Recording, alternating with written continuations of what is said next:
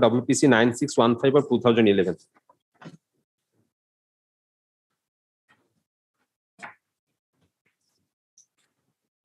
The petition is without merit and is dismissed as such. The interim order is vacated.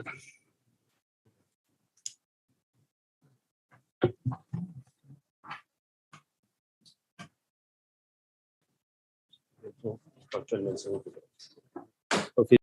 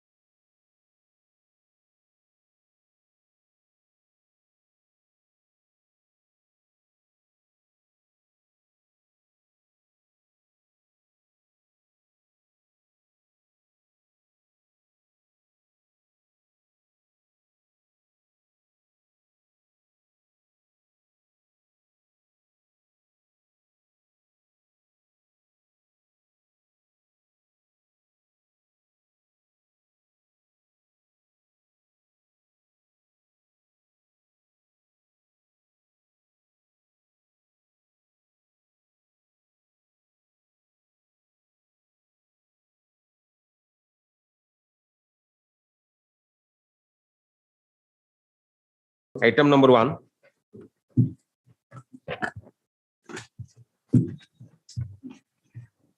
None appears dismissed for non-prosecution.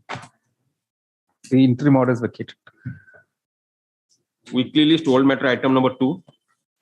Your Milord, the tax effect is 10,000 some odd. All right. You have the insignificant taxable.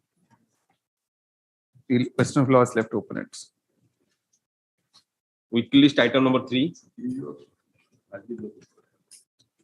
Which may be listed along with this, along with this batch. But this issue has been, question has been framed that the facts and circumstances barley sold by the dealer will be 12% or 4%. These are 56 of 2010, 55 of 2010, and 75 of 2011. I've given a list to your lordship. These matters may come because those matters, the very same point has been decided by the tribunal, and those judgments have been mentioned in that case, in those cases. They may be listed tomorrow. what are the numbers, sir? 56 of 2010, ST revision 56 of 2010, 55 of 2011, 75 of 2011. So those are all subsequent cases. This seems to be the oldest of the cases. No, the same point is involved, and Correct. If we decide it here, then all those cases will be covered by this. my difficulty is in those cases, the tribunal's order which decides matter in my favor. So those are no, all those revisions are by the state. No, these are by the assessing. No, sir. 56 of 2010, 55, 75 of 2011. These are by the state. No, these are by the petitioner. So you just now told me that in those cases, the tribunal has decided it in your favor. No, not in those cases. There I have filed the copy of the orders of the tribunal, where the tribunal has decided the Robinson barley is to be taxed at 4%, which is the product of the petitioner. And I have given more detailed notes of argument in those cases, and they may be listed tomorrow, day after tomorrow, as your lordship. All right, list tomorrow along with 56 of 2010, 55 of 2011, and 75 of 2011. Milord, I would only pray, Milord, the impugned order here, the tribunal's order is completely ineligible if my Lord Senior. Sir, he says the impugned order in the present case is illegible. Milord, that is the defect also. Same Perhaps thing is also with me, my lord. Same thing is also with me. I'm not able to read that order also. Milord, And therefore, that is the defect perhaps also, Milord. It is completely So ineligible. somebody in your office will have to type it out for the court, and you are for the counsel for the petitioner. You have to make it legible, then sir. your lordship give me a little more time. That is the defect. Instead of tomorrow, your lordship put it on Monday. All right, list on Monday along with all this. All right. I'm extremely sorry, my lord. Item number 1, my associate while mentioning was muted, my lord. That's a kindly pass over. I am ready in the matter. Item 1, my lord. We'll take it up right away, sir. Tell us. My associate mentioning, but he was muted. No, let's take it up right away. We'll take it up right away. Right. Yes. My lord.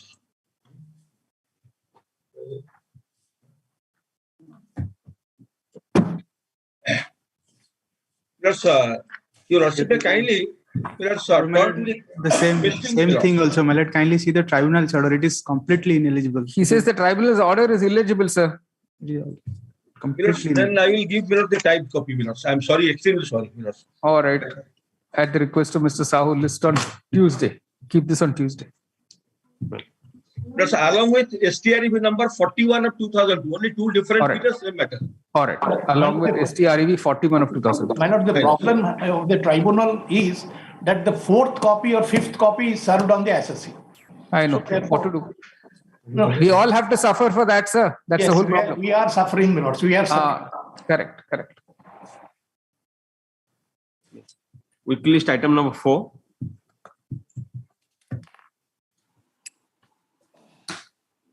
None appears. Dismissal numbers. Weekly list item number 5. In item number 5, I am appealing for the petitioner. But Yes. the prayer is in this case to refer the points of law to the Sagat, and I think nothing much is left. My lord may Correct. dispose of this case. All right. Counsel, the petitioner states that The cause of action does not survive any longer. In that is, one can dispose of. I'm not recording in this way. I may be in difficult. Simply dispose of. How can you simply dispose of without saying anything? With Myler's oratory, can be Oratory. What is this? The defects are there. So All right, the defects pointed out have not been cured for the last 15 years. Consequently, the petition is dismissed. All right. Quickly list item number 6. May I please, Your Lordship? Yes, please. Your Lordship, the question is at page 12. Question of law. Whether in facts and circumstance of the case, tribunal is justified to hold sale of Buraku to be taxable under the Orissa Sales Tax Act, and whether in facts and circumstance of the case, Buraku being tobacco covered under additional duties of excise, goods of special importance is exempted from sales tax under entry 38 of the exemption list. Your Lordship, there are two other matters also that needs to be decided accordingly. Because for 2 other periods that is also pending before Your Lordship. Your Lordship may kindly see the assessment order, Your Lordship.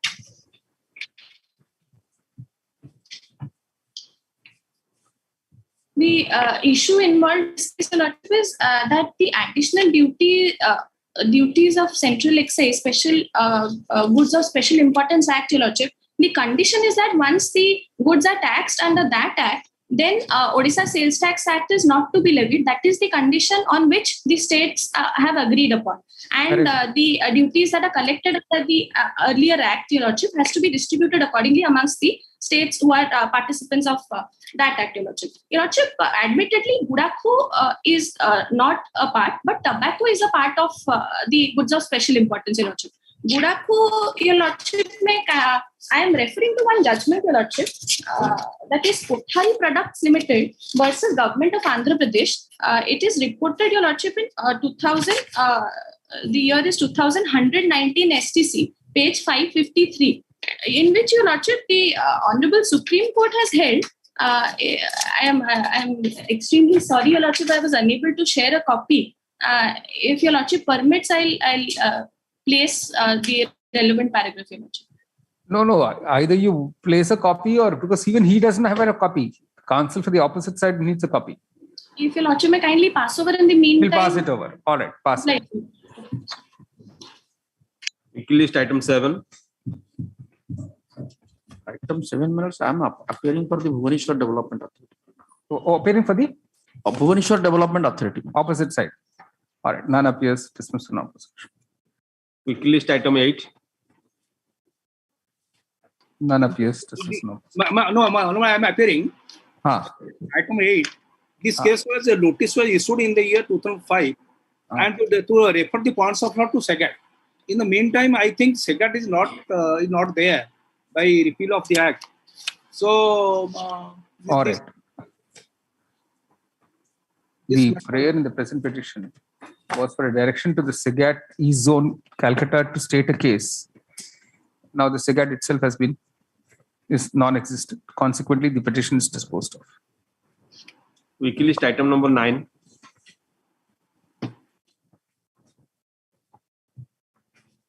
the requisites have not been filed. All right. Requisites have not been filed for over 14 years now. The petition is dismissed. Yes. Yes. Quickly list item 10. None appears. Dismissed on opposition. Quickly list item number 11. Millard, 3,000 some odd tax. All right. Insignificant tax amount is disposed of. Quickly list item number 12. It's 29,000. 12 anyways by none appears. Dismissed on opposition. Quickly list item number 13. More 13. 13. Weekly, special weekly 13. I think you are in a wrong list.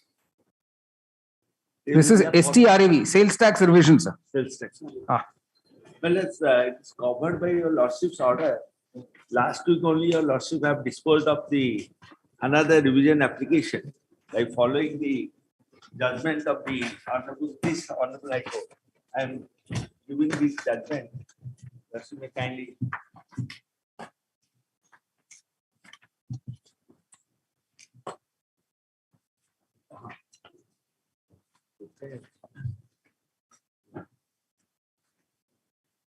I'm bit confused, my lord. So one copy I have got.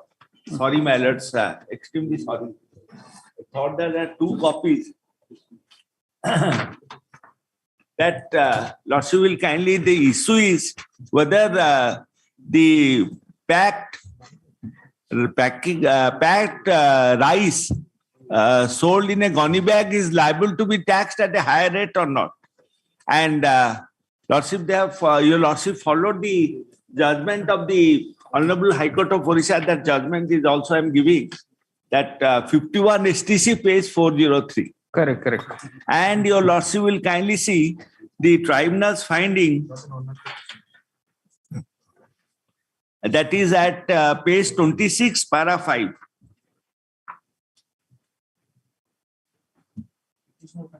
So far as the levy of tax on gunny bags is concerned, the learned SCST placing much reliance. I own before the first appellate authority. Then the state went to the tribunal.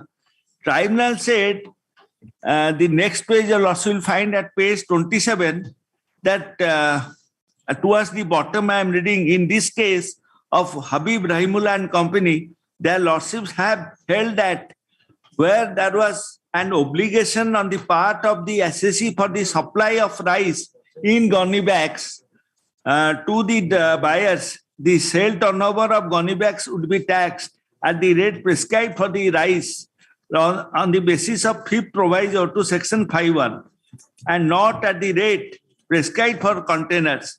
The obligation as referred to in the said judgment can only be ascertained from the agreement contract entered between the dealer SSC or from the conduct of the parties. The onus to prove such a fact heavily lay on the dealer SSC. He doesn't dispute that the gunny bags contain that rice. Now he says that I cannot produce the. No. He says from the facts it is seen that the dealer SSC has charged the sale price of gunny bags separately. Yes. And collected tax at 8% thereon. Yes. I know, my lords. There is a slight distinction. You see, the following questions are urged for consideration by this court by the SSC in the presented petition, revision petition, open quotation, whether in the facts and in the circumstance of the case, the gunny bags bracket container for packing rice is legally chargeable at 8%, unquote. Counsel for the Mr. Rai, counsel for the petitioner, sought to place reliance on the decision of this court in State of Orissa versus Habib Rahimullah and Company, 51 STC 403 bracket Orissa. Full stop. However, as rightly pointed out by the tribunal in the impugned order, in the present case, the petitioner has separately charged for the gunny bags and collected tax thereon at 8%. Consequently, the above decision cannot be of assistance to the petitioner. Paragraph, the tribunal has committed no error in answering the question against the SSC in favor of the department. This court does likewise. The revision petition is dismissed. Yes, madam. I was in the yesterday night. I was also, but I was caught today. Justice Patnaik will kindly excuse me. I could not give another copy of it. Kindly, no problem. Kindly excuse. Weekly list item number 14. None appears. This is a non-possible. Weekly list item number 15. In the state. Yes, my lord. There are many different limitations on notice. Correct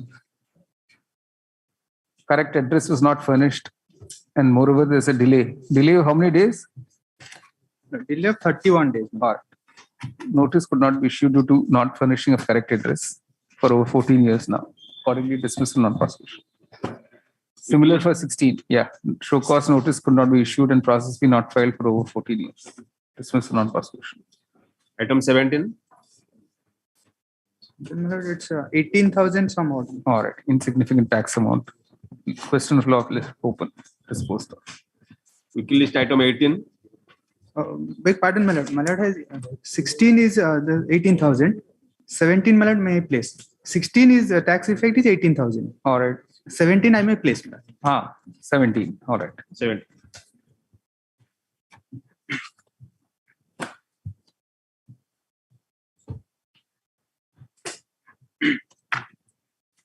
Steps regarding limitation not taken, sir.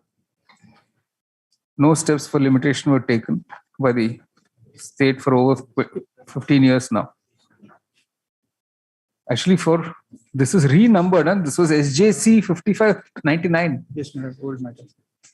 The present petition was originally registered as SJC number 5599 and later re-registered as STREV 315/2008.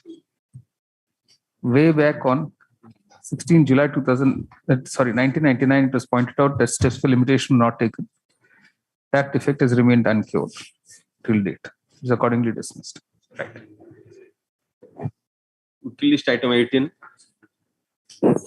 None appears dismissed. No. Weekly list item 19. Meet, please, my lords. My Yes. Lordships may kindly see the finding. What are the findings of the tribunal, my lords? The London tribunal had held that the purchase suppression of goods alleged by the reporter and sustained in assessment with consequential enhancement of sales turnover to be restored and the order of ACST to be set aside. My lords, this is squarely covered by the judgment of this honorable court, my lords. In Gupta Distributors versus State of Orissa, my lords, in STREV 2 of 2008, my lords. My lords, if I may be permitted to place the relevant paragraphs of the judgment, my lords. Where is the judgment? Lordships, I have not. No, we'll pass it over. You better produce copies. The other side also needs it. All right. Obligement. Pass over. Weekly list item 20.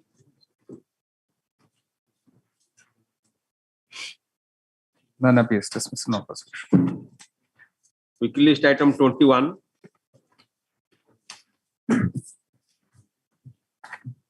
None appears dismissed. No opposition.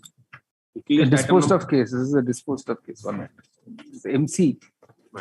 That MC you say is dismissed for non-prosecution.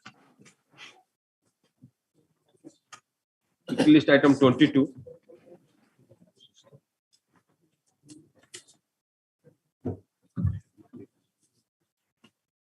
None appears dismissed. No opposition.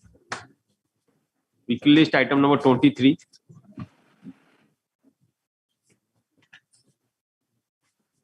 My lords, 23, I am for the opposite parties, my lords. All right. None appears dismissed. No. My lord, I am for the petitioner. My lord, I respect submission, my lord. In the item 20, there are 2 cases, my lord. Yes. 2 ID cases. Yes. My lord, it is a matter relating to the Industrial Dispute Act, my lord. And the matter is relating to, I came before lordship against the interim order of the Industrial Tribunal. And the interim order filed, there is a death charge, everything has been filed, my lord, on the last occasions. There is a regular hearing and honorable court has pleased to grant stay, everything is. My lord, there is the weaker section, and in the meanwhile, the establishment already closed. There is no existence of the opposite party establishment. In between, 10 years have been passed. In the year 2010, my lord, in the detailed hearing, honorable court has pleased to grant interim stay because there is a gross error in the finding of the labor code, my lord. My lord, just to the impugned item, page 59 of my brief. No. If the establishment is no longer existing, why should not existing, my lord? But we still have to decide the case. My lord, what happens, my lord? Dhenkanal Express closed. Now it is functioning at Calcutta. It is one of the units is functioning in the district Dhenkanal, the state of Orissa, and the main is functioning at Calcutta, where my friend is opposite party is appearing. Now, my lord, it is a case, my lord, like this, my lord. That is the origin of the case is like this. There are 40 numbers of employees are working. They give a charter of demand that was conciliated, and the conciliators were suggested to settle some grievance. But instead of a settlement, my lord, they terminated all the service and a department proceeding was initiated. In the department, domestic inquiry was initiated. In the domestic inquiry, they found not guilty. And in spite of that, my lord, when the inquiry officer came to the dock of the London Labour Court, and there was a my lord, a serious violation of principle of natural justice, For that order, I came before Lordship and page 59 is the impugned order. Now only by certain order, if the honorable court, after the direction is given, they dispose of a limited period, then the matter, the worker will be, some extent will be benefited. Page 59, my lord. Kindly see. Page 59, my lord, second brief, 99 and 19008. The Mayadhar Samal case. Second case, my lord, WPC number 19008 of 2010. And the impugned order, my lord, I have filed the impugned order of the London Labour Court, and page 59 is the operating part. May I permit it to place this? Yes. In the case at hand, the management has examined the inquiry officer to show that the inquiry has been conducted fairly and properly. His examination is confined to a preliminary issue, whether the domestic incident fair and proper, that is my lord. It has been adduced any evidence on the merit of the case as yet. At this stage, it is opted to reserve its right to adduce additional evidence on the charges framed against the workman. Therefore, the present prayer of the management is in accordance with the provisions of the Honorable Supreme Court in a copper engineering. Honorable Supreme Court has made it imperative for a labor court to first decide as a preliminary issue whether the domestic inquiry is violated on the principle of natural justice. So, if the tribunal proceeds to take up the fairness of the domestic inquiry as a preliminary issue, the workman cannot take a plea that he will be prejudiced. In view of the observation of the Honorable Supreme Court, this tribunal is found to take up the question of the fairness of the inquiry as a preliminary issue, and the prayer advanced by the management is allowed. On the preliminary issue, the management has closed the evidence. The workman is therefore called upon to adduce evidence. Issue number 1 on the fairness of the domestic inquiry. At this stage, the workman shall not allowed to adduce evidence on the other issue. Only he has only other issue is silent. My lord, so far as the section 11 of the Industrial Dispute Act, and as per the Appeals Court, section 11 is clear that Labour Court is competent to adjudicate all the issues and give a finding. What has been referred by the state government, my lord. But here, my lord, he has restricted only you have to give evidence on the fairness of the issue. Now I am only the as a preliminary issue, sir. I am giving a decision. No, not only on that issue. Once it is a two-step process. Once the fairness of the inquiry is examined, then they will go on to the merits. No, so first you have to adduce evidence on the issue of fairness. What is wrong with that? No, wrong, my lord, because other issues are not. I will not. No, nobody is barring you. This order does not say that other issues will be barred. That is of the statute. That is intention of the statute. Section 11. All the issues will have together. That is the. Mr. Acharya, I find that you always are shouting. I don't know why. No, I'm not shouting. Why should you shout? I'm very sorry. We just asked you a question. That's all. This is the mode of argument, man. I'm not shouting. My respect, man. I'm not shouting because I'm contesting, my lord. My lord will be thankful to me. At this stage, I am working for a person, those who have no money in the hand. The free of cost I am fighting. But that is in my lord. My lord, I should be thankful before this honorable. Because for the weaker section, I have argued the matter without getting any remuneration from them. Now the AC, my lord, they are in such a condition, my lord, I compelled to say like this, my lord. Because now the DP Master case of the Honorable Appeals Court is clearly states that I am submitting the decision, my lord. Kindly go through the decision of the Appeals Court, where the Honorable Supreme Court has categorically that while the Labour Court is adjudicating the reference made by the state government, all the issues will be heard together and give a finding. That is the decision of the DP Master case, and our High Court also, in Justice M.M. Das also giving a leading judgment that all the issues.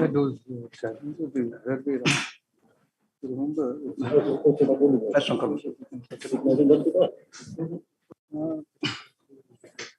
and after that, the next is comes.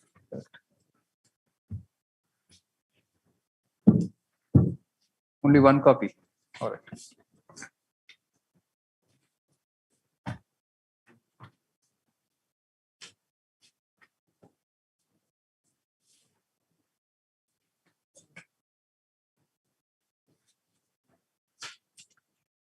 This is not correct. The subsequent judgment should say the other way around.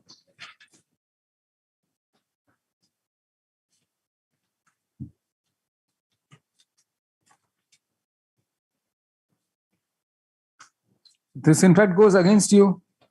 My lord, This Dena Bank goes against you.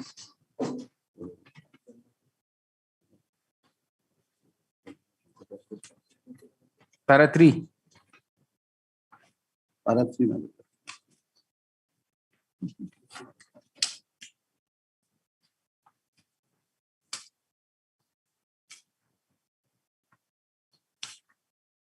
Shankar Das, there is no. Not to interfere. Para 3. Yeah. Both the decisions are against My you, lord, sir. the last portion I am Shankar Das case I am pressing. I find in the conclusion that the tribunal to be erroneous and contrary in law laid down by the Supreme Court enforced decision. Improved Order 6/9/2006 passed in Identification 1 of 2001 Annex 3 is accordingly passed, and the Industrial Tribunal Director decided all the dispute adjudicating all the issues and passed the hour thereupon. That is the finding matter. That is the division bench of our Honorable High Court. So was there a stay granted by this court? Yes, yes. Preliminary stay is granted. Where is when? What is the order? So, my lord, the order is not kindly issued. I have not copy with me, my lord. That initial stay was granted. In I that don't think so, sir. I don't not able to find a stay order. My lord, there is a 5 number of cases, my lord. 5 number of cases similar fitting. If whether I also not clear. The petitioner having come against an interim award, My lord, interlocutory award, this court is not inclined to interfere, particularly in view of the judgment of the Supreme Court in Dena Bank versus D.V. Kundadia, 2011, 15 SEC 690. Paragraph. The LCR will be sent back to the Labour Court immediately. The Labour Court is requested to decide the issues pending before it. The preliminary issue followed by the question on merits as expeditious as possible.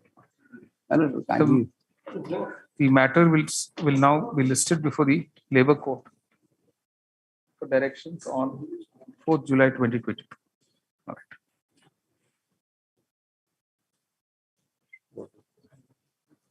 The Labour Court is requested to dispose of the reference within 6 months thereafter. All right. My lord, all the issues will help together. Yeah. All contentions are left open to be considered by the Labour Court. Right. Quickly list item 24. Item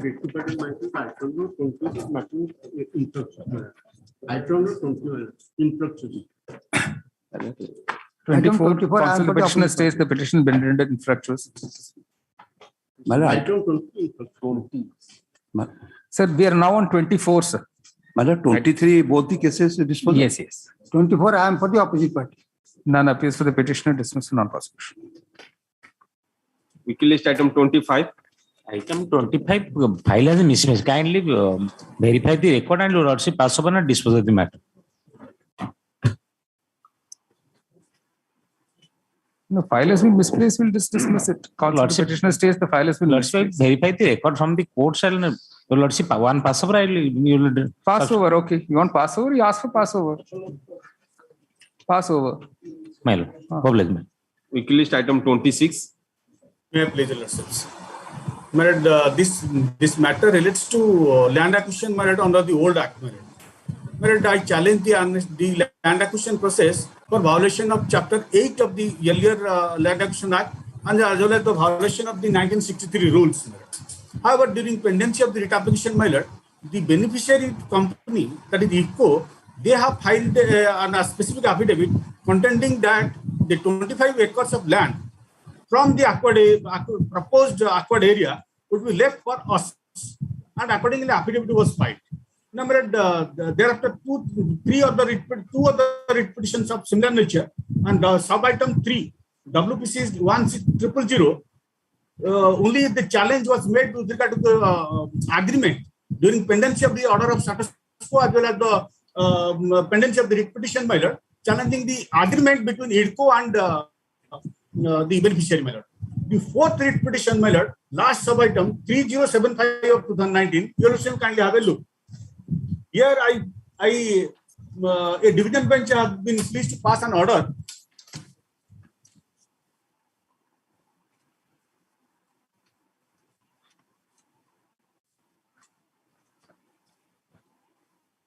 where notices were issued, and on 18th till 2019, my lord. London Additional Government Advocate and London Council for IFCO, that is the beneficiary, my lord, are directed to take instruction in the matter as to for what purpose the black mark portion at page 32. 32, my lord, the 25 acres, my lord, of the restriction has been reserved, and whether the land of the black mark portion can be denotified. My lord, the responses has not yet come. Either from it's all under the old act, sir. There's no interim order. This is all under the old act. Now we'll have to go under the new act. My lord, the acquisition process which is involved in the first writ petition, that was way back in 2007, before enforcement of the 2013 Act. Maybe, so sir. whole the proceeding denotification process would have to be done with regard to that process. That's why I invite you, sir, once the new act comes in, there is no interim order. This will not be covered anymore by the old act, sir. There's no interim order here. There is no interim order of status quo is there in the first writ petition itself. Let's see. When was it passed, sir? It was passed way back on the order of status quo was passed.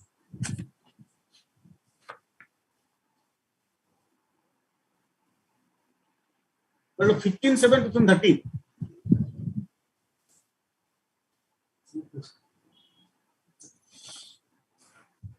Status quo case does. In which case status quo is passed? 10436. Order dated? 10436 status quo order was there. It continued subsequently from time to time also.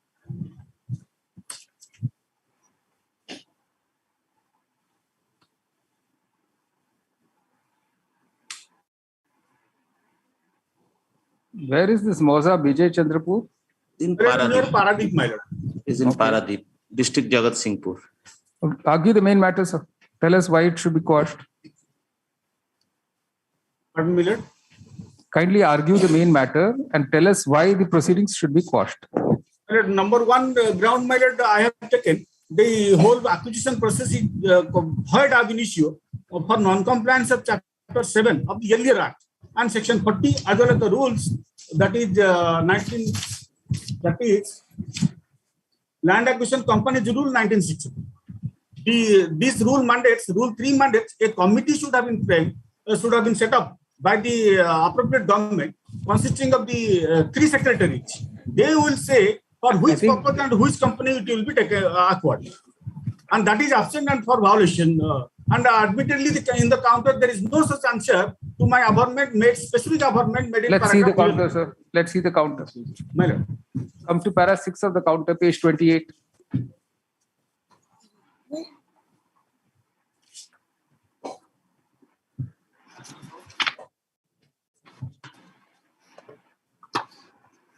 The government's made in para 5 of the requisition is submitted that the requisition for acquisition of 412.46 of land in village Vijay Chandrapur under Kujam Tahsil of Jagatsinghpur district was filed by IDCO, established under 1988 for development of industrial estates or industrial area in the state by statute and for purpose of acquisition was for public good. It is humbly stated that Section 3F of the LA Act defines public purpose includes acquisition of land for corporation owned or controlled by the state. The IDCO Act, which has received assent of the President of the Indian Union under Section 31 of the Act, enumerates that whenever any land is required by corporation for any purpose in furtherance of the object of the Act and the corporation unable to acquire it by agreement, the state government may, upon an application of the corporation that behalf, order proceedings to be taken up under the LA Act 1994 for acquiring the same on behalf of the corporation, if such land is required for public purpose within the meaning of the Act. Considering the above facts, Government of Orissa in Industries Department by letter dated 31/7/2007 have accorded approval for notification of 4(1) of the LA Act and taking all the provisions of the LA Act into account. The notification was published specifying the purpose, that is public purpose, in extraordinary gazette. Hence, no such practice was adopted by the petitioner. Continue the next paragraph. That the averments made in para 6 of the petition are not correct and hereby denied. It is humbly submitted that the land proposed to be acquired was not for IDCO but for IDCO, which is the Infrastructure Development Corporation established by the Government of Orissa under statute. The purpose of acquisition was stated in the notification, was duly stated in the notification.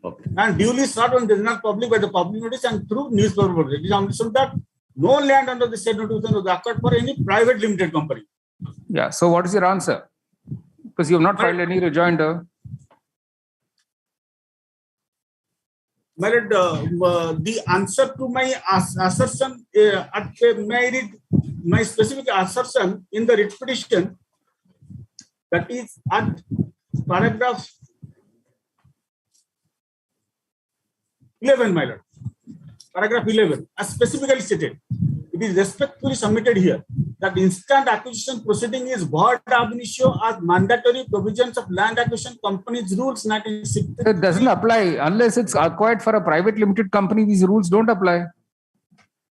My lord, that is what they're trying to point out. That is what they have pointed out, which is in the counter affidavit, which you just now read. My lord, this approach itself is wrong. Because the part 7 of the says, parts of the earlier land acquisition says, section 40, it has to be a company owned by the government of the, here it was never for the purpose of IDCO. Subsequently, in the counter affidavit, they say like this. The notification doesn't say that it will be for IDCO, for industrial purposes. The purpose is industrial purposes. They have in fact acquired it only for IDCO. Not for IDCO, my lord. It was not specific. No. That is specifically stated in the counter. In fact, you have not filed any rejoinder to counter this. For IDCO, this land is correct. IDCO is the nodal agency. And as per section 37 of the IDCO Act, if the land is acquired for industrial infrastructure development, the IDCO will give the requisition to the government that give us land. Then the acquisition process starts. Then it is given. More particularly here, IDCO is the RO, requisitioning authority is the IDCO. IDCO is the nodal agency. Then IDCO will allot the land, lease the land to some industrial infrastructure that is its own. And it remains controlled by the IDCO also. And that apart, these litigations are no more because IFCO has already been constructed. It is running condition. No, wrong facts. Kindly. IFCO initially it was Oswald Chemicals matter. Subsequently, it was taken over by IFCO, which is a cooperative society, registered cooperative society under the Multi-State Cooperative Societies Act. Now, the purpose for which the land acquisition was made under Section 4.1, that was never intended for IFCO matter. IFCO is OP number 6 here. IFCO says, IFCO subsequently during pendency of the writ application and during currency of the order of status quo, executed an agreement with IDCO that this portion of the land they will be requiring. Now, a specific affidavit was also filed by on 9th of February 2017 by OP number 6 that 25 acres of land at paragraph 5 of that affidavit. They said they concede 25 acres for the purpose, and we have never considered our possession so far as the requirements of the villagers are concerned. And accordingly, a compromise formula was arrived at, and a straight linear compound wall was constructed, leaving apart 25 acres. That is why this led to the fourth writ application, which is the order was showing matter. That was passed way back in 2019. That is in 3075 of 2019. IFCO is not a party. IFCO number 6. Kindly have a look to the paragraph 5. Order number 5 dated 18th of March 2019. Yes. That says the petitioner in the name and title of New Jagannath Colony Sanso has come up before this court with a prayer to denotify the black mark portion, that is 25 acres of land in the map at page 32 of the writ petition. An additional government advocate submits that according to his instruction and knowledge, the black mark portion in the map at page 32 of the writ petition is reserved for all villagers for rehabilitation, and petition committee doesn't include all the villagers. The additional government advocate and learning counsel for IFCO are directed to take instruction in the matter so as to for what purpose the black mark portion at page 32 of the writ petition has been reserved, and whether the land under the black mark portion can be denotified. My lord, in the similar circumstances, 5 acres they have already denotified. My lord, if your lordship will see the prayer portion in the first writ petition, it is for quashing the annexure 1, the notification, and the sole legal ground he has taken that this is Company ab initio rules. void due to non-compliance of that particular rules. Rule, That is land acquisition companies rules. Correct. And we have specifically replied that this is not applicable because we have acquired it for the purpose of giving it to IDCO. IDCO is the arrow, not the IFCO. Yes. In turn, IDCO could have given it to somebody, that is a different matter. But so far as acquisition is concerned, the arrow is IDCO. Requisitioning authority is the IDCO. We have allotted the land to IDCO. So this application of these rules doesn't arise. That is the specific denial in the written statement. My lord, in this case, I am appealing for appointment of 6. Yes. IFCO. On 26/10/2007, this 4-1 notification was issued for acquisition of 412 acres of land. Kindly come to the next repetition, the second one, that is 9985 of 2013. Second one, man. Yes. The local people, they raised objection, and kindly come to page 20, answer 2. So out of this page 20, answer 2 of that petition, out of that 412 acres of land, I'm reading that letter with reference to the subject cited above. We are to intimate you that in view of a large number of people residing in a small patch of land in Vijayachandrapur, and the objective of Orissa resettlement alleged to the 6 is stated by special land officer in Jagatsinghpur by the letter to do needful the rehabilitation part. It is required to withdraw the LA of 5 acres in village so and so. Since this patch is at periphery of the acquired land, excluding will not plan, this is included with the 412 acres of land. Application was issued by letter number so and so. You are therefore requested to kindly delete 5 acres of tribal land from the total notified area of 412 acres from 6-1 declaration proposal. And thereafter, after this land possession of 407. This is a 5 acre. Thereafter, filed this writ petition, the first one. And in that writ petition, we also agreed that since you are raising a number of the complaints, we are will not take this 25 acres. And accordingly, Marmal kindly come to flag D of the first. Flag D of the first writ petition. That is 14436. Flag D. We filed an affidavit. These are filed by our chief manager, that in order to para 2, that in order to resolve the dispute between the petitioners and the opposite party 6 society, it was decided to left out an area of 25 acres from the land acquired for the opposite party of 6 society. Details of the said land is like this. That in this regard, a joint demarcation of the said acre of 25 acres was made in the presence of some of the petitioners, representatives of the opposite party number 3 and local inspector. That the entire area of 25 acres, on next page, para 4, that the entire area of 25 acres was measured by the revenue inspector and detailed sketch map was prepared, wherein all the parties have put their signature in the said sketch map in token of acceptance of this said. Para 5, that after this sketch map was prepared, the present opposite party of 6 wrote a letter on 23/11/2013 to the collector and district master Jagatsinghpur, stating therein, in the supersession of a letter number so and so on the cited subject, we are pleased to state that the land measuring an area of 25 acres in Mouza Vijayachandrapur, being in the occupation of villagers, the so and so the plot numbers are there. The entire area has been measured and demarcated and reduced in writing by way of scales prepared by the RI Paradeep God in the presence of signatories. The area demarcated in attached sketch map would be produced before the appropriate authority for necessary action and in the interest of both the parties. And the area as per attached sketch map. 25 acres has been left for the villagers. So 25 acres left for the villagers, 6 acres withdrawn, and balance area is. We have left it out. Kindly do the prayer. Prayer of the past petition. They wanted this plot, and we have left it out. That 25 acres. That is so what. Nothing left out in this.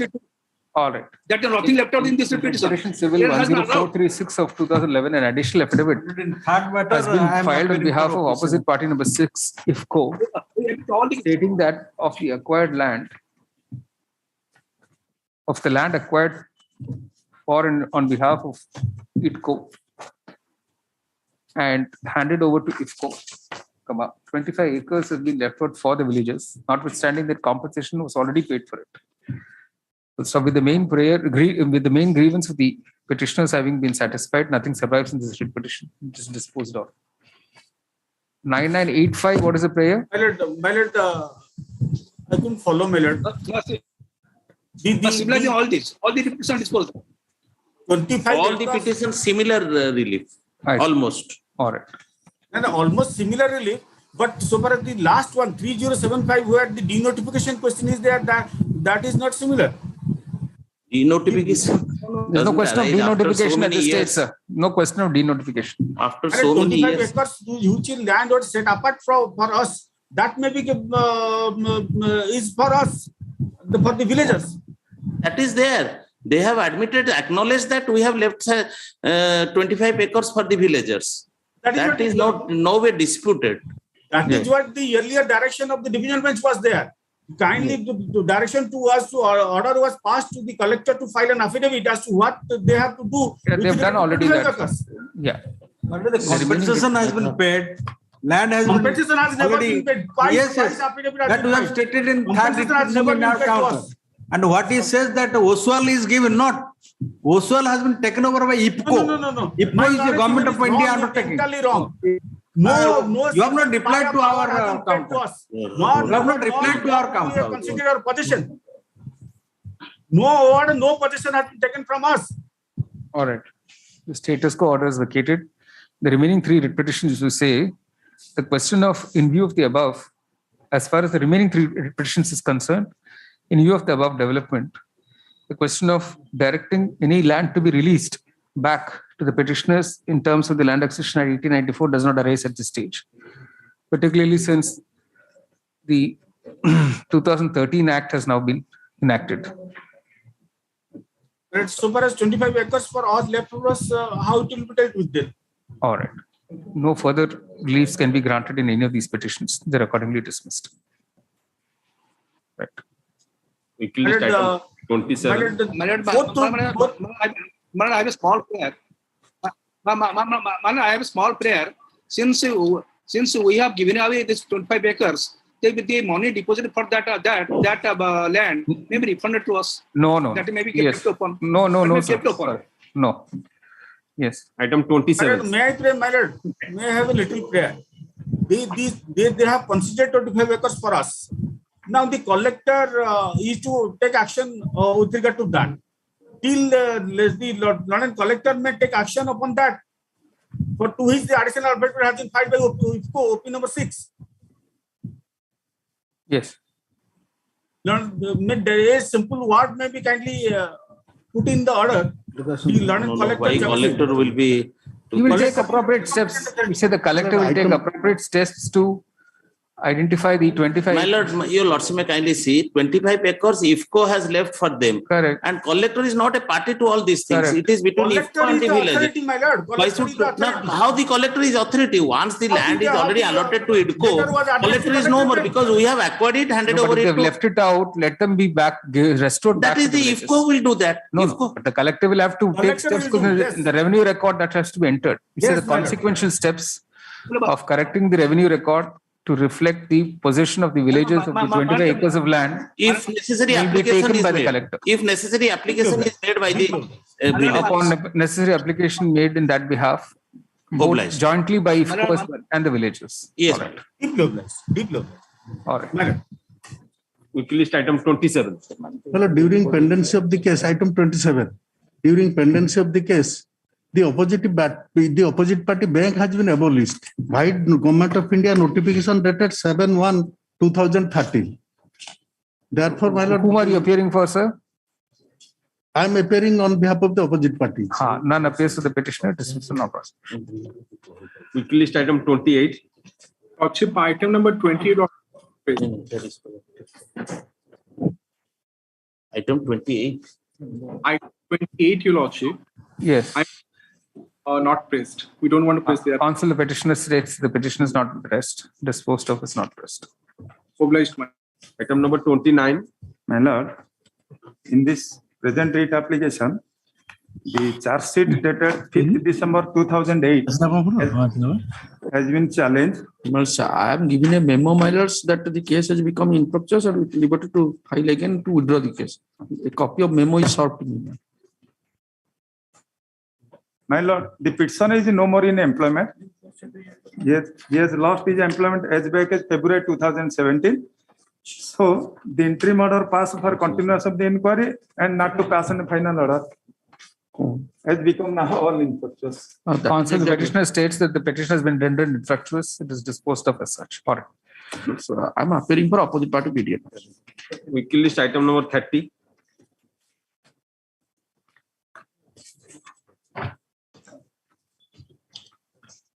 I am for the opposite party, my lord. The order has been complied. We have filed compliance affidavit. Now the only question is that he is getting provisional pension. He has not signed on the papers nor submitting for grant of final pension. That is all, my lord. You have already complied the order. In the event he will submit the necessary pension papers by signing it, he will get final pension. At present, he is getting provisional pension. My lord, for last from 1920, he has not given, paid also provisional pension. Because he is not cooperating.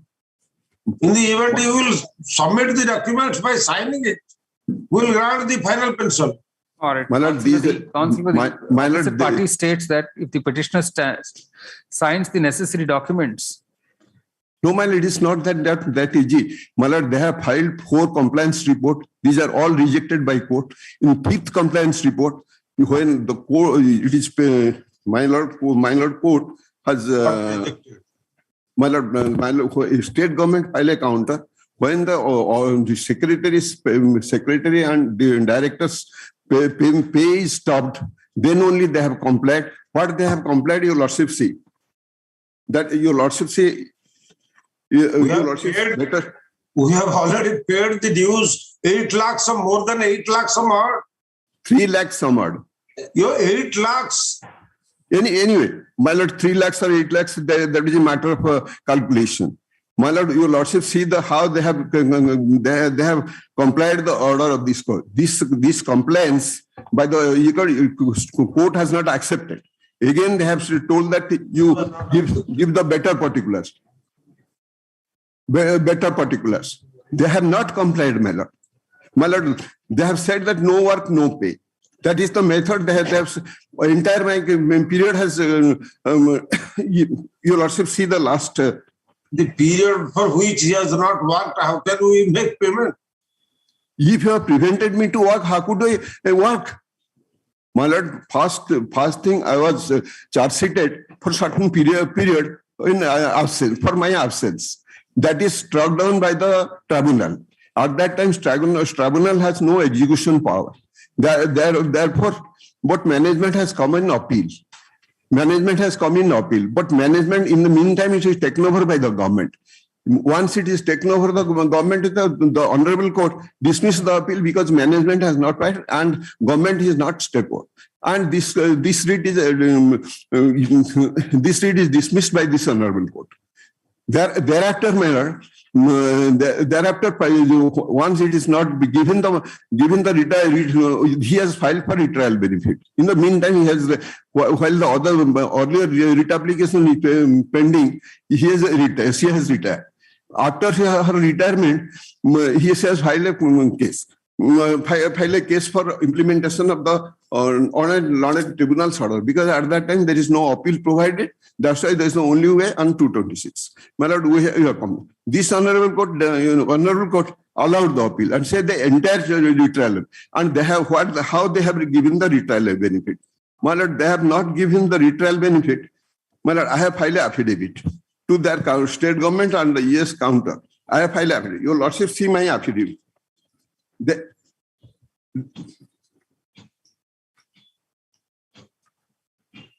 my affidavit dated 16/1/12.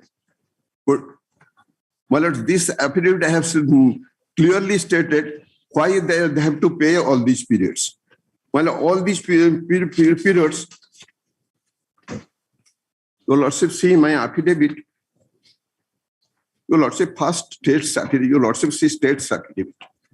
There's only one state after 4 affidavit filed by the inspector of schools. One affidavit filed by the state. Your lordship, see the state's affidavit. State's affidavit. Yes. This is opposite party number 3. My lord? Opposite party number 3. Opposite party number 3 is inspector of school. Yes. Which affidavit are you referring to, sir? My lord, first I am said to.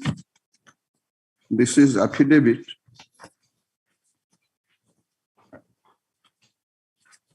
This is state affidavit dated 24/10/11.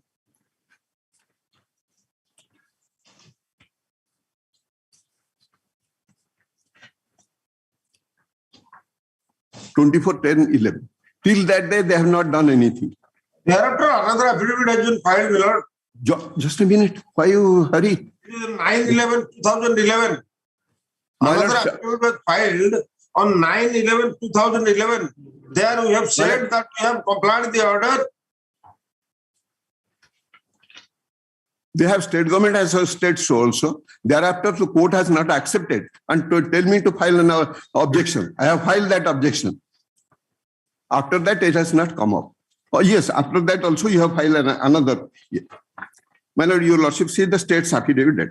This honorable court, in their order dated 17/10/11, have directed that salary of the secretary, school mass education department, director, school and mass education department, inspector of school Baleshwar, from this month shall not be paid to them until the amount of pensionary benefit of the petitioner are released in compliance to the order date.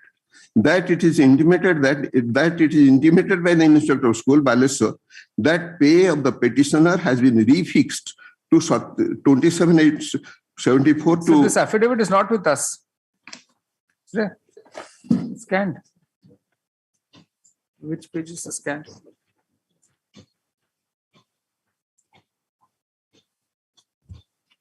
Up to 4.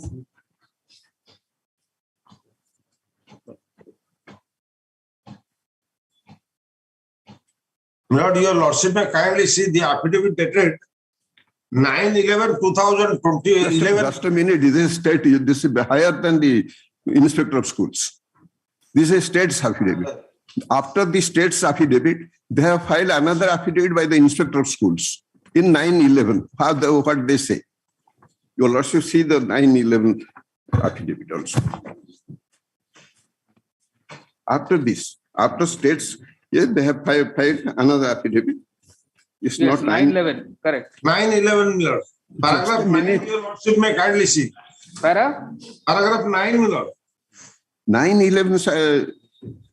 Yes. Paragraph 9, that it is humbly submitted that at the past entire service period, petitioner was regularized based on precise and liquid circumstantial evidence. This affidavit is shown on 15/11. And how it is filed on 9/11? Copy of which is enclosed. It is only after that difficult decision for pay fixation in all revised scale were done with update increments right of this order number such and such. A copy of the said order is enclosed. Mr. Mahapatra, you are not audible to us. Milord. You are not audible to us. You are away from the mic. Milord, I'm sorry, Milord. Based on her last pay, her provisional retirement gratuity amounting to 33,000 was sanctioned by the office order number such and such, copy enclosed and paid. Similarly, based on her last basic pay, her provisional pension was sanctioned by the office order number such and such, copy enclosed, and arrear accruals amounting to rupees 50,850 paid.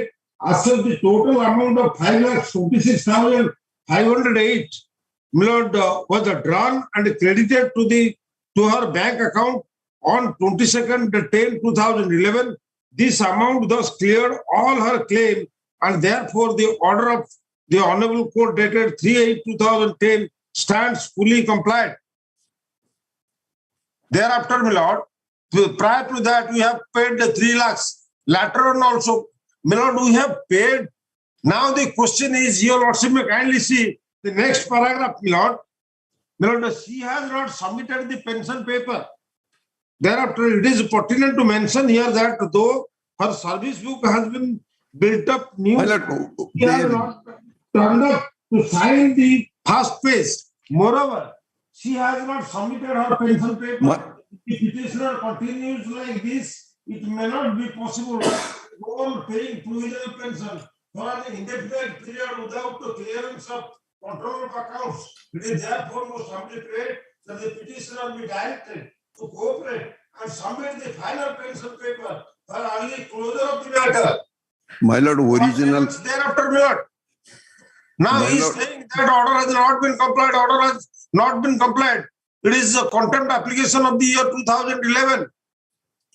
My lord, the order they have stated that service book, original service book, I have to produce. Why shall I produce the original service book? It is a very common thing. You have to sign on it.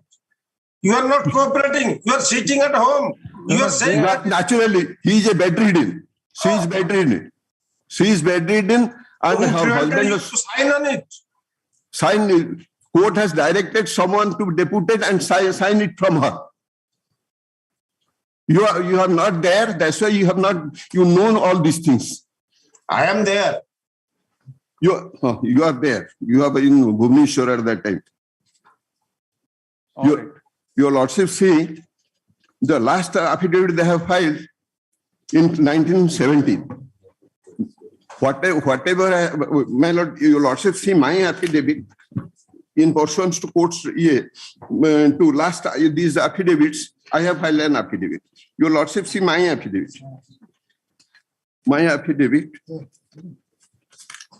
All these are not scanned. Huh? Which page? Computer page.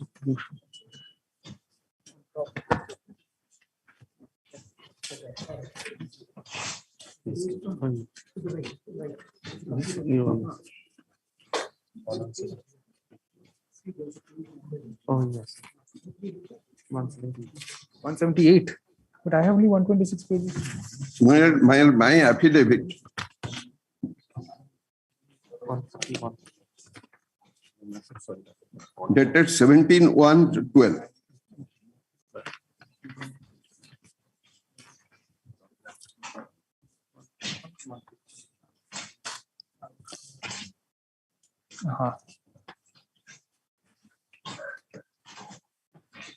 Which affidavit are you referring to, sir?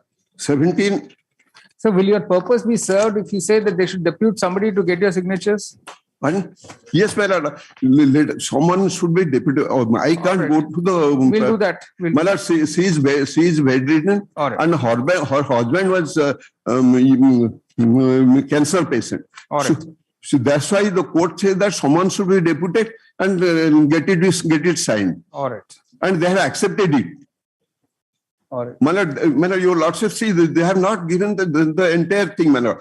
I have not paid the monthly remuneration, that provisional pension from 1920, and sometimes in 13 also they have for some period they have not given the provisional pension. My lord, it is the question is not for the pension now. Now the question is they have says that for the period, all these periods you have not worked, we have not. One will not pay. Your lordship, see their counter, their compliance report, my lord. And their last compliance report, my lord. That is dated. There are so many 4, 5 compliance report. This is 15/11/2011. This is a compliance report. Your lordship, see annexure H/3. Annexure H/3 of the compliance report at page 30. Yes. Your lordship, see what they did. the breakup period from 1/1/78 to 31/12/78, 1/2/90 to 14/5/93, and from 1/1/2000 to 31/1/2003 are hereby treated as no work, no pay. To this, I have filed an affidavit. See my affidavit dated 17/1/2012. Yes. 12. I have explained these periods.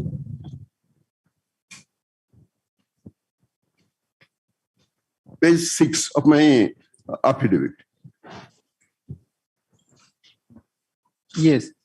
Your Lordship, see paragraph 9, page 6. Yes.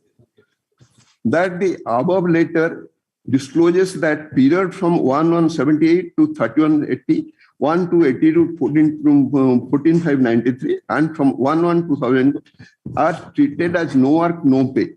But same is condoned for counting the past period of the service record and pecuniary benefit.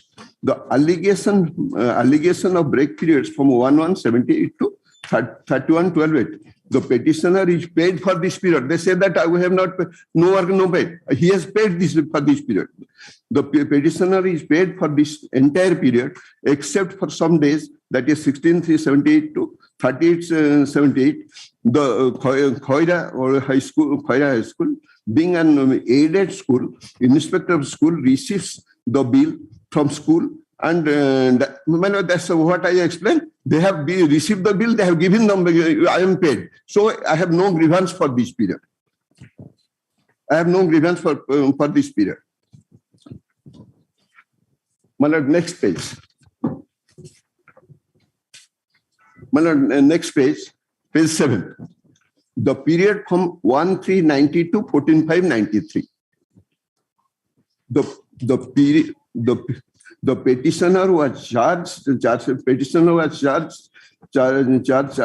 by the then management for unauthorized absent from 1/2/90 to 31/2/90, for which a disciplinary proceeding was initiated.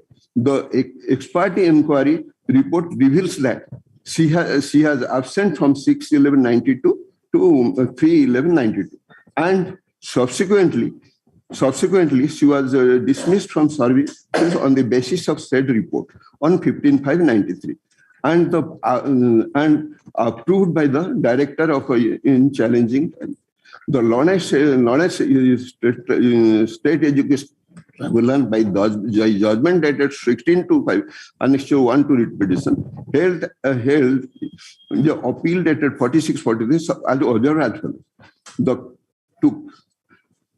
To connote the charge for unauthorized absence for some dates from February to December of the year 90, but the report reveals that absence from 16/11/12 to 13/12/92. Thus, the report is slipshod and has been basing on and bearing no bearing with the charges.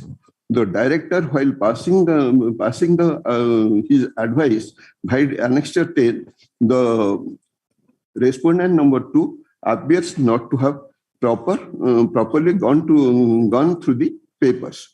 That it is apparent that the inquiry report is not sustainable. Subsequently, the advice of the director and the impugned order in MC number 8 at Annexure 18 of the appellant. Such being the case, it is needless to long wind of judgment to find out whether proper opportunity was given to the appellant.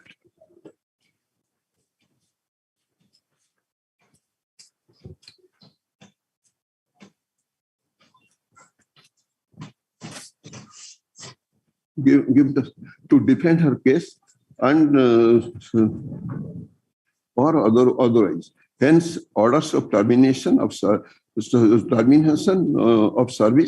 of the appellant is not sustainable and liable to sue. Thereafter, he says it made clear that MC, if so feel, may make an inquiry for alleged unauthorized absence for rule and to this.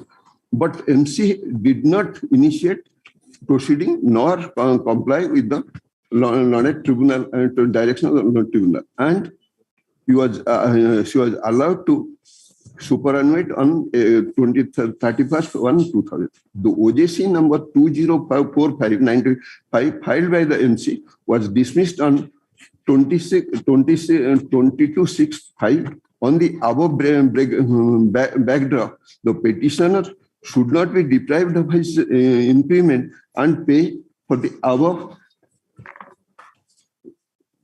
period in Annexure I/3 reveals that there is not paid for the period for increment is allowed for the period as on allegation only.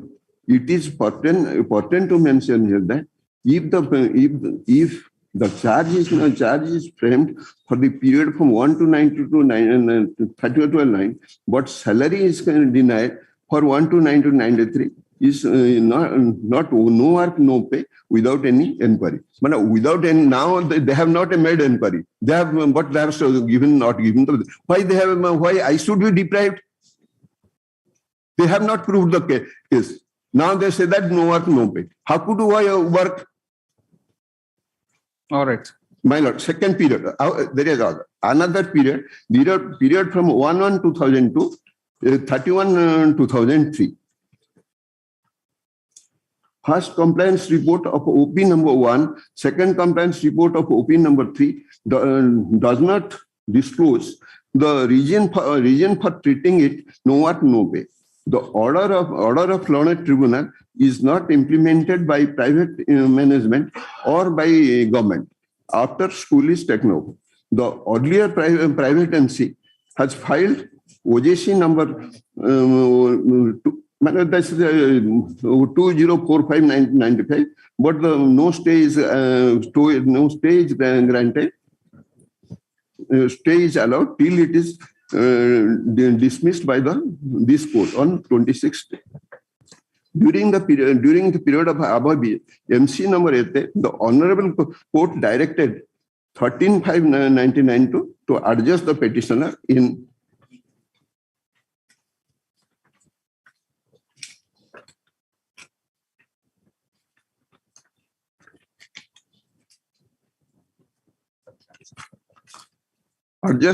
petitioner in any high school and Balasore circle without prejudice to its claim. As the above order of Honorable Court nor order of the learned SCT is complied, the petitioner first filed NJC number 11/2006 before SCT after dismissal of the writ applications on by 22/6/2000, stating that non-compliance of the order of the Honorable Court and Honorable Court to adjust the petitioner to any high school. The learned tribunal, while allowing the tribunal time to implement the order in three months, more time came to following after hearing. That the learned counsel for both these sides have been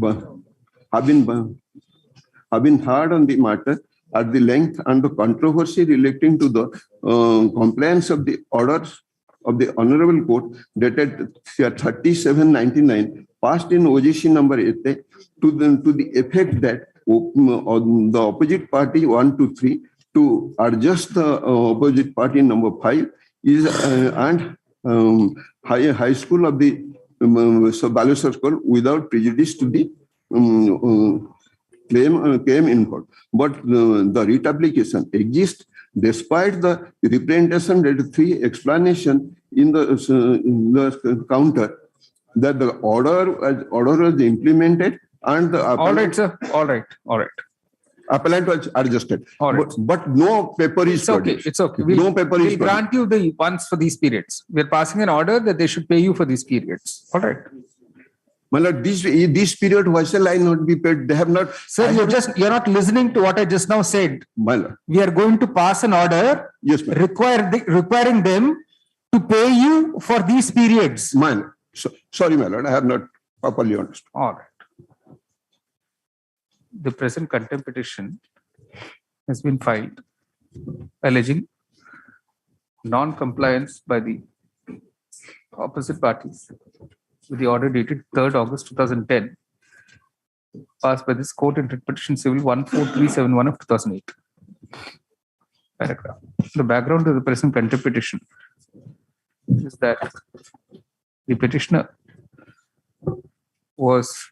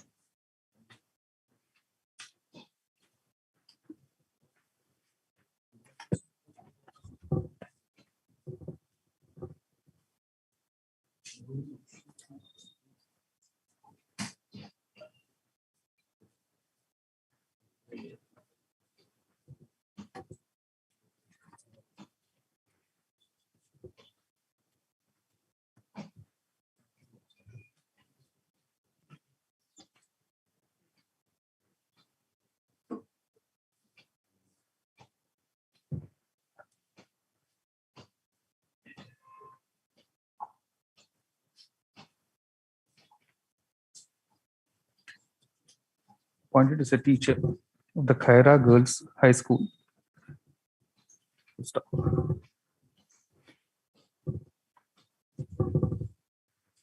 On 17th May 1993, following the inquiry against her for unauthorized absence, her services were terminated. Stop.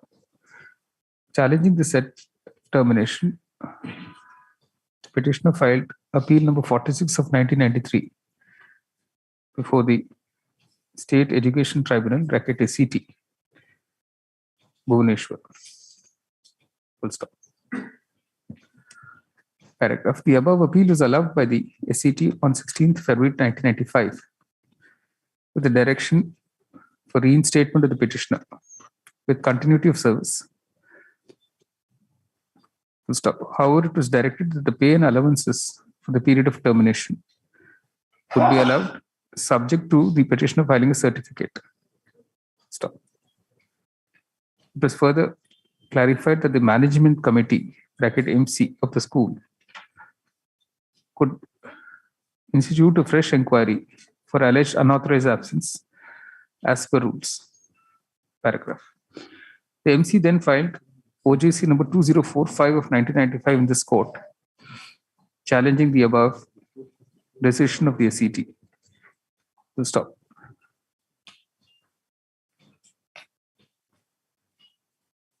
On 27th March 1995,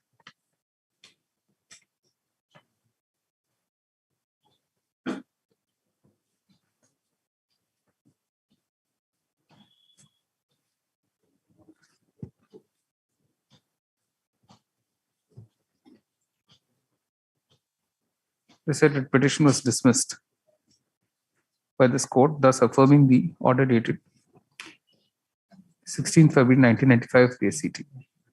Paragraph. Subsequently, in the same writ petition, in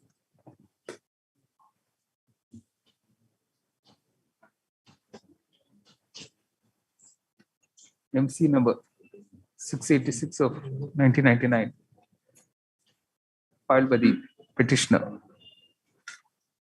the MC, this court passed an order stating that the MC was free to adjust the petitioner in any high school of Baleshwar Circle without prejudice to the claims involved in the writ petition. When was the writ petition finally heard? When was this writ petition finally heard and dismissed? Well, you say the writ petition was in my OJC number 2045 1995 was finally dismissed by this court on 22nd June 2005 after noting that the MC of the school had been superseded and the school had been taken over by the government. Full stop. It was noted that the MC of the school, which was non-existent, could not pursue the writ petition. Paragraph.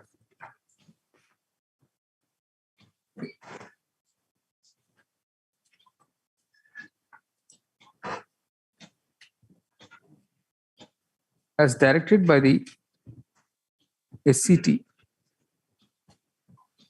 the petitioner filed a no employment certificate before the Director Secretary Education on 18 July 2005.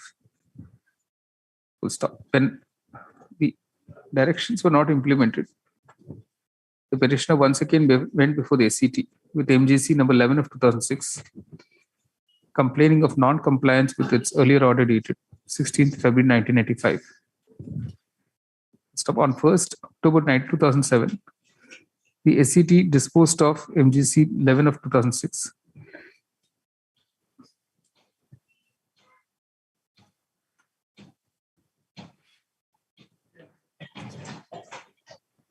Noting that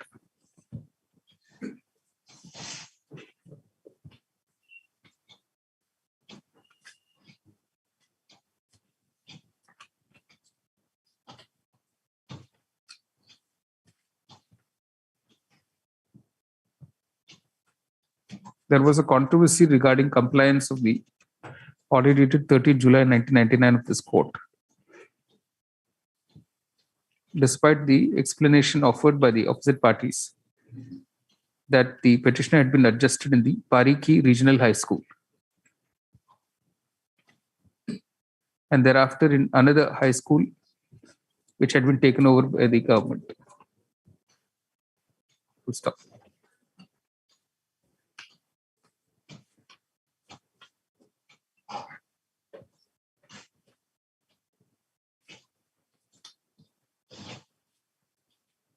When the orders were still not implemented, the petitioner again approached this court with writ petition 14371 of 2008.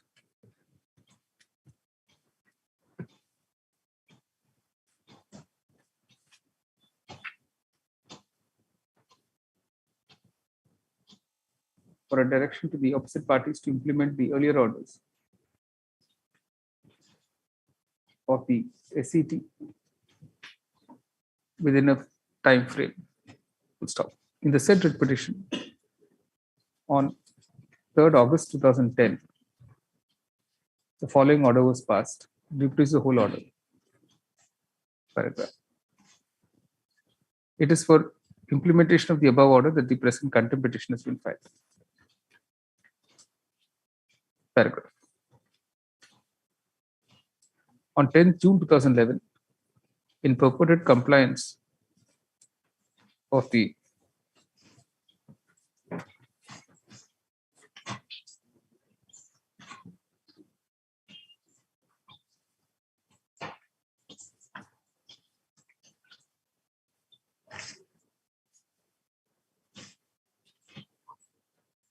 orders of this court,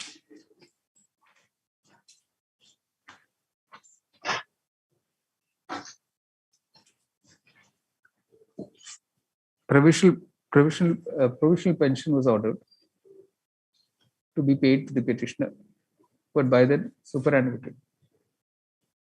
Full stop.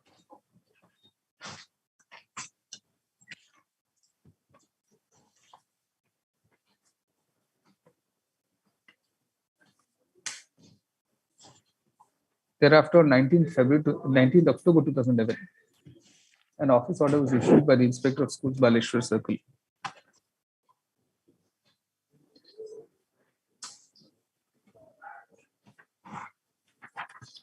stating inter alia that the services of the petitioner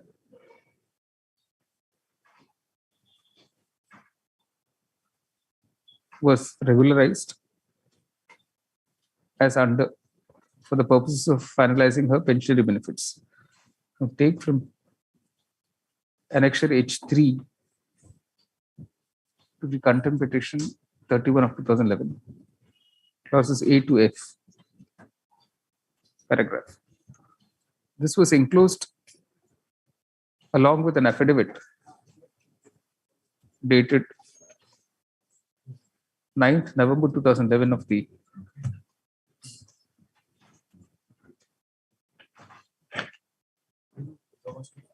Inspector of Schools, Baleshwar Circle. So with the same affidavit, it was contended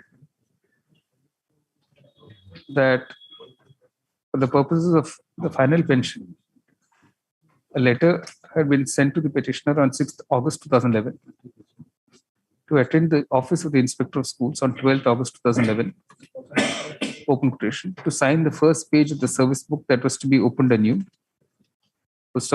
unquote. According to the Inspector of Schools, the petitioner did not attend the office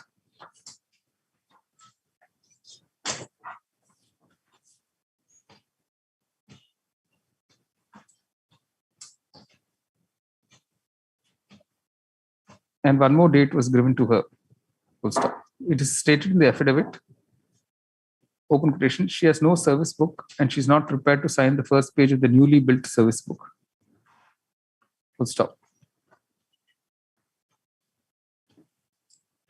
This is put forth as a reason for not paying her the final pension. Paragraph. Further, in para 9 of the said affidavit, it is claimed that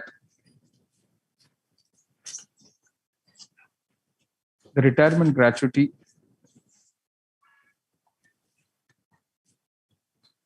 and arrears of provisional pension have been credited to a bank account, and that therefore all the claims in terms of the order dated 3rd August 2010 stand paid. Paragraph. However, the petitioner has filed an affidavit in response to the said affidavit of the Inspector of Schools, where she has explained in great detail how the so-called alleged break periods between 1st February 1990 to 14th May 1993, and then again from 1/1/2000 to 31/1/2003 ought not to be treated as such. Paragraph.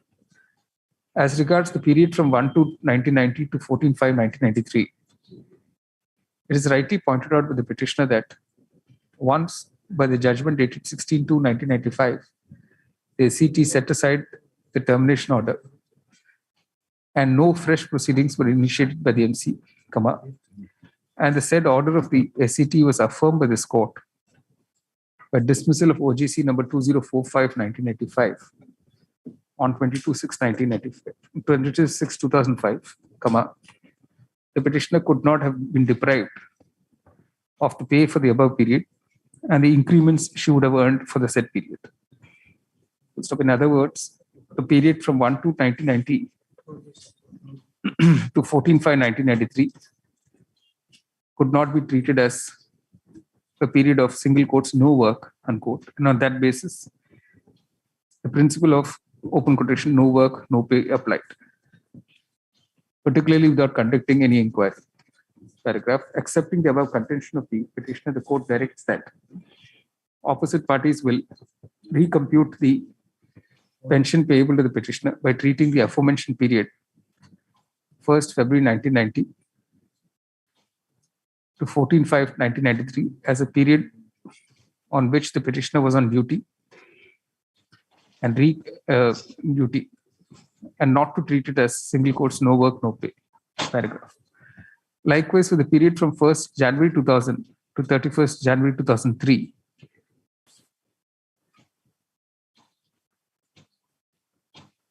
it was the fault of the opposite parties that the order of the SCT, which is affirmed by this court, was not implemented. Full stop. Even the order dated 30th July 1999, asking the opposite parties to adjust the petitioner in any high school of Baleshwar district, was not complied with. Full stop. The petitioner was compelled to go back to the SCT and then again come back to this court for implementation of the earlier orders.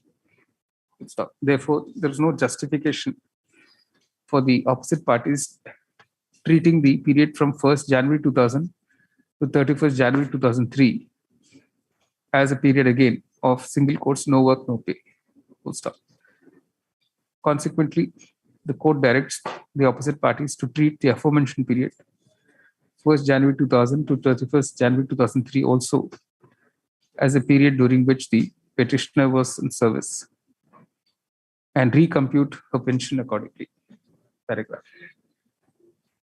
The recomputed pension will now be paid to the petitioner without any recomputed pension will be calculated and an appropriate order issued by the opposite parties within a period of 8 weeks from today, and any event not later than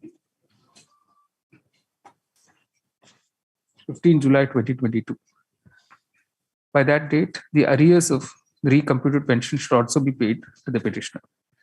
Paragraph. As regards the service book, it is plain. It is stated by counsel of the petitioner that she is now bedridden and in no position to move. A direction is issued to the opposite parties to depute an authorized officer to visit the petitioner in her residence and obtain her signatures on the new service book, and not offer that anymore as an excuse for not paying her the final pension. Full stop. All these steps should be completed on or before 15 July 2022. Full stop. A compliance affidavit in respect of each of the above directions of this court shall be filed by the Inspector of Schools, Baleshwar. She's a resident of Baleshwar? No, she's living in Bhubaneswar. I see. But the person to implement is Inspector of Schools, Baleshwar. Yes, ma'am. Inspector of Schools, Baleshwar, in this court by the next date, failing which he shall remain personally present before the court. Full stop. List on 25th July 2022. A copy of this order, a certified copy of this order shall be delivered forthwith to the Inspector of Schools, Baleshwar, through a special messenger for compliance. List on 25th July. Well, he's not paid the provisional pension from 1920. So provisional pension, at least the current provisional pension should be given. All that will be done, sir. Not only arrears of pension, but everything should be paid by 15 July. All right. Weekly list item 31. 31 minutes, no instruction. Okay. Counsel of the petitioner states there are no instructions disposed of as such. Weekly list item 32.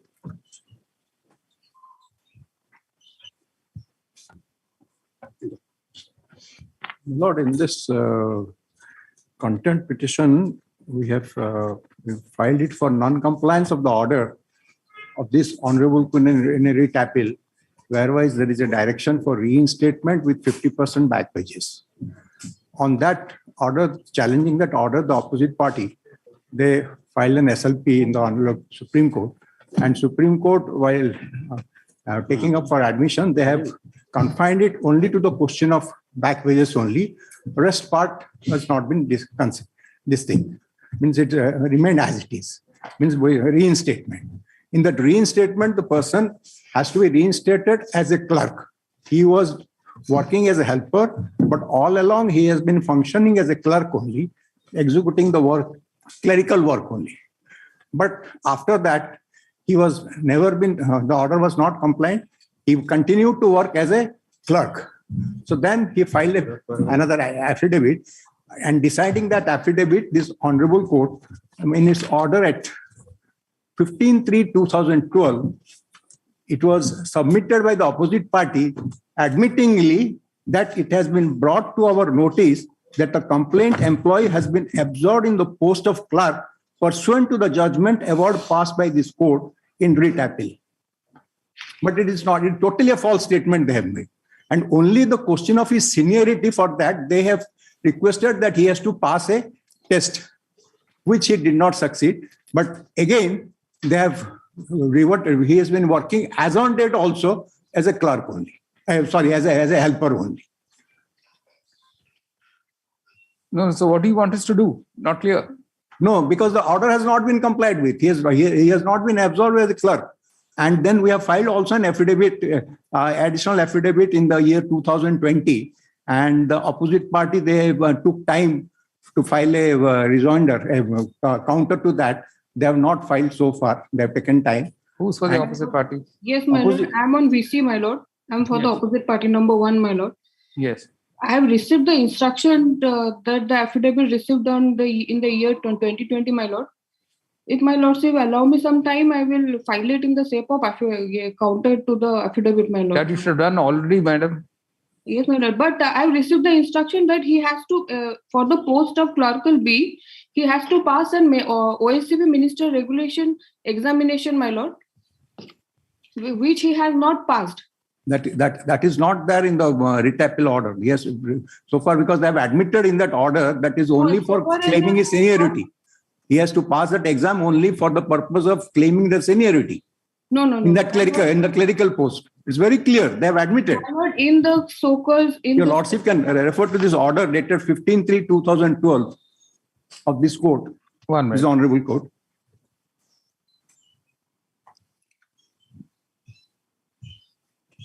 Yes. In the fourth line, it has been brought to our notice that the complaint employee has been absorbed in the post of a clerk. Once he has been absorbed in the post of a clerk, to the judgment award passed by the court, he has to be placed above his juniors, in the ranking of which Mr. Mahanti lent senior counsel for the contempt submitted that is required to pass the required test. It is only for the purpose of his claiming his seniority. No, for the test. Test has got nothing to do with his absorption as a clerk. Let's read the whole paragraph, sir. Para 4, let's read the whole para 4. The same may be within 2 weeks from today. Can we read the whole of para 4? Para 4. Of that order. 15th March 2012 order, sir. Yes. Sorry, my lord. Mr. Mahanti Learned Counsel, the complaint has been regularized in the post of helper and the wages have been paid with effect on 1/3/1996. The judgment dated 28/7/10 passed by the court in writ appeal number under Annexure 3 is pointed out to Mr. Mahanti for compliance. He has produced the calculation sheet signed by the executive engineer PhD Puri and the assistant manager Sesu PD Puri OP2. According to the said circular, the employee is entitled to get an amount of rupees 1,76,339. Mr. Mahanti Learner Senior Counsel submitted that same will be paid to the complaint. He submitted that there is a full compliance. On being directed, the calculation sheet is produced, which we have perused. The amounts will be paid to the complaint for anterior period wages prior to his reinstatement, as contempts have taken nearly about 1 year to comply with the judgment regarding his reinstatement, and therefore the complainant is entitled or wages for that period. It has also been brought to our notice that the complaint employee has been absorbed in the post of clerk pursuant to the judgment award passed by this court in the writ appeal. He has to be placed above his junior. He has to be placed above his junior in the ranking for which Mr. Mahanti Learned Senior Counsel for the contempt submitted that he is required to pass the required written test. The same may be held within 2 weeks from today. After passing the said test, the contempt shall be considered to claim the complaint to place him above his juniors. It is open for the complaint to verify the calculation sheet submitted by the contemners counsel as to whether the same is in conformity with one revised scale of pay or not. If it is found that any amount is due on the basis of the revised pay scale to the post, The complaint shall place demand accordingly upon the contemners, which shall be considered and paid to comply with the judgment. So it's very categorically mentioned. No. So what is clear? What is clear is that you have to pass the test. No. Pass the test to claim his seniority. There's no question. The word seniority is not used at all in this entire order, sir. Above his juniors.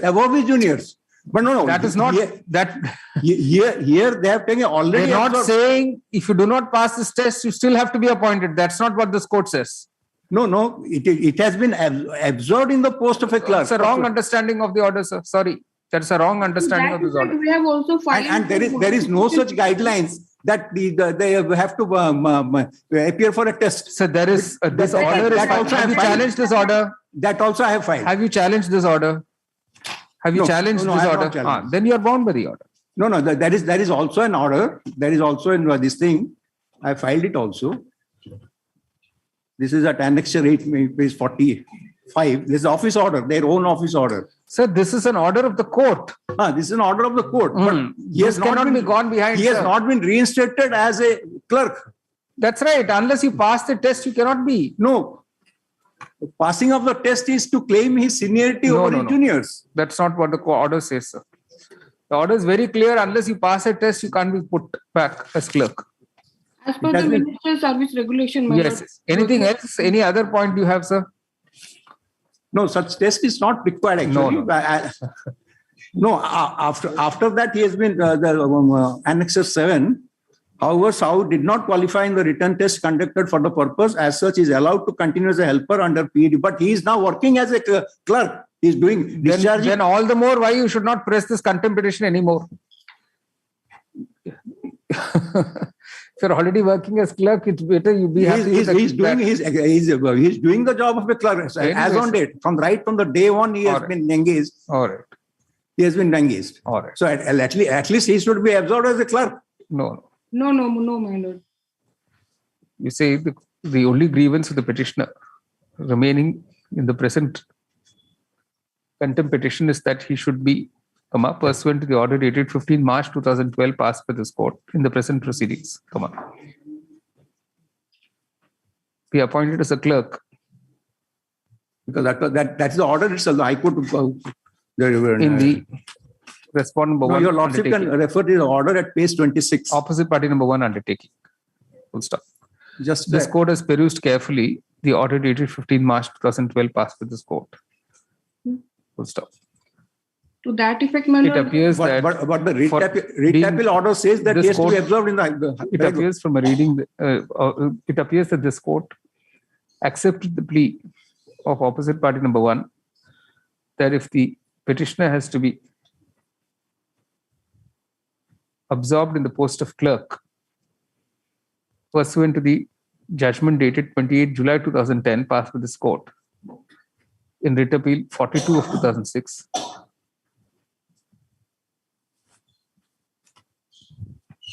Open quotation, he is required to pass the required written test, unquote.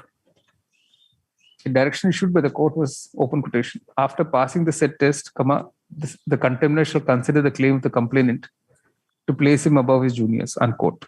Paragraph. The contention of learned counsel for the petitioner is that the above directions were only in the context of the petitioner's single quote seniority, unquote, over his juniors, and not for the purposes of being absorbed as a clerk. Full stop.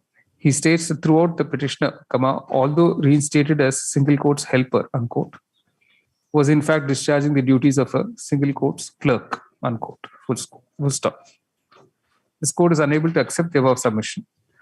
The reading of the above order dated 15 March 2012 leaves no doubt that if the petitioner were to be absorbed as clerk, he would have to pass the required written test. So there is no sentence in the order which says that if the petitioner did not pass such test, he would nevertheless be absorbed as a clerk, foregoing his seniority, as is today suggested by counsel to the petitioner.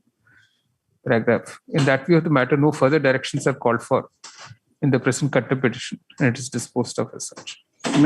Just for my satisfaction, the order in the main retapel, the court's order, these honorable court orders, it is at page 26. 23 last lines, where it has been very specifically mentioned and also considering the consequential benefits of promotion to the next higher post. Means the order is reinstatement as a clerk. As per this order. Conditions of employment have to be complied with, sir. There's no foregoing of those conditions. But there is no such conditions. Yes, it's all right. Regulation 9(1) of the Minister Service Regulation may be taken note, my lord. There it is not there. It's all right. We've already referred to the order of this court. That's enough. Yes. Weekly list item 33.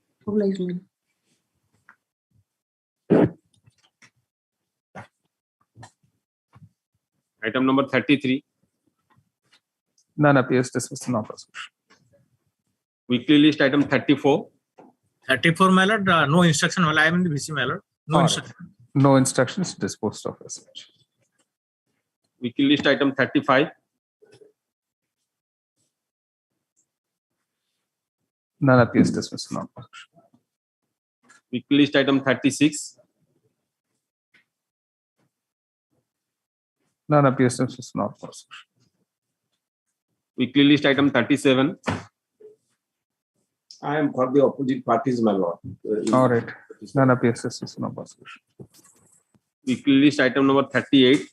38, my lord. I am in VC, my lord. The petitioner may be permitted to file a fresh representation in this case, my lord. All right. Counsel, the petitioner seeks leave to withdraw the present petition with liberty to the petitioner to make a fresh representation. Dismissed is withdrawn with liberty is paid for. Weekly list item 39. None appears dismissed in opposition. Weekly list item 40. 40, my lord. I am appearing for OP number 3. I am for the petitioner, my lord. My lord, the petitioner is the Sarpanch and one of them is Sarpanch and other one is a ward member. They have challenged the illegal encroachment of the opposite party number 3. 3, that is to the extent of 4 decimals. And he is a CIF SF sub-inspector. And the opposite party government has given a counter admitting the said encroachment to the extent of 1 decimal only. That is disputed. And other things they have encroached. They have issued the encroachment case, one of 2012-13, which is still pending, and he has not been removed from the enclosed land. How come for 9 years you are able to do nothing, sir? Nothing has been done. My lord, the encroachment case is pending, my lord. For 9 years, which means the encroacher is merely encroaching. Yes. You are opposite party number 3. Yes, my lord. My lord, that is only 1 decimal that they say that it is. Only 1 decimal. Why? No. It is he 4 is the private person, my lord. He is the encroacher. OP number 3 is the encroacher. But why are you not disposing of this encroachment case? For 9 years, you're keeping it pending. No counter is filed by him. He's not even disputing these facts. So what is your problem? No, in our counter, we have stated in the year 2013. No, he has not filed any counter. You have filed a counter saying there's an encroachment and you have filed an encroachment case. Yes, ma'am. So why are you not proceeding? So I'll take instruction about the present status of the encroachment. No, he also knows. You are opposite party number 3. My lord, I'll also take instruction. Whether he is there or not, my lord, whether they have left that problem. Lord, your lordship may kindly dispose of the writ petition with an observation that if the enforcement case is still pending, then it may be disposed of within a period of 1 month. How will it satisfy his requirement? He wants encroachment removed. Your lordship may then kindly adjourn it to any day post vacation. Then I'll by the counter affidavit was filed in the present writ petition way back on 19 July 2013, admitting that opposite party number 3 had encroached over land to an extent of 1 decimal. It is 1 decimal they are admitting, but my point is it is 4 decimals. Right, 1 decimal, and that encroachment case number 1/2012-13 had been initiated against opposite party number 3. Where is it pending? Ali Tahsil. Tahsildar Ali. At Tahsildar, before Or the Tahsildar AUL. Ali. AUL. District Kendrapada. Kendra. Full stop. However, counsel for the parties are unable to inform the court the present status of the said encroachment case.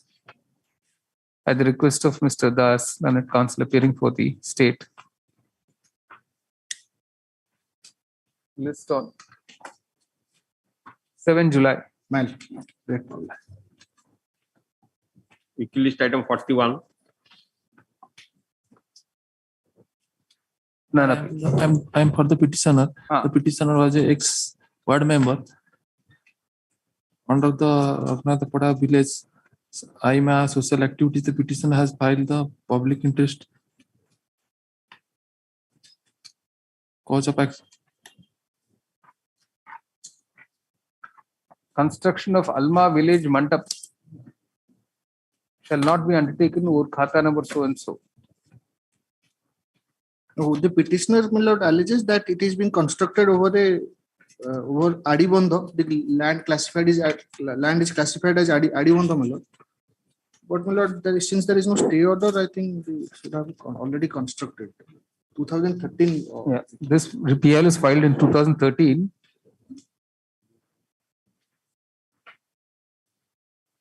For a direction to the opposite parties not to construct the Alma village mandap under Rahanga Garada Gram Panchayat.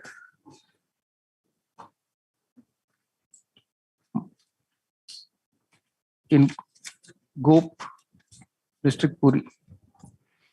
There is no stay order passed in this petition in all these years to stop. In all probability, no cause of action now survives. The petition is disposed of. Weekly list item 42. None appears. Weekly list item number 43. Your Lordship, my lord. I am for the petitioner, my lord. This is being a case, my lord, register against the OP number 3 due to sexual harassment of the humble petitioner, my lord. The case already has been filed before your Lordship, my lord. But so far the proceeding is concerned, process is completed, my lord. However, which is your item number, sir? 43, my lord. 43. Petition civil 25299. Yes, my lord. Yes, my lord. I am for the petitioner, my lord.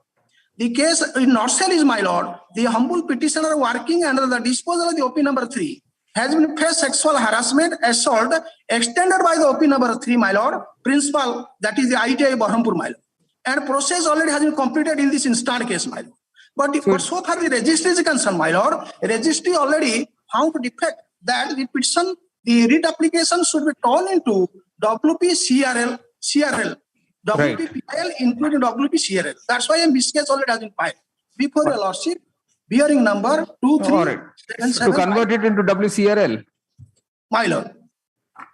For which this case already filed.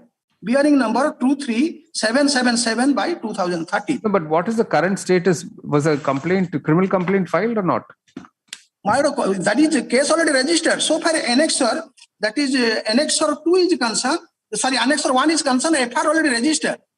But till date for 9 years, no progress in the FIR. My lord, the proceeding has not been completed. However, your lordship already made a direction to make an inquiry. The comprehensive inquiry already has been completed and a report already has been furnished before your lordship, which is covered in a seal cover attached to the case record. Please make a glance. All right, where's the seal cover?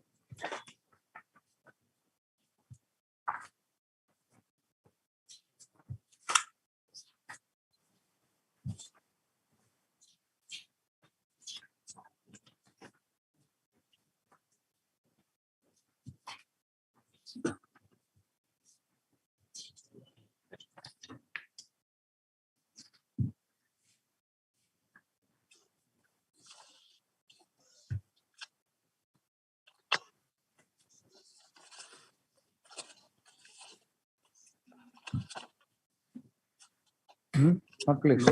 We'll just pass it over, get the seal cover. There's a direction to place it in the seal cover.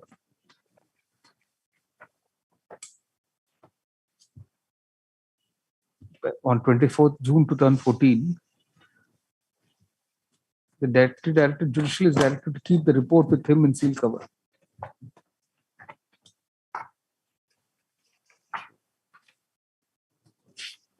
Yeah. We'll pass it over, sir. It will come up after lunch. We'll call for the seal cover. Obliged, madam. Weekly list item 44. Under 44, my lord, I kindly be taken over after lunch, my lord.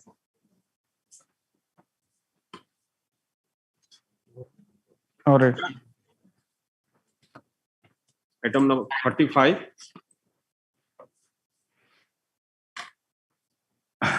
None appears. Dismissal not possible. Weekly list item number 46. Your please, your lordship, I need a short adjournment as the counsel for the petitioner is passed away. All right. Counsel for the petitioner stated to have expired. I want to file my VNAMA. I need a short. Counsel, what is your name, sir? Akash Chaudhary. Mr. Akash Chaudhary, now appearing for the petitioner, states that he will be filing his Vakalatnama shortly. At his request list on 18 July. Weekly list item number 47.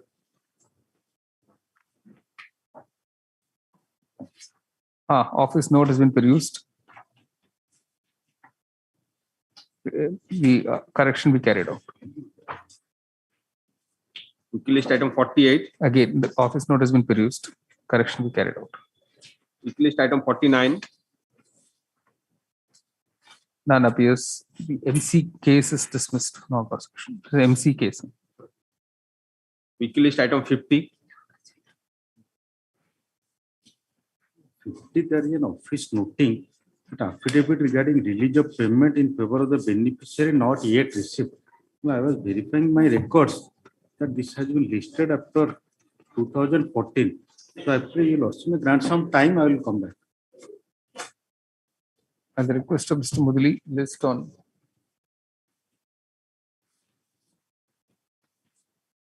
12th July 2022, by which date an affidavit will be filed.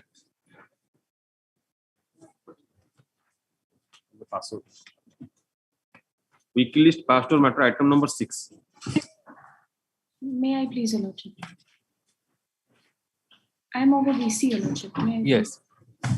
Your Lordship, in the meantime, I have given a compilation of the judgment that I am relying upon. 6.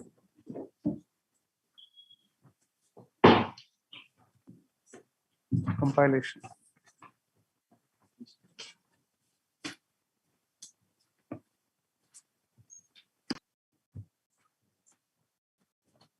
May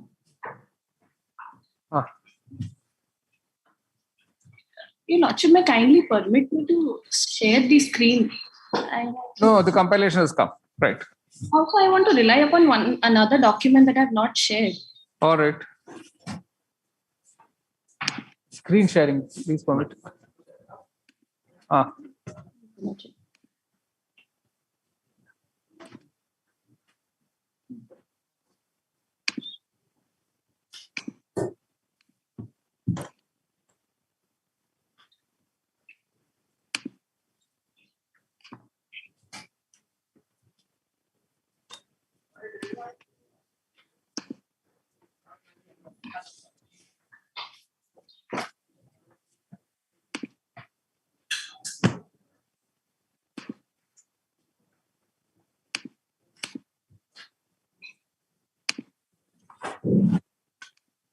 Are you're saying Gudaku is not tobacco, Mr. Padi? Gudaku is not tobacco.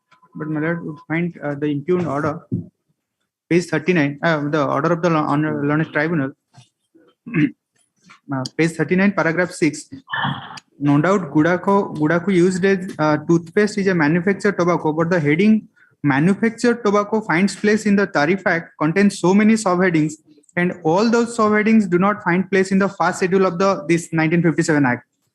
Therefore, with the materials availability, it is difficult to give a clear-cut finding of Gudaku used for teeth is used in the first schedule of the this additional 1957 Act. Your Lordship may kindly see page 38 of the tribunal's order, the impugned order, Your Lordship. Yes, we have that. Your Lordship, para 5. Learned advocate for the dealer further submits that Gudaku in paste form falls within the sweep of manufactured tobacco, which finds place under the heading 2404, subheading 2404 of the first schedule of the Central Excise Tariff Act 1985. Your Lordship, in the screen I have shared, this is the entry, Your Lordship.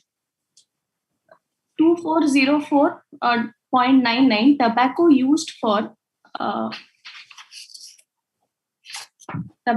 for smoking through hookah or chillum, commonly known as hookah tobacco or Gudaku, which is, Your Lordship may find the corresponding entry is nil. How they use this in toothpaste?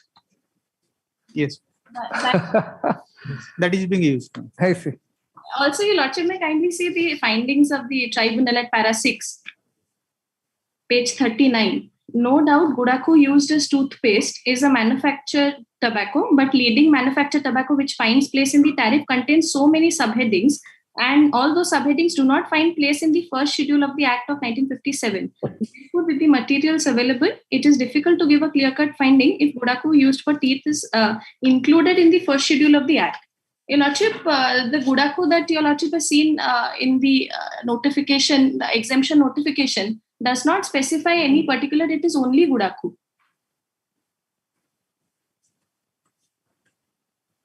So the one you're sharing on the screen is the notification under the It is under the additional Indian 57 Act. Goods of Special Importance Act. All right. The one which has been dealt by the tribunal while disposing and not allowing the appeal. You've also in the compilation added some Appendix 1. Yes, Your Lordship, but that Your Lordship is of 2005. So one I'm relying upon. This was available during the period for which this present case is concerned. Okay. So 2005 also hookah or Gudaku tobacco. Yes, Your Lordship. Also, I have come across a judgment which Your Lordship was arguing before the Honorable Supreme Court. I see. Your Lordship, in the case of Phenoplast, Your Lordship. Phenoplast. Yes. In the case of Phenoplast, Your Lordship, it was held, but this being the position, the appellants were paying additional excise duty under the additional duties of Excise Goods of Special Importance Act and were exempted from payment of tax under the State Sales Tax Act. In that, Your Lordship, this is the judgment, Your Lordship. Declared goods exemption. I think Justice Barucha was on the bench. I'm sharing it in the screen. Oh, I see. Cotton fabrics exempted, and the principle is held at para 3. Notification is being shared, not the judgment. You are perhaps mistake. Not the judgment. I think what you shared is not the judgment. I can find it too.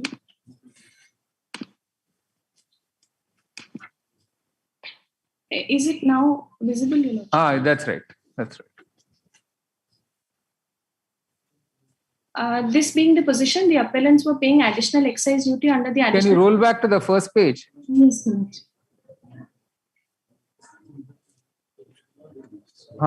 Justice Barucha. All right.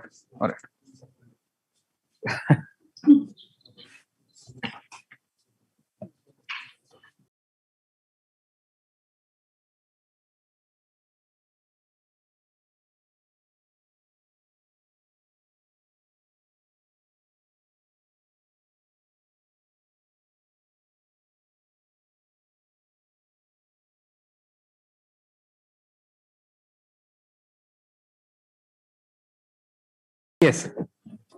Also, Your Lordship, another thing I have in the compilation I have given. Subsequently, in the Orissa Sales Tax Act also, there was amendment and the entry was in fact deleted. The Gudaku entry was deleted from the tax-free, from the rate of tax, Your Lordship. Your Lordship, the second page, Your Lordship.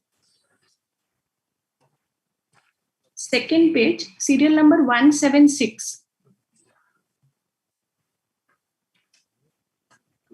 Yes. Earlier, Your Lordship may see Gudaku was there, and by notification dated 9/1/2002, it was omitted. Oh, yes. What do you say, Mr. Padik? That let me turn to page 3 of that compilation. Entry 38. Tobacco is described in column 3 of the first schedule of this 91 and Gudaku. And Gudaku. So that's very clear. That is the Makes it tax-free list, Your Lordship. List A is the exempted list.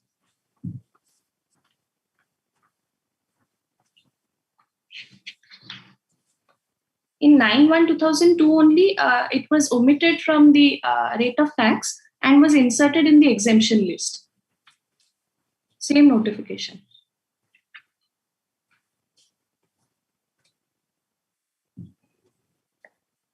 no. This page 3 says inserted with effect from 1/7/1990. No, Your Lordship may see serial number 13 of that 38. 1/3/2002. All right. Correct. All right. Also, Your Lordship, there are two other cases of the very same petitioner. STRV number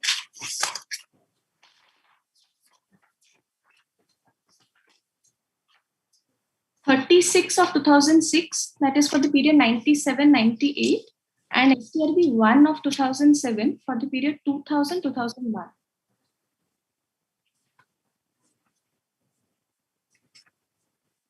The earlier one, 36 is 96-97. 97-98. And this one is? 1 of 2007 is 2000-2001. No, the present one, 54. 99-2000. 99-2000. All right. We just put down those two numbers, 36 and 1 of 2007, a special mention taken on board, and put down all three revision petitions. These three revision petitions by the SSC.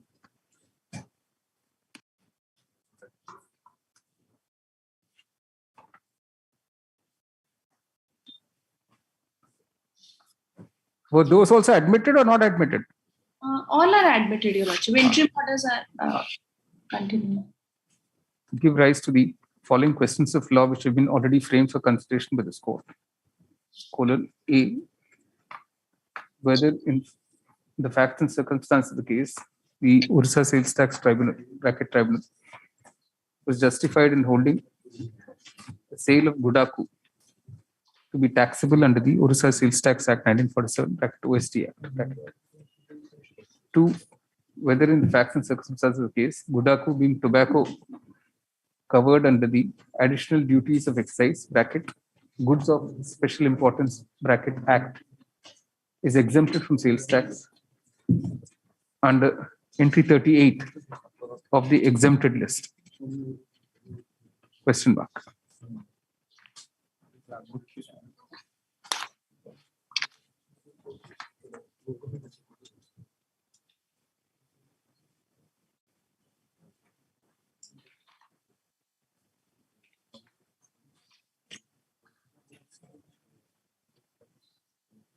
While STREV 54 of 2006 pertains to the period 1999-2000, STREV 36 of 2006 pertains to the period 1997-98, and STREV 1 of 2007 pertains to the period 2000-01.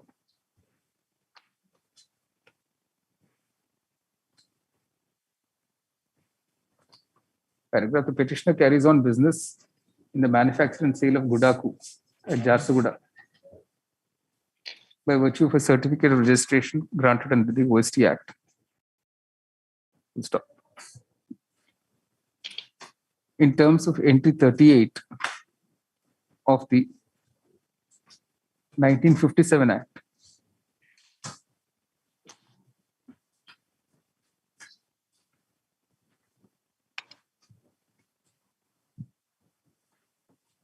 sorry, sir.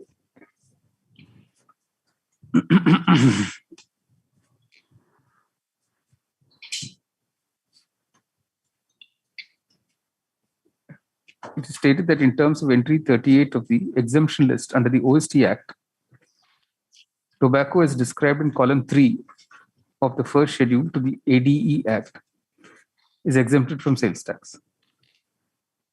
Full stop. Entry 38 of the OST Act of the exemption list bracket list A bracket under the OST Act reads as under open quotation, tobacco as described in column 3 of the first schedule to the ADE Act, unquote. Paragraph.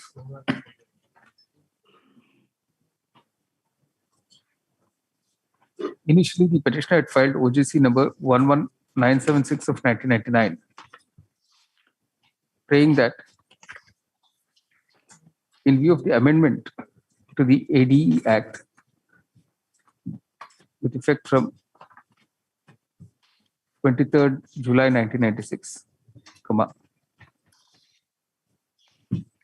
whereby Budako is included as an item for levy of ADE, additional excise duty, the sales tax authorities should be barred from levying sales tax on the sale of Budako, which was otherwise exempted. Full stop. On 1st August 2000, this court disposed of the aforementioned petition, permitting the petitioner to raise the question of jurisdiction before the assessing authority.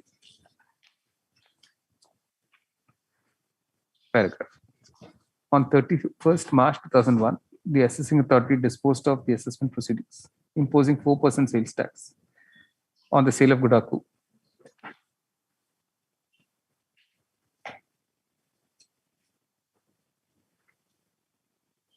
Under entry 51 of list C of the OST Act, bracket, rate chart, bracket.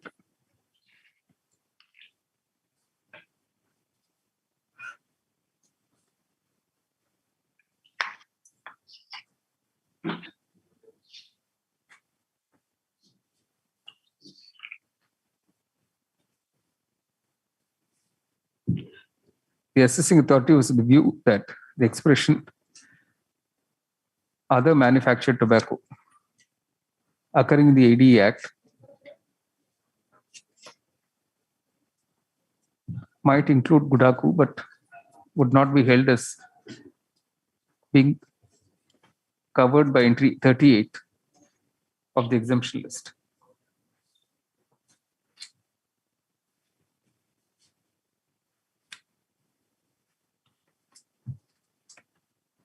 Paragraph.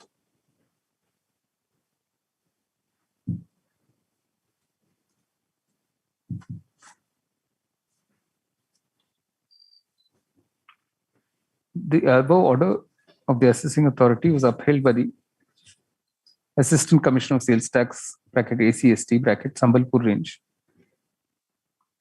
by the order dated 14 July 2004, dismissing the petitioner's appeal. Stop. The petitioner then approached the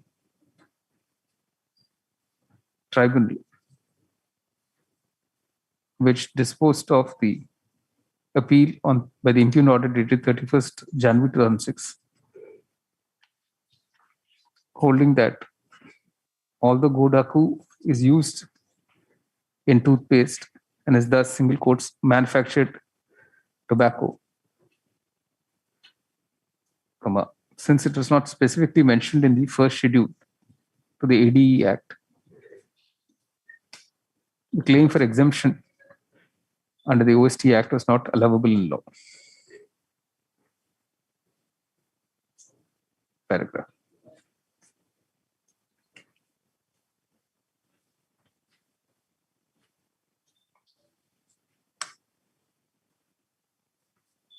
I may be pardoned for my interruption, Your Lordship. Yes. Your Lordship, page 34, that is for the period 97-98, the assessment order have annexed. Your Lordship may find at page 34, the last paragraph. The assessment authority has held I have gone through vivid analysis by the learned assessing officer, the elaborate grounds taken by learned advocate, plethora of decisions cited at the time of assessment hearing, and come to conclusion that in spite of the fact that evidences have been adduced to prove that Gudaku is a product of tobacco and should be treated as a product of tobacco in common parlance, in spite of the fact that Gudaku is subject to excise duty under the additional duties of excise. I know. It's all right. We've just said that. All right. This court has heard the submissions of Ms. Kajal Sahul and counsel of the petitioner and Mr. S.S. Padi and its standing counsel of the district. Paragraph. Entry 38 of the list A, exempted list A of the OST Act, clearly states that it clearly includes tobacco as described in column 3 of the first schedule to the ADE Act. Full stop. When one turns to the ADE Act,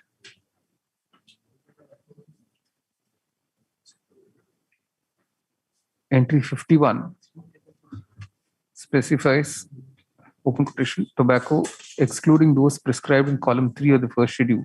Sorry. When one turns to the ADE Act, where is the entry in the ADE Act?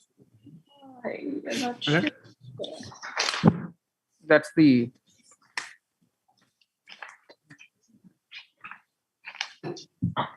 entry 176, right? 176, yes, madam.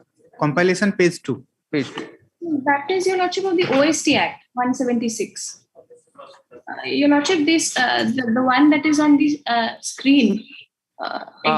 Notification, serial number 1B under the heading 2404.9. All right. When one turns to the ADE Act, this is schedule what? First schedule, Your Lordship. In the first schedule, under chapter heading 2404.99. 2404.99. The entry is, open quotation, tobacco used for smoking through hookah or chillum, commonly known as hookah tobacco or Gudaku, unquote. It is therefore plain that for the purpose of the ADE Act,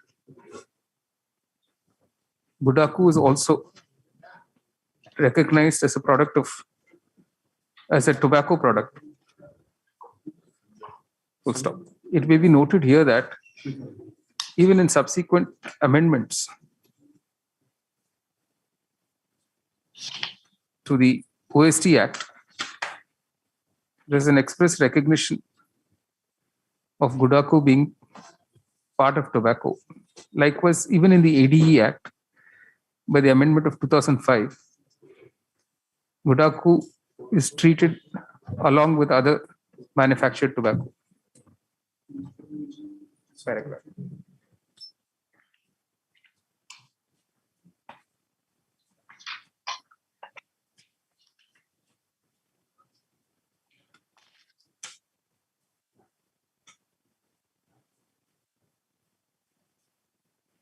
This court also in state of Orissa versus Radhesham Gudaku factory.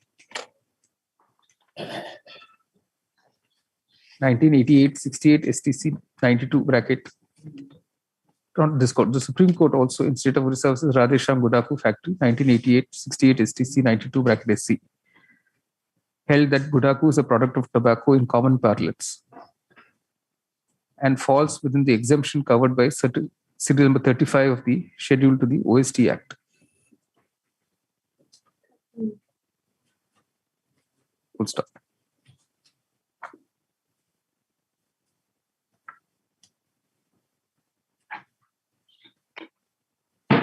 In the context of Gutka, the Supreme Court held that to be falling within the expression single quotes other manufactured tobacco in Kotari Products Limited versus Government of Andhra Pradesh 2000-119 STC 553.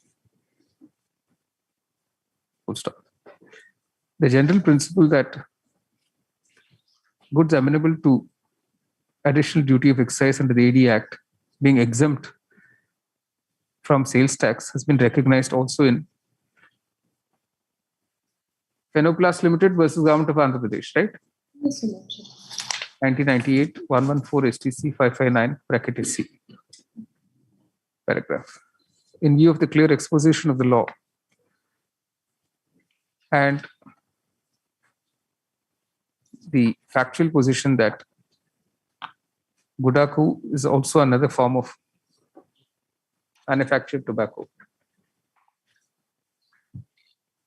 this court answers the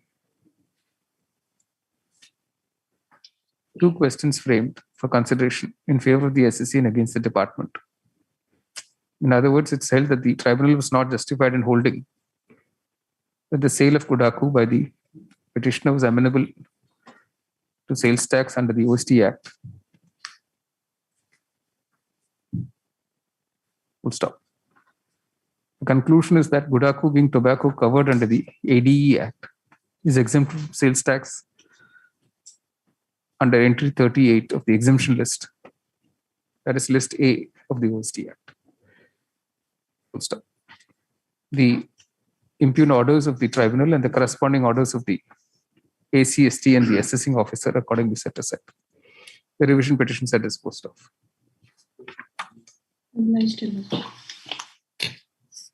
One of 2007 seemed to have been dismissed for non-prosecution on 11th August 2021. So you'll have to restore it. Yes, Your Lordship. All right. So we take off 1 of 2007. Yeah. All right. Obliged. May it please, my lords. Lordships, the issue here involved, my lords. Lordships, in this petition, my lords, the period is involved is 1998 to 1999, my lords. My lords, the first assessment was made in the year, and the assessment was decided ex parte in against the petitioner, my lords. My lords, the petitioner thereafter he appealed before the London ACST, my lords. My lords, may kindly have a glance at page 15 of the brief, my lords. My lords, are at page 15. My lords, in the second paragraph, I'm placing the second paragraph, my lords. Peruse the impugned order of assessment, London Council for the Assessment, while verifying the books of account of the dealer, as well as fraud case reported against the appellant. Also, on verification of the revised return furnished by the appellant at this forum, it is noticed that the return filed for the month April 98, there was totaling mistake in the return of sales, which was originally worked out to rupees 1,32,350. But in fact, the purchase register of the dealer shows the said figure as 133,754. Consequently, the tax payment has also been revised from 5245 to 5301. Also, in the return for the month of May. So the amount is only this much. Yes, my lords. And such an insignificant amount, sir. Totally insignificant amount. Yes, my lords. But this is a covered matter, my lords. My lords, may kindly have a glance at the judgment that I have. My lords, it is Gupta Distributors versus State of Orissa, my lords. My lords, I'm relying upon para 7 and 8 of the judgment, my lords. Am I placing suppressed stocks? Yes, my lords. My lords, the main charge against the assessor. No, but the differential tax works out to some 55 rupees or something. My lords, after the revised return was furnished, my lords, the differential tax was 100 rupees, my lords. And we can leave the question of law open. Since the differential tax amount works out to just 100 rupees, the question of law is left open for consideration. My lords, the demand that has been the tribunal that they just restored the order of the first assessment order, my lords, and they raised the demand to 65,000, my lords. My lords, the demand that are sustained, that is 65,000, my lords. No, but what according to you is payable? My lords, 65,000, my lords. My lords, the Learned First Appellate Authority, he has reduced the tax according to you, what is payable? My lords, may kindly have a glance at page 17, my lords. My lords, which is liable to, I am liable to pay 76,385, my lords, out of which I have paid 57,710. So the rest amount, my lords, after it was challenged in tribunal, my lords, the tribunal, they restored it back to the file of the assessment, my lords. Thereafter, 65,000 demand was raised, my lords. No, I thought you didn't succeed. No, you succeeded for the ACST. Yes, my lords. We succeeded before the ACST, my lords. My lords, And the ACST says you're liable to pay 76,000. my lords, that is 20% of the profit margin, my lords. That 65 tribunal says restored to the STO, where he has already paid 57, so 65 more. 65 more. 65,000 more. But yes, my lords. But the total demand was what the ACST has calculated is 76,385. But what London STO has calculated, that comes to, my lords, 1,28,995, my lords. All right. So what are the two questions urged? Because the question urges something else. Lordships, there has been a valid question that has not been suggested, that whether in the facts and circumstances of the case, in absence of any material to establish the goods found short have been sold, is lawful. That question has not been suggested, my lords. The other two questions. All right. What is your... Yes, my lord, the suppression has not been properly... I see. All right.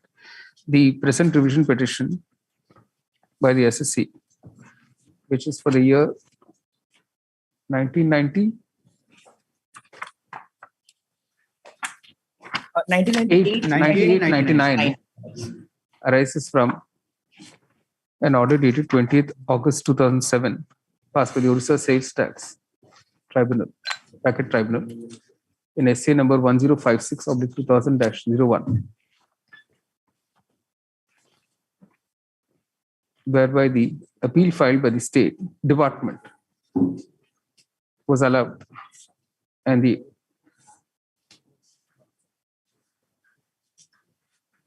order dated 30th June 2000 of the Assistant Commissioner of Sales Tax, bracket ACST, Sambalpur Vunj, allowing the SSC's appeal, was set aside.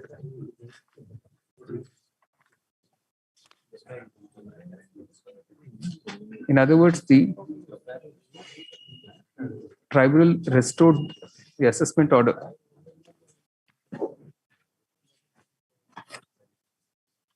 dated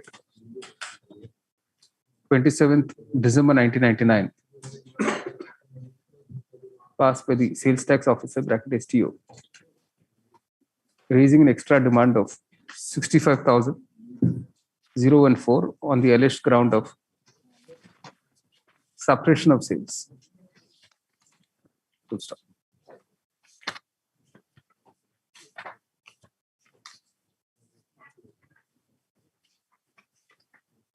You say admit the following question of law is framed for consideration. Was the tribunal justified in restoring the order of the STO on the ground of suppression of sales by the SSC?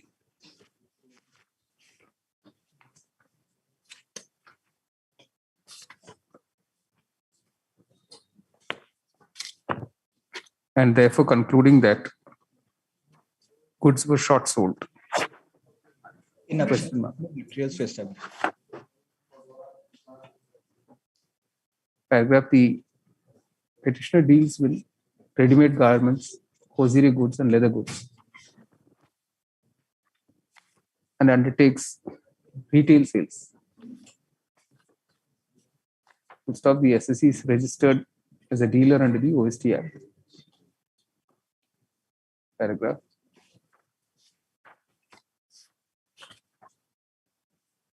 For the year 98-99, the SSC was served with a notice under section 12, bracket 4 of the OST Act.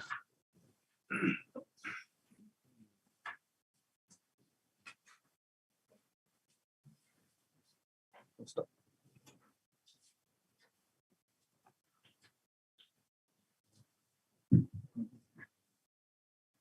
Apparently, a fraud case report was received. What is IST? Inspector of Sales Tax. From the Inspector of Sales Tax, that the dealer had suppressed purchase of ready-made garments, the tune of 73,834.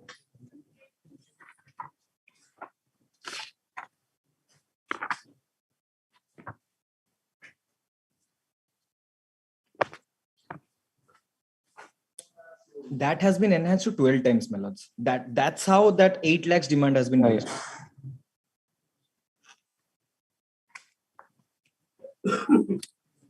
Taking the nature of the business, the STO took the profit margin of 20%.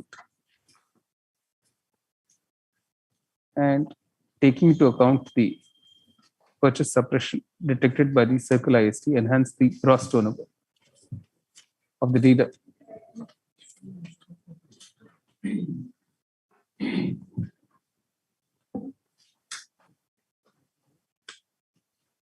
By rupees 886,008, resulting in a demand of 128,995.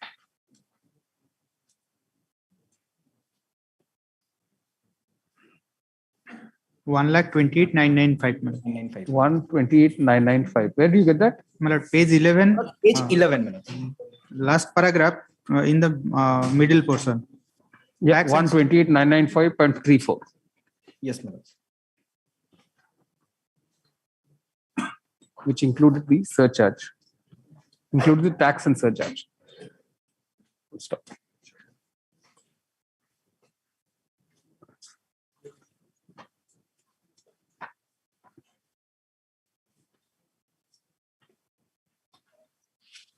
The ACST allowed the appeal of the appellant by an order dated 7 September 2000.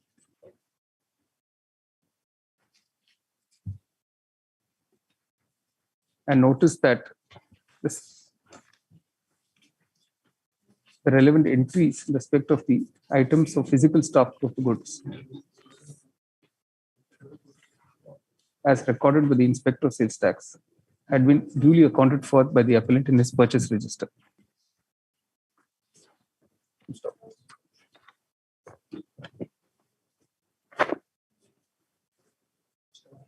Accordingly, the charge of suppression levied against the dealer was refuted and the enhancement made by the STO was deleted.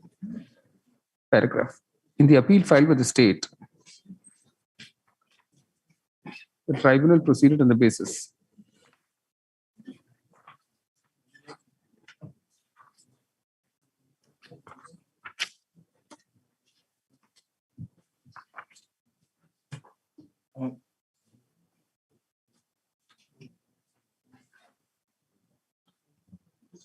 If I may be permitted to place, by revisiting the report submitted by the IST.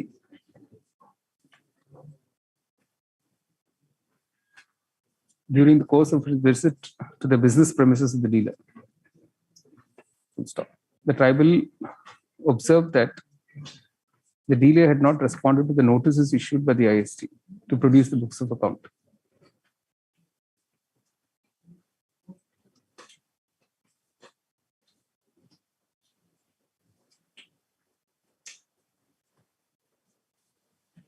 Paragraph. Having heard and counsel the parties, the court is of the view that even though the petitioner may not have produced the books of account before the IST, the ACST did call for it and examine the entries therein. Full stop.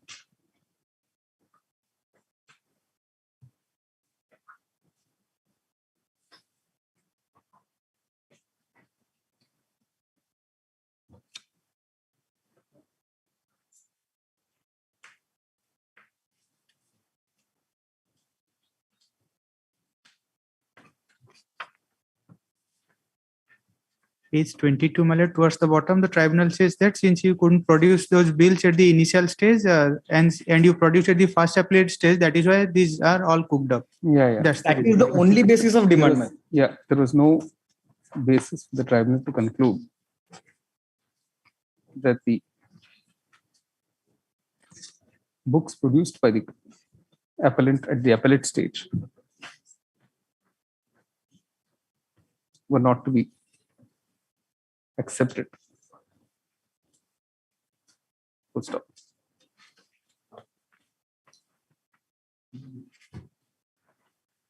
Paragraph. Recently, this court, in an order dated 22nd March 2022, in STREV 2 of 2008, bracket Messrs. Gupta Distributors, Cuttack, the state of Orissa,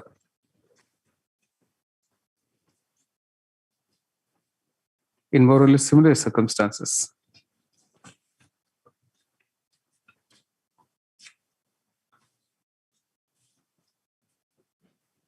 held that the enhancement of turnover, open quotation, in the absence of any material to establish that the goods found short have been sold, is neither lawful nor valid. Unquote. Reliance was placed on the earlier decision of this court in Mahavir Rice Mill versus State of Orissa.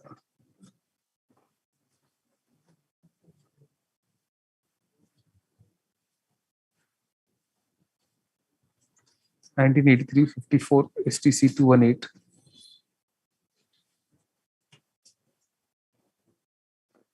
Bracket Orissa. In the present case also, the court is not satisfied that there was sufficient material for the STO to have enhanced the taxable turnover of the petitioner on the alleged ground of suppression of purchases. First appeal order is to be restored. Accordingly, the impugned order of the tribunal, as well as that of the STO, are hereby set aside, and the order of the ACST is restored to file. The question framed is accordingly answered in the negative in favor of the assessee and against the department. The revision is disposed. Keep your listeners. Can I have your lordship's kind permission to mention 17 and 18 of the supplementary list? Lordship on 14th of February directed the Income Tax Department to file counter. And matter has been listed today. They have not filed the counter. All right. May I pray that the matter may be taken up in the first week of July so that... Who's for the... Mr. Chimanka is there, man. All right. Mr. Chimanka seeks and is granted 4 weeks to file. Reply rejoined for the next date. Interim order to continue. List on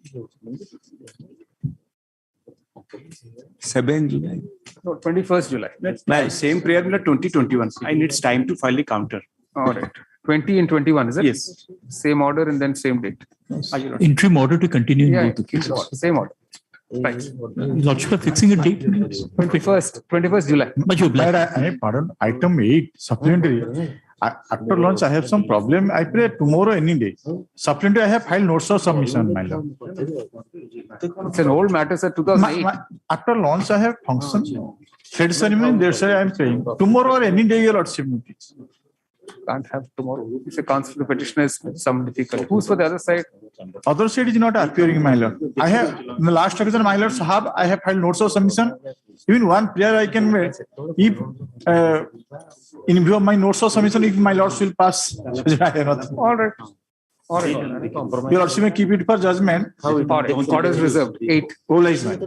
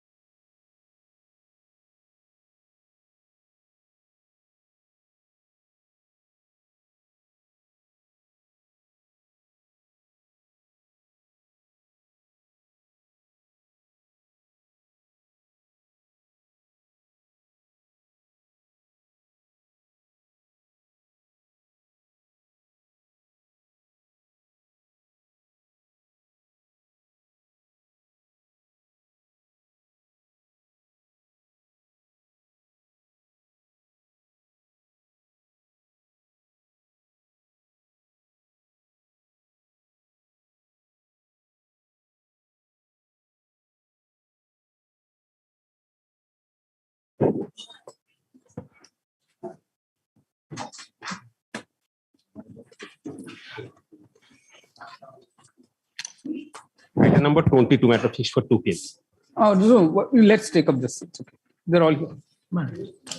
Yes, the NALCO matter. That's the one you called out. We filed 2 affidavits, and also my learned friend for NCL has also filed an affidavit. All those may be taken on record. That would. You are for Hindalco, 1093. Hindalco is not an hour.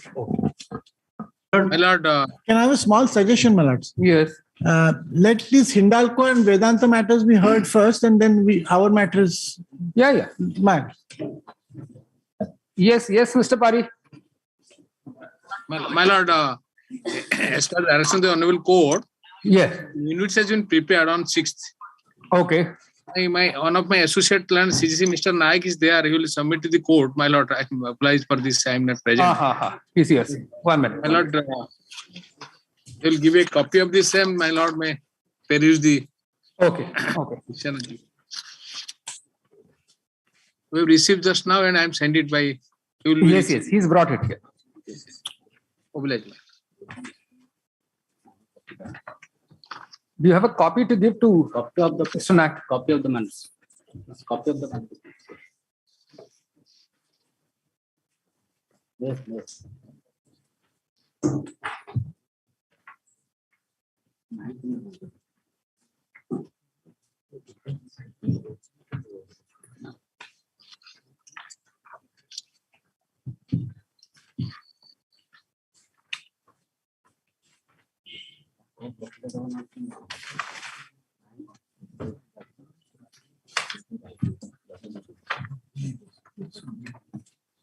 Yes, Mr. Mehta, Mr. Dhruv Mehta.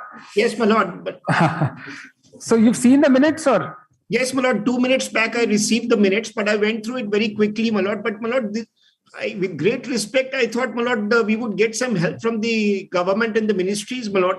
But they seem to be, my lord, not concerned at all insofar as we are concerned. No, why do you say that? Lord, please have a look at the operative, the last part, my lord, at page 3, based on the above discussion. Following were agreed upon to meet the supply of coal to Messrs. Vedanta so-and-so. Coal company to supply coal at trigger level of the FSA, which according at least. No, at least at. That's right, which is, my lord, 75% according to them. Yes. In case of non-availability of rakes, the coal quantity up to trigger level may be offered through road mode, and consumer may lift coal after following laid down procedure. Right. Considering the critical coal stock at powerhouses and priority to improve supply to power sector, all effort would be done to maintain existing supply of rakes to non-power sector, including aluminium industries. A lot of effort will be made is fine, my lord. No. They use this kind of language, but this is as good as an order. No, see, when it comes from the level of the government, it means that this will be complied with. May I respectfully submit, my lord? First of all, my lord, there is no assurance about the rakes here, my lord. There is no assurance whatsoever. Yes, Mr. Mehta, actually, this is something actually which is contractual. Let me be very frank with you. This will become purely in the realm of contract. We are doing this extra bit because of the 2 supporting writ petitions of those district downstream industries. Yes, Lordship is but right. Otherwise, in a PIL, there's a limitation. Like I told you even earlier, we can only facilitate this kind of an exercise. We can't go beyond this. Lord, let me first of all, my lord, I appreciate and bow down to what your lordship has said. Yes. First, let me say that, my lord. Having said that, my lord, mine is a substantive writ petition, my lord. It's not a PIL. Yes. And Lord, your lordship is partly right. I won't say no, my lord, that some of the issues emanate from a contract. There's no doubt about it. Mr. Mehta, I can only suggest this. Let this arrangement work out. And this is what I've been telling even NALCO. Let these arrangements work out. We are in a critical phase in our country. All right. I agree. So this is that they've done this far is appreciable. So let this work out for a bit. Whenever you face any critical, when you're in a crisis, you can come back. Lord, with great respect, my lord, I'm so sorry to trouble your lordship, but please have a look at that. I want, my lord, 12 rakes, my lord, were being assured is my requirement. Today they are saying that there is no assurance of even a single rake here, my lord. No. There's no assurance. See, this is a meeting where everyone sits across the table and agrees on a certain arrangement. Okay, and they have sat across, and we're looking at the Railway Board, the Ministry of Mines, Coal. power secretary, all of them. My lord, we gave a presentation to the ministry, my lord. Yes, we yes. gave a presentation to the ministry. Yes, your lordship is right. All these ministries, my lord, the relevant officials were present. But this is a view taken by them, my lord, that, my lord, they are obviously, my lord, they are prioritizing, my lord, the power sector, which, my lord, gives power to the consumer, my lord, the domestic consumer. I understand that, my lord. I'm not saying no. But, my lord, these smelters are also important, my lord, for the country. We have 40,000 employees. No, if they were completely insensitive, suppose they had said, we're sorry, we can't do anything, then a different approach would be required. But that's not how the tone itself is. Let us, do whatever we can to may I respectfully submit, my lord, keep the industries going. Level quantity which they are talking about, at least assurance that the trigger level quantity will be supplied by rail, my lord. Yes. The trigger level quantity at least should be supplied by rail, my lord. And the balance I will lift by, my lord, road. I had given an interim solution, my lord. At page 29 of my rejoinder, if your lordship would give me the benefit of having my rejoinder for a minute, my lord. Yes. No, I think on the strength of this agreement, now you have to follow up with the authorities. You'll have to really go pursuing the railways or pursuing whatever other sources. My lord, I must point out something I didn't because they sat across a table, all of them have agreed on this. So this is a good starting point for you now. No, my lord, may I respectfully submit, my lord, I didn't want to say that, my lord, but I'm forced to and constrained to say this, my lord. MCL, my lord, has actually issued instructions to the railways, my lord. The rakes which were earmarked for me, they've issued instruction to divert it to government powerhouses, my lord. My lord, this is not, my lord, expected from MCL, not their responsibility. No. They have, in fact, this same issue was raised by NALCO also, all right. But MCL isn't a constraint. They are working under the coal ministry. And at the central government level, if they have to shift their priorities, they're asked to shift their priorities, they have to oblige that. They can't disobey those instructions. No, that's why, Mr. Mehta, that's what is in the realm of contract is one thing, what is in the realm of constitutional reasonableness, arbitrariness is another. So we'll have to keep that balance. And I understand, my lord. So therefore, my lord, today I'm not on contractual dispute. My limited grievance is, my lord, you are saying that I'm going to give you 75%, though whether it's correct or not, this trigger level is not an expression found in the contract. Be that as it may, my lord, you are saying 75% you will give. But, my lord, is it, my lord, proper for, my lord, the state authority to issue directive to the railway, my lord, to divert the rakes which are meant for me at page 78 of my rejoinder and, my lord, send it to government powerhouse? Just have a look at page 78, my lord. That's in the, my lord, realm of constitutional law in my respectful submission, because that borders on arbitrariness, my lord, in my respectful submission. Please have a look at page 78 of my rejoinder. Yes. My lord, this is, my lord, issued by the railway siding to the SEC railway. My lord, this is dated 14th February 22. I'm sorry, my lord. Your lordship has that, my lord? 78 of what? The counter affidavit? My rejoinder, my lord. I had given a rejoinder to the counter affidavit filed by, my lord, MCL, Mahanadi Coalfields. One minute.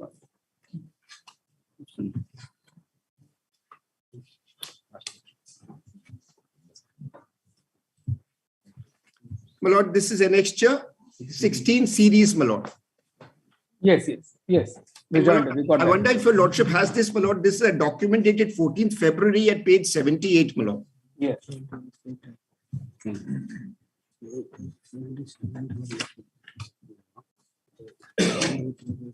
Yes. Destination change. Yes, my lord. Now, this is to inform you that the rate placed at so-and-so on account of ACBD, that's myself, my lord, Vedanta, power rake of the day so-and-so, as per the instruction received from MCL headquarters, non-power rake is to be loaded on today. So please change the destination of ACBD to any government powerhouse rake.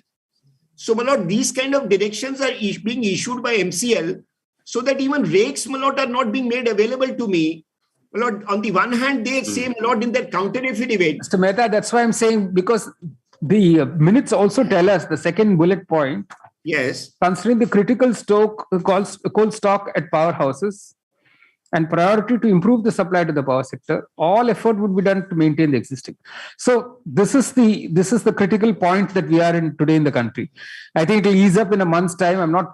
I can't guess what will happen, but I think from whatever we gather, they are having to divert. Even passenger trains are being taken off to accommodate goods trains.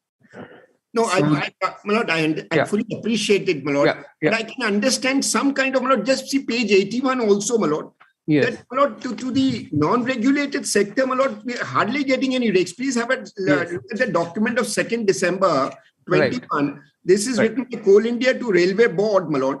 This is the supply matrix, my lord.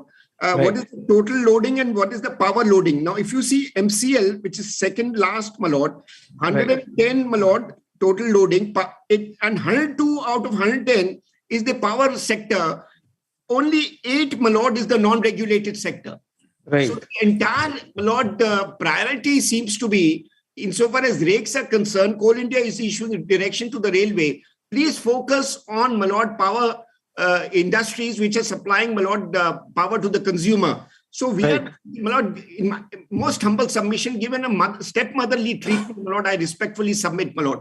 And it's not as if, my lord, this is a small industry. It employs 40,000, my lord, workers, and large number of industries, my lord, are impacted, my lord. If our smelters, my lord, freeze, my lord, pots must remain, my lord, boiling. Your lordship knows that, my lord. And, my lord, therefore, I respectfully submit, my lord, some kind of interim direction, my lord. I'm praying in this emergent situation. Otherwise, I would not press your lordships, my lord. No, I don't think beyond this we can do anything, Mr. Mehta. 1 minute. Just, I'm sorry.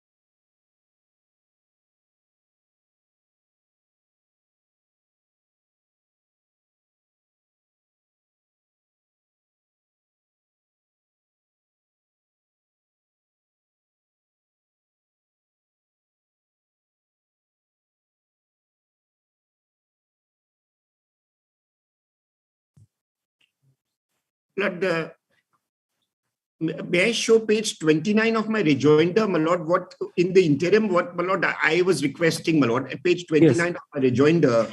Yes. I'm not saying that I will not take by road, but I have a, my lord, there is a limited capacity, my lord, which is available. I can't, my lord, take everything by road. So I have said page 29 of my rejoinder that, my lord, I'm willing to take up to 25,000 metric tons per day, my lord, by road.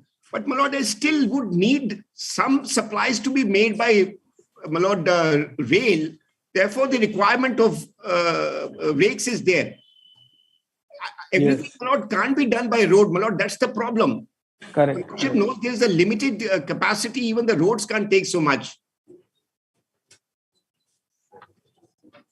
And therefore, my lord, the page 29 is the interim solution I had submitted, my lord, for your lordship's. You're saying 3.1 rakes per day and 12,000 metric tons by road.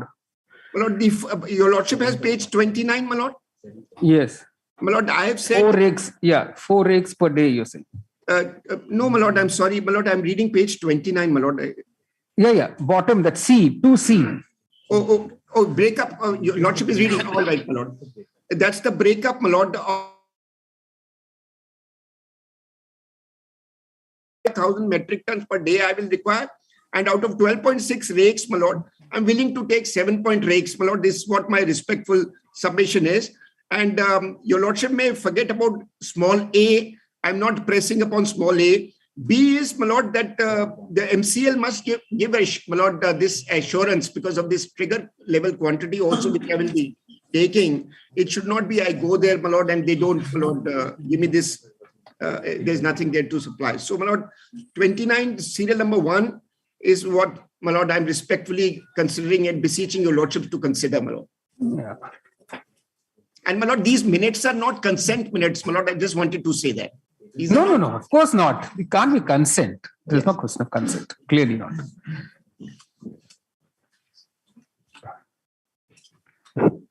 This Mr. Nanda is But I not- favor Hindalco in this matter, my lord. Yes.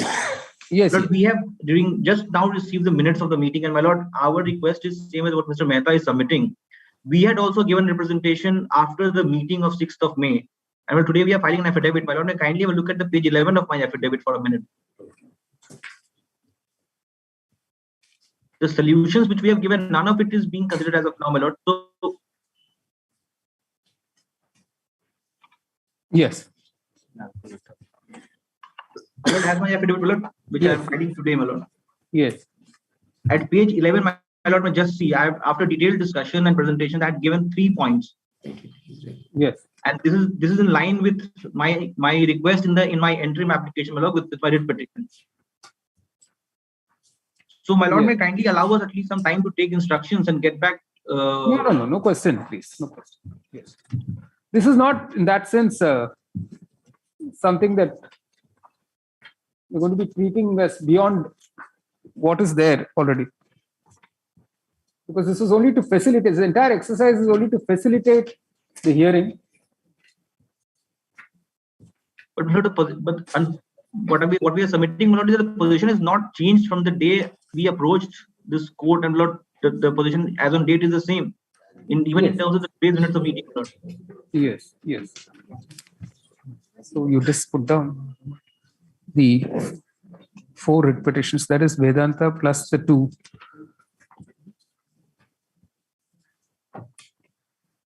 That is 10779 of 2022, along with 10423 of 22 and 10424 of 22. And then below that, writ petition 10930 of 22.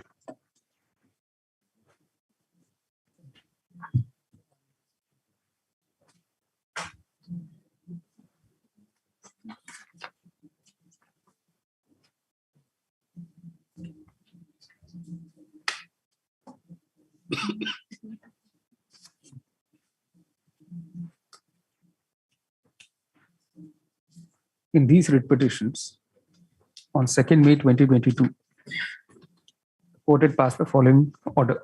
Reprise the whole order. Paragraph. Pursuant to the above order, a joint meeting through video conferencing (VC) was held with the 2 sets of petitioners, that is Vedanta Limited,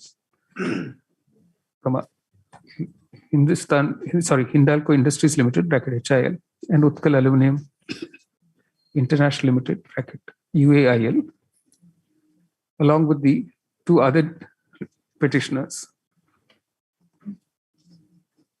in the presence of the Chairman Railway Board, the Secretary Mines and Coal, the Secretary Ministry of Power,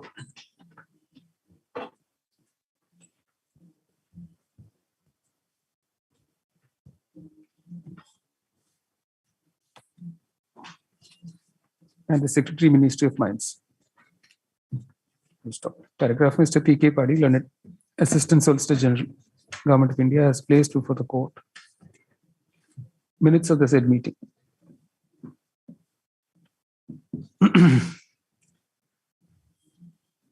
Stop. The minutes record the detailed submissions of all the people attending the meeting, all the persons attending the meeting.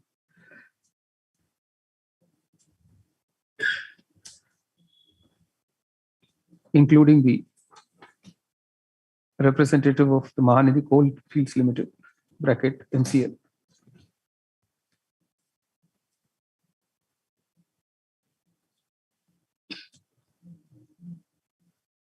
The minutes conclude as follows. From A to A.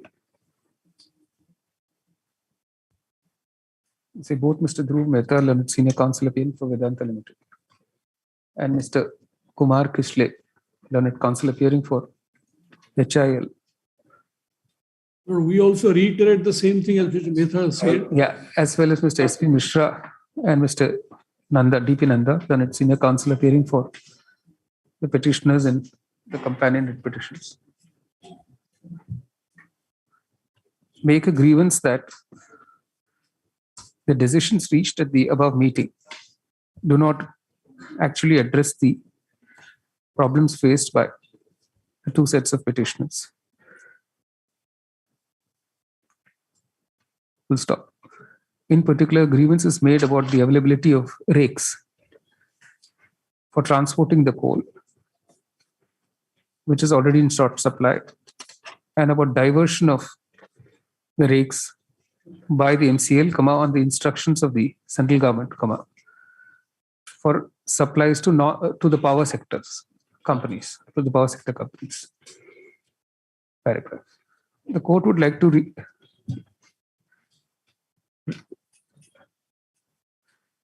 reiterate that these petitions have been entertained essentially on account of the issues of public interest pointed out in the writ petitions 10423 and 10424 of 2022. That is the representatives of the MSME sector, on account of the impact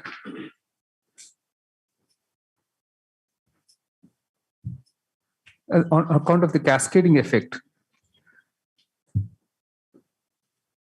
that would be felt by the ancillary industries and those working therein if the operations of the companies, that is Vedanta Limited, HIL and UAIL, were to be adversely impacted.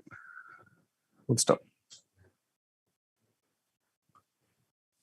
The purpose of the intervention was also to facilitate a hearing being afforded to the two sets of petitioners by the central government and the railways. Full stop. That purpose has indeed been served, and a solution has been, an interim solution has been thought of in the manner expressed in the minutes which have been extracted here and before.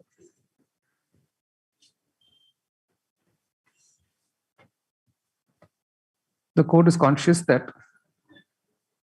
there are issues in the realm of contract and there are issues in the realm of constitutional law which require a fine balance to be maintained. And there is also issues of the limits of judicial intervention in matters of policy. Full stop. The entire country is indeed undergoing a critical phase of shortage of supplies of coal to various sectors, primarily the power sector, and the necessity of the railways having to reallocate the priorities to meet the immediate crisis in the power sector.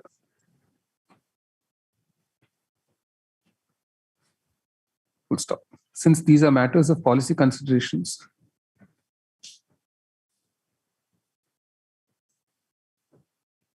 in a critical situation, there are limits to judicial intervention, which the court must acknowledge. Full stop. The court would therefore expect all parties who attended the meeting on 2nd May 2022 to adhere to the decisions arrived at and work the said solution, interim solution, so that the operation of the aluminum industries before this court, who have approached this court, are not pushed to a critical stage. Full stop. It would be open to the companies to now approach the concerned ministries on the basis of the decisions taken at the meeting on 2nd May 2022 with their specific demands. Full stop. Beyond this, at this stage, the court would not like to issue any further directions in the matter. It is made clear that this would not preclude the companies from seeking appropriate reliefs if the solutions are unable to be worked out for any reason whatsoever. The petitions are disposed of in the above terms. Let's keep those matters pending, my lord, so that No, sir. No, I don't think so. Lords, one more subject to your lordship's intelligence. Yes. If your lordships can say the state government authority, because if they have to, as per the plan, what is they have given, most of the coal has to be taken by road. So the state government authorities, the local authorities have also to cooperate so that you it say can be ministries carried out. as well as the local authorities. Yes. All right. May I submit one thing, my lord? Yes. My lord, after this order, all has approved the Chhattisgarh High Court and other High Court. I know. May not be. It is only consent to this. That's only natural, Mr. Padi, because everybody is concerned. So, my lord, may I only make one submission, my lord? Yes, Mr. We will try to work out this solution, my lord, which your lordship also suggested. We must make an effort to see that, my lord, something can be worked out. My lord, would your lordship keep it after a week, my lord? No, I don't want to keep it pending because this will just keep on multiplying. You may want to draft a very different kind of a petition. We don't know. All right. Different councils are appearing in different cases. Let's say I will give a slip. Let's see my comment. All right. All right. Thank you, Mr. Mehta. I'm grateful. Thank you. Thank you, Mr. Mishra. Yeah. Nalco, yeah. Nalco has filed an affidavit today, Your Lordships.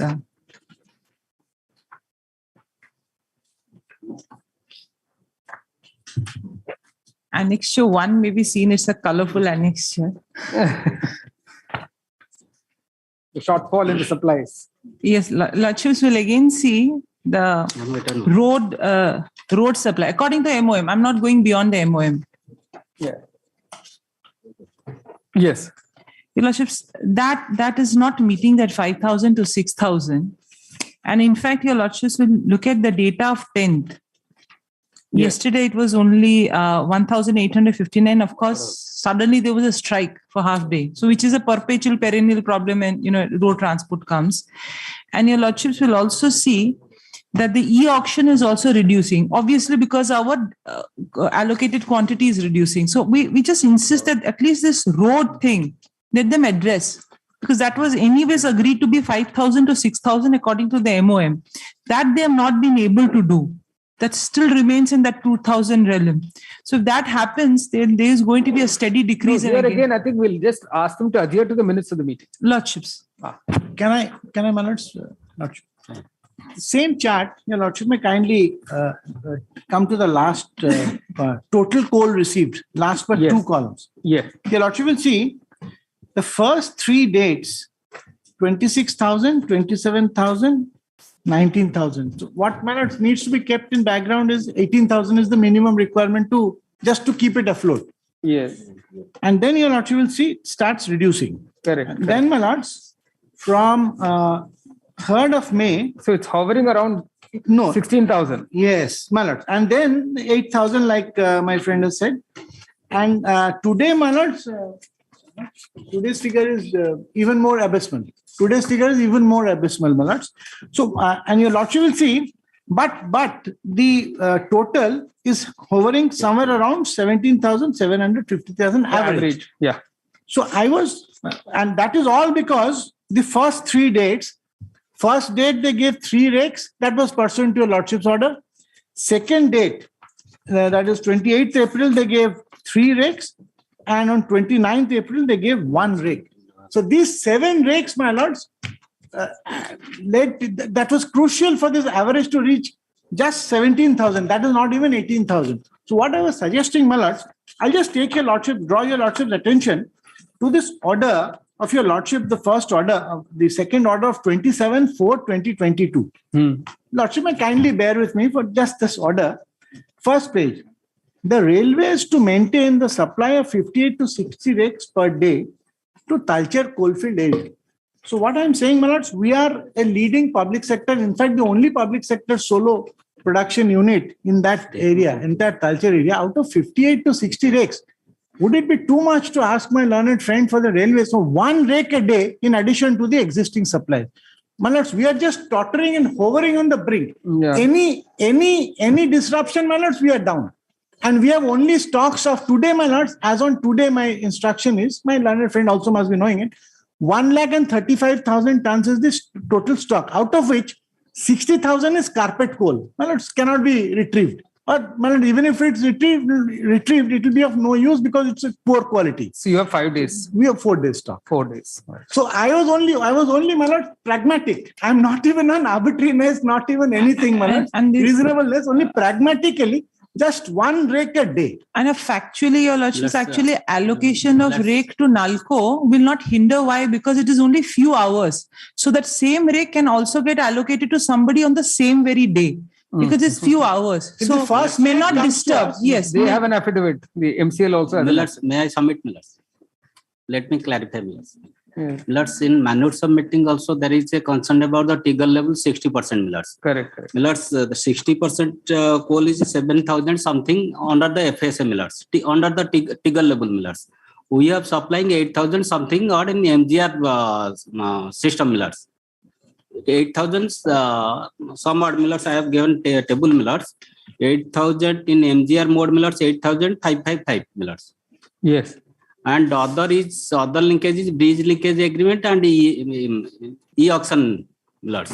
Right. In total, Millers, I am supplying as an average, Millers, 20,420 to the on-glue plant and to 3,000 something in Damanjodi, 1 racks, Millers. Yes. 1 racks, Millers. Millers, his problem is suffice, Millers, now in a temporary period, Millers.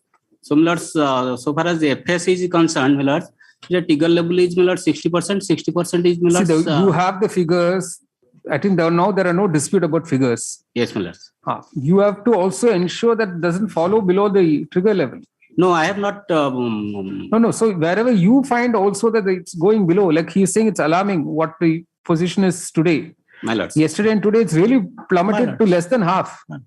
Yes, ma'am. So till the monsoons come, my lords, till the rains break, we have to continue. Some rain. Otherwise, my lord, once the monsoon breaks, my lord, the hydroelectric power supply will be showed up. So that will help us, my lord. Allow me to give on Tigger level, Millers, under the FSA and other Millers, near about 20,000, 18,000 is his requirement, NALCO requirement, Millers. In affidavit data 25. 4 years stated that 18,000 is the minimum quantity required for the survival plan. Millers, now I am supplying in 20,000 something to the NALCO, Millers. Where are you supplying? No, sir. That is not correct. Where are you supplying 20,000? You're not. Annexer J by 3, Millers. I have filed that chat, Millers. Lordship, see Annexer J by 3, page 6 of my affidavit, Millers. You're now taking an average, sir. So you have given only till 8. Yes, Millers. See, you have given only till 8. Just turn to their affidavit. You'll get the affidavit figures of 9th and 10th. 9th and just turn to the figures of 9th and 10th in their affidavit. 9th and 10th, Millers, because you're not there. That's why you have to look at their affidavit. If you look at their affidavit, 9th it has come down to 15. Let's see that. 15,773 and 10th it's alarming, sir. It's come down to 9,000, 8,994. Rightly, your lordship used the expression abysmal. Just 1 minute, sir. So I was only, my learned friend Mr. Paddy may take instructions, 1 rake a day. In addition to this, my lords, we will have some cushioning.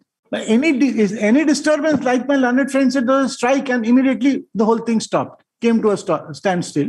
So therefore, just to stay afloat till the rains break. That is the desperation in the Millers, taking into 9 and 10 we are not asking for even 1 ton more than what taking we need. Into 9 and 10 Millers, average is 19,596 Millers. We are supplying. That is because of the 7 rakes. 19,596 Millers. No. Yes, Millers. In 10 total Millers. Coal received. Just look at the 9th figures, sir. 9th Millers in MGR Millers, we are supplying 8,466. Millers, just now I have received that No, no. ninth. And 10th, Millers. look at your 10th 10th Millers, figure. 6,780 Millers in there. So it's fallen down remarkably. For 10th, it has fallen down remarkably. Sir. 10th is a little bit low Millers. Lordship, I'll supply Millers on Teagle level Millers 8,000, 7,500 something Millers, and rest of the coal will supply under the e-auction and as well as these linkage agreement, because it is a Millers temporary arrangement Millers. So survival level plant will. No, then he's going back from the MOM. The MOM No, I does think not we'll say stick that. to the MOM. We'll You stick to agree the MOM. Your Lordship. Don't go beyond the. Yes, Your Lordship. Let's stick to the MOM. MOM was confined to the FSA. MOM Millers. We have stated that under the FSA Millers. FSA, that is 11,000 to 14,000 Millers. That is what 11,000 to 14,000. But we have supplying 20,000 Millers, including a e-auction and bridge linkage agreement. Your Lordship, and FSA Millers. MOM was confined and to. For Miller Damanjodi, we have supplying 1 Rex Millers. That is around 23,000 something. No, Your Lordship, the MOM was very clear. Your Lordships have quoted it. MOM was in fact only concerned with the FSA and the bridge, because those are fixed agreements, and they have taken a decision, Your Lordship, from 11,000 to 14,000. I think now MCL is backing out from that MOM. MOM Millers, Your Lordship, see. E-auction, the money has been deposited 1 year ago. Lordships, Millers, that is Secretary of Coal also categorically submitted that. Inform that the contract agreement MCL is committed to ensure the supply up to the trigger level value of FSA. So that's the important. That's the important line, sir. What you just now read is an important line. 60% Miller. Yes. So there is a. Right. Don't back off from that. We will supply under the trigger level 60% Millers on FSA, and other Millers I will supply 20,000 around Millers. Average 19,000 something. Rightly, Your Lordship, and also observe. Once the rains break, Millard's situation is going to ease in a month's time. And we reduce the pressure on the grid by producing ourselves. We can get the power from the hydroelectric source. Interest of the plant and survival of the plant. So that's why I'm supplying average on 23,000 something to the Damanjodi. And as much as in my friend's interest as Your Lordship and all of us are interested that this public sector unit stays alive. Yeah, I am not. That was the premise on which the petition was admitted. Basically, that was given on the affidavit. I am not stating. Alarmed by the restricted supply of coal to the national aluminum, to the captive power plants (CPP) units of the National Aluminum Company Limited (NALCO).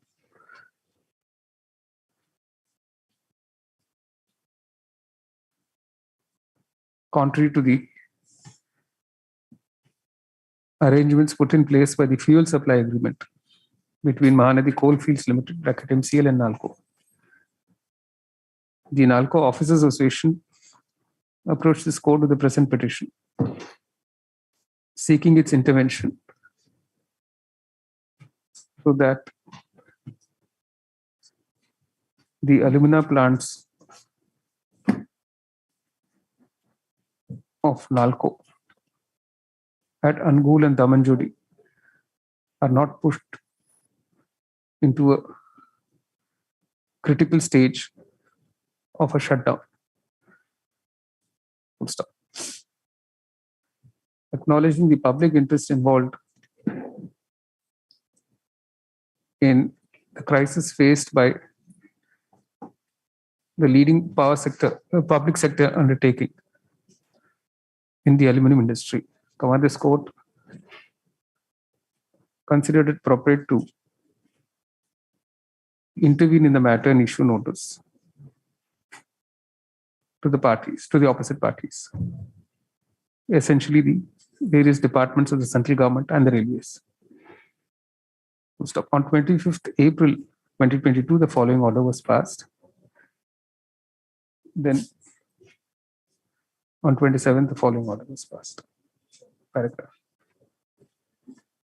Thereafter, affidavits have been filed by the NALCO Officers Association, the NALCO, as well as MCL, placing on record their respective stand on how they have adhered to the decisions taken at the joint meeting and as recorded in the minutes of meeting dated 27th April 2022. So even today, 3 more additional affidavits, one by each of them, have been placed before the court. Full stop. Paragraph, the court notes from the said affidavits that while the average supply of coal to NALCO's CPP at Angul between 27th April and 10th May has been 17,753 metric tons.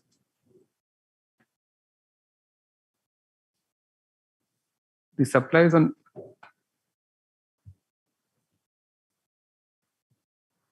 have seen a steady decline after 5th May 2022, and on 10th May, as against the trigger quantity of 18,000 metric ton, NALCO CPP at Angul received only 8,994 metric tons. Full stop.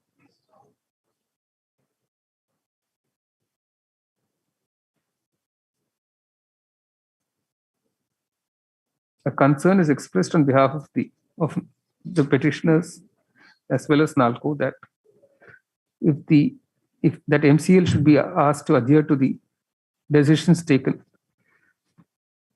and recorded in the minutes of meeting dated 27th April 2022 and not allow the total supply to fall below the trigger quantity. And in particular, the quantity that is supposed to be supplied as through the FSA and the bridge linkage provision, contractual quantity. Mr. Devraj Mohanty, the counsel for MCL, states that MCL will adhere to the MOM dated 27th April 2022 and ensure that the coal supply quantity does not fall below the trigger level of 18,000 metric tons per day. 18. Full stop. Paragraph, the purpose for which the court entertained the present petition in public interest was to facilitate an interim solution to the problem by having the various ministries of the government, including the railways, to sit with NALCO and MCL and work out a solution. Full stop. That essential purpose appears to have been served for the moment. Paragraph, acknowledging the limits of judicial intervention in matters of this kind, the court would not like at this stage to issue any further directions, except impressing upon all the parties to the MOM to adhere to the decisions taken on 27th April 2022. Full stop. The petition is accordingly disposed of. All the applications are also with the caveat that in case something happens, we may give in a liberty. That, of course. This order will not prevent the parties from seeking appropriate remedies if the situation so warrants. May I just humbly pray, instead of using the word trigger, may the sustainable quantity. Sustainable quantity. All right. Under FSM, there is a trigger level. Sustainable confusion. Sustainable quantity. Minimum requirement. Because Miller's. What is the expression used in the MOM? MOM have not used the Miller's trigger level. Trigger level Miller's. MOM has identified a quantity 11,000 to 14,000. For requirement of survival plan, Miller's identified the quantity, but it was mentioned in that trigger level Miller's. Can I assist my learned and also the proceedings? Miller's, that minimum is the trigger required level, quantity MRQ is 18,000. MOM was FSA and bridge linkage, which are products of agreements, specified agreements. That was to be 14,000. 14,000. But the minimum required, otherwise, my lord, the plan short spot shutdown. Tigger That's why your lordship protected 18,000. Tigger level The is intention is to protect 18,000. 7,400 something. Tigger level. Balance 4,000 comes from the e-auction. We are supplying 8,000 something. It's okay. It's Under okay. the MGR I think leave it be. Leave it. All right. All right. Right. lordship. Yes.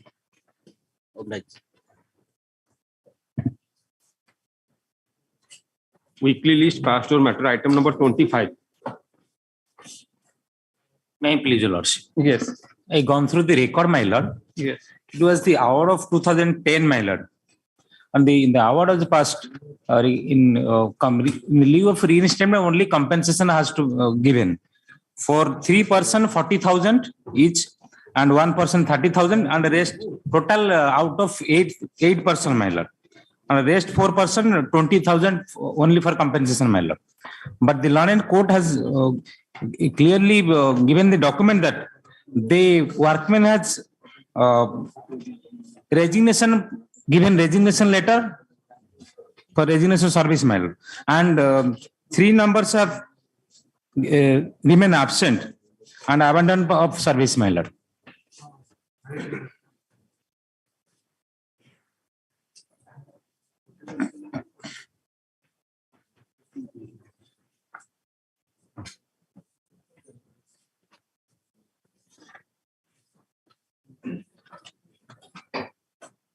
So only compensation instead of reinstatement. Yes. So why should we interfere? These are small amounts, sir. There is no termination, my lord. If there is a termination, my lord. These are very small amounts, sir. These are not matters for which we should interfere at all. I don't know how we state this order. The management has filed a present petition challenging an award dated 17 September 2010, passed by the Industrial Tribunal Bhubaneswar, Industrial Dispute Case number 76 of 2008. Paragraph: the dispute referred to the tribunal for adjudication was as under. Take from page 11, bottom. 1 minute. Come on the hold. Then this will go on till midnight and tomorrow morning.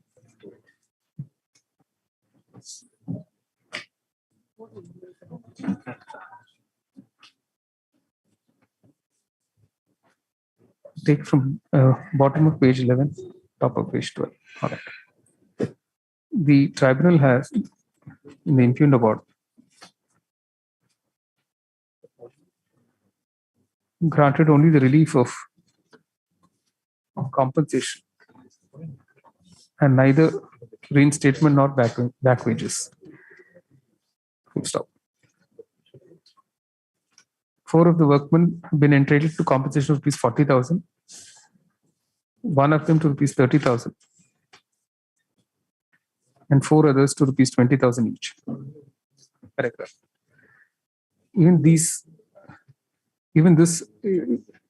These amounts have not been disbursed because while directing notice to issue in the present petition on 31st March 2011, the operation of the award was stayed. Full stop. Having heard learned counsel for the petitioner, the court is not satisfied that any case is made out for interference with the impugned award of the tribunal. Stop. It is seen that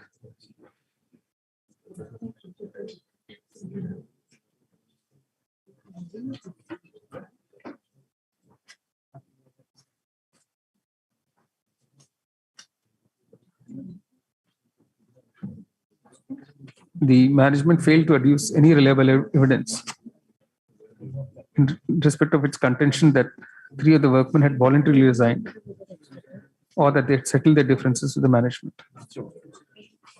Stop.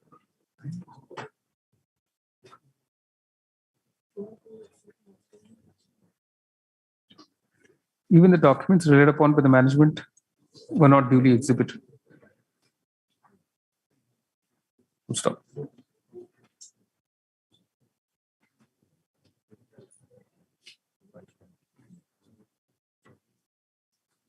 The inevitable conclusion was that the services of the workmen had been terminated with effect from 17 November 1993.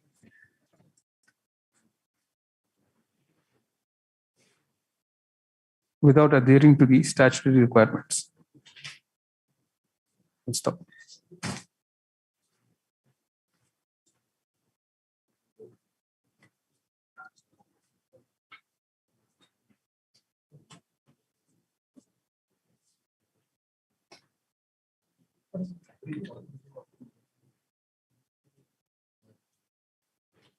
The compensation amounts awarded to the workmen was also consistent with the number of years of service put in by each of them. Stop.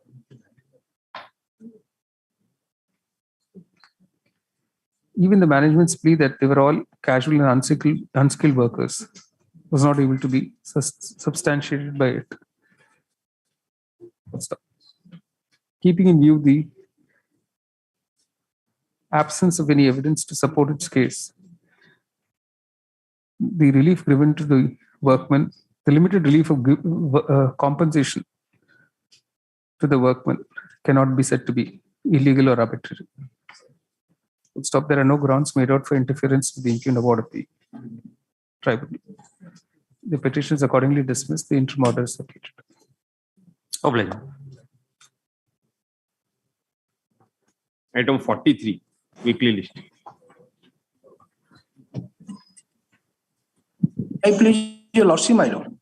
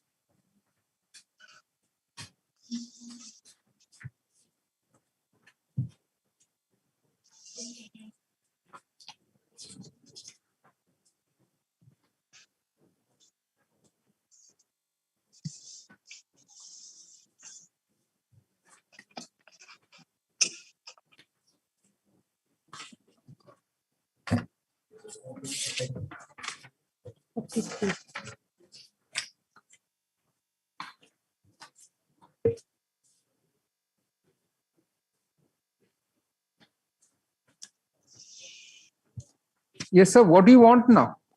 My submission, I want to file a written note of argument and citation. For what? For what? For what? Well, there was a sexual harassment, my lord, extended by the principal against the 1 minute, sir. You're repeating it doesn't make it true. All right. My lord. This is an allegation. This is a PIL, is it? My lord, because my lord, so far office note is concerned. No. How is it a PIL, sir? Office note directed also. 1 minute. Just answer the question. How is it a PIL? My lord, this is also a writ application. But how is it a PIL? Why are you not answering the question? How is it a PIL? My lord, so far the case is concerned because it is form of the PIL in pursuance to reported decision, my lord. So it becomes a PIL. What is the meaning of PIL? Public interest litigation, my lord. How can this be public interest, sir? You are the agreed party. My lord, my response submission, Honorable Supreme Court already by passing a credible judgment that is reported Vishaka and others versus Sir, state of Vishaka is not the name of the lady. The Vishaka is the name of an organization. My lord, that Vishaka's, because they filed it on behalf of everyone, they filed it as a PIL. My lord, in that report decision, This is, sir, 1 minute, sir. Are you prepared to listen or you don't want to listen? My lord. You have filed it for your relief to yourself. My lord. This cannot be a PIL. My lord, that's why I have filed a miscase, my lord. Miscase, you're not converting it to your miscase is for converting it to a criminal writ petition. My lord. That may be order, my lord. These prayers in your writ petition are misconceived. There is a report now. We can ask, we'll ask a copy of this report to be given to you. That is all, and we'll close this petition. On the basis of the report, whatever relief you want to seek, you file separate petition. All right? My lord. Without objection. All right. You say the report submitted to this court in a sealed cover has again been perused. This is a report dated 18th March 2014.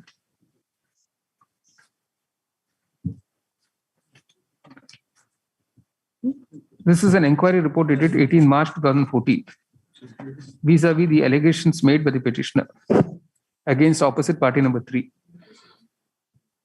Full stop.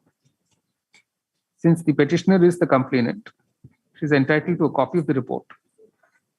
Full stop. A copy of the said report together with all its annexures shall be made available to the counsel for the petitioner for being handed over to the petitioner. For this purpose, can she also come and receive it herself? That will be better. Hello. The petitioner herself will remain present before the Registrar Judicial, who will ensure that a copy is given to her. To stop the original of the report be placed again in the seal cover, and no copy thereof should be provided to anyone without express directions of the court. Paragraph. If the petitioner, it will be open to the petitioner to seek appropriate remedies vis-a-vis the said report as may be available to her in accordance with law. The petition is disposed of in the above terms. All right.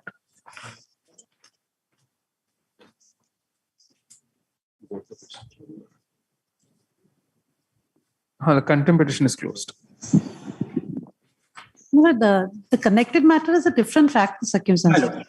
What is it? That is maybe because the opposite party is the same.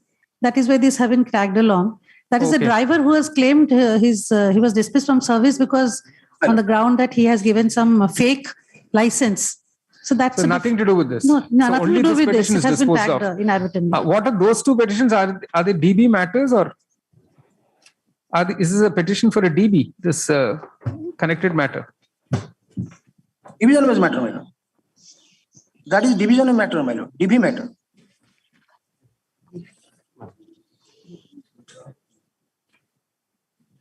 That may be separately stated, my lord. And learner's license be granted. Why are these reliefs to be coming before a division bench?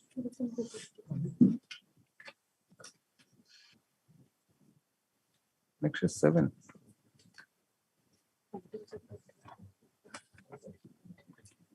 This is RTO. This RTO's order cancelling the license. Why should it come before the division bench?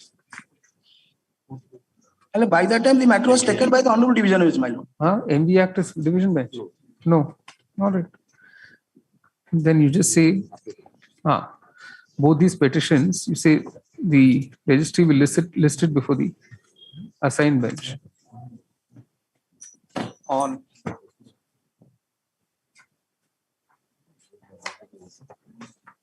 July.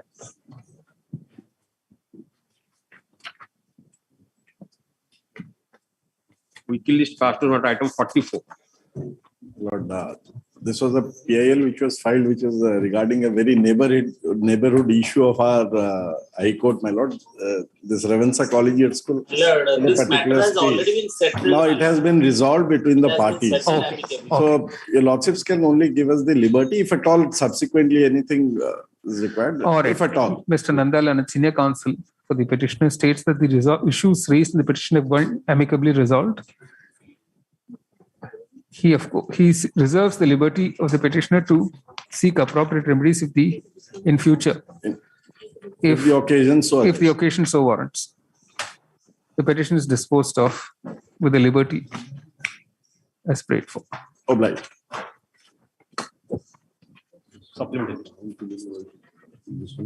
Supplementary list trace admission item number 1. No instruction, my lord. Yeah, counsel, the petitioner states he has no instructions. The petition is disposed of. Supplementary list trace admission item number 2. May I please, my lords? Yes, yes. In this case, my lords, the government of Orissa in Health and Family Welfare Department, my lords, has formulated a program, my lords, to provide health for all, my lords, to all villages across the state, my lords. My lords, may kindly see for a moment Annexure 4 at page 29, my lords. Annexure 4, page 29. That's consequent upon government order for installation of e-health and telemedicine program in PPP mode through Orissa Trust of Technical Education and Training, OTEC, in all government and private medical college, DHS, CSC, PSC, and up to sub-center levels of the state. By communicated office order number so government after careful consideration have been pleased to sign the standard operating procedure for Odisha telemedicine project with OTEC in PPP mode communicated by memo number so. Thereafter, advertisement was published by Annexure 6 mirrors, Annexure 6 advertisement, and thereafter mirrors after pursuant to advertisement mirrors selection was made by Annexure 9. My lords may kindly turn to page 42 mirrors. Page 42, it starts from page, your lordship will find the list of candidates, those who are selected, and the petitioner before your lordship in this list petition are the candidates covered by this list. Thereafter, what happened? By Annexure 10 mirrors, a certificate was issued. Mirrors, thereafter, the loan was granted and the kit was disbursed to them mirrors to operate nodes in the various hospitals. Mirrors. Why is this also? No, 1 minute, Mr. Sahu. Why is this before a division bench? The reason being, your lordship, this matter is connected to one matter where mirrors that is connected to your lordship. That was also mentioned, your lordship. Your lordship directly. Sorry? Page 60 mirrors. I am taking my lord's attention mirrors to the Supreme Court order that will suffice for the purpose mirrors. It starts from page 57. Page 57. Page 60, the directions of the Honorable Supreme Court. That my lords may kindly see. Yes. Subpara 3.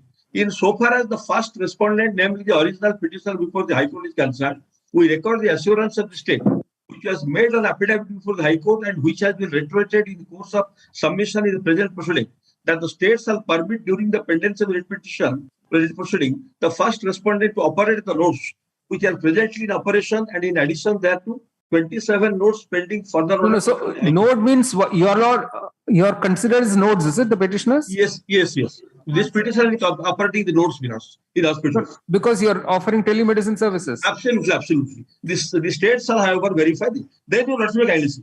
The direction. No, there are 5 petitioners. What do they actually do? They are operating nodes mirrors. Now, despite of the order passed by the Honorable Supreme Court, mirrors, but I'm still not clear why this should be before a division bench. There's no validity, nothing. These are coming under other petitions mirrors. And your lordship earlier has also had several petitions. No, you are only saying that the direction by order passed by the opposite parties directing petitioners not to operate shall not be quashed. Thereafter, there are second prayer, next prayer. No. Where is that order asking you not to operate? There is no such document annexed to the writ petition. There's no such order. There is no such order, sir. No. Those are there with us. Now, mirrors, even in 2018 also, state has permitted to operate. No, where is the order asking you not to operate? Where is the order? Your lordship will find mirrors. That 2000 here, my lord, kindly see. That is that means 2000 page 55. 55, my lord.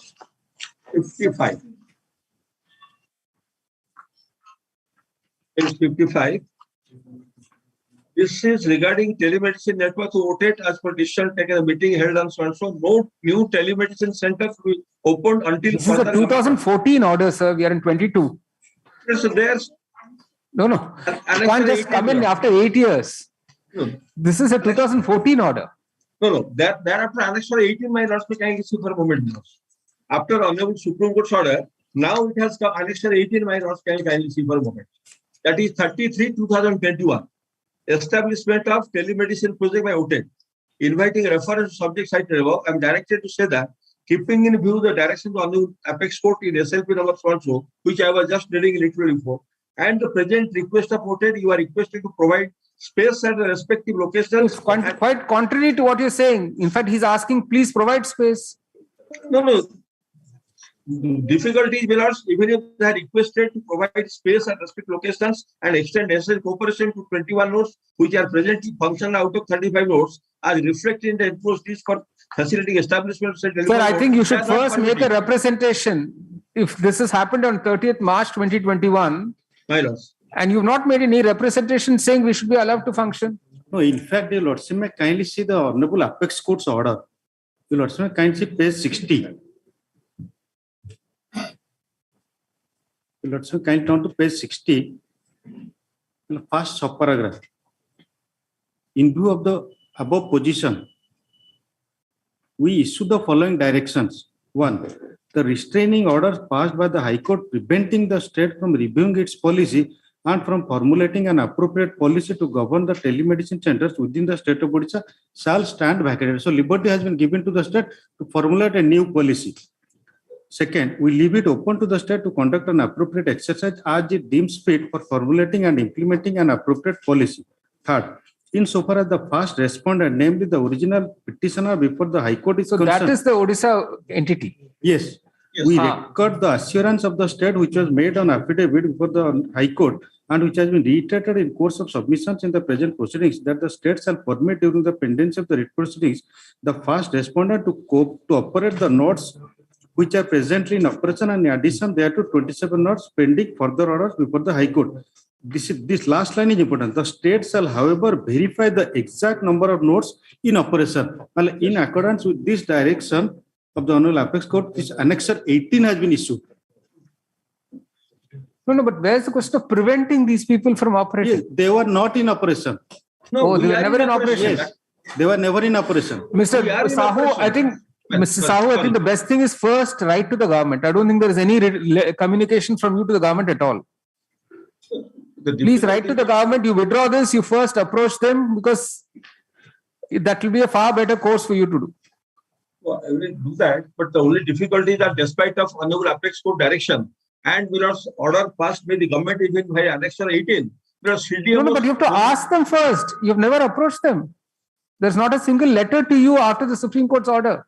Yes, my predicability, I am operating there. It is not that I am yet to operate. No. He's saying you're not operating. So he's saying that out of 35 mirrors, 21 are operating and 14 are not operating.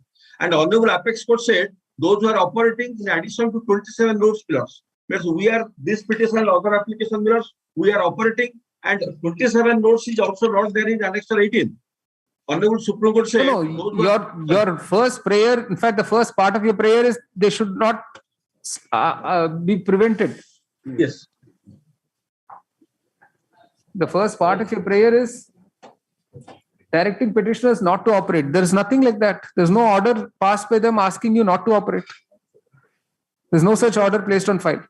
They allow the petitioner to operate telemedicine center pursuant to letter so also had Annexure 18, the reasonable time to be fixed by the Honorable Court in terms of the order issued by the state government from time to time and later dated 30 days. No, there is no such order, sir. There is no such order shown by you which is passed by the opposition parties directing you not to operate. There's nothing like that. 15, Annexure 15 is there. As your Lordship said, it is way back in 2014. I agree. Yes. That is not the order, sir. You can't come in 22 for that order.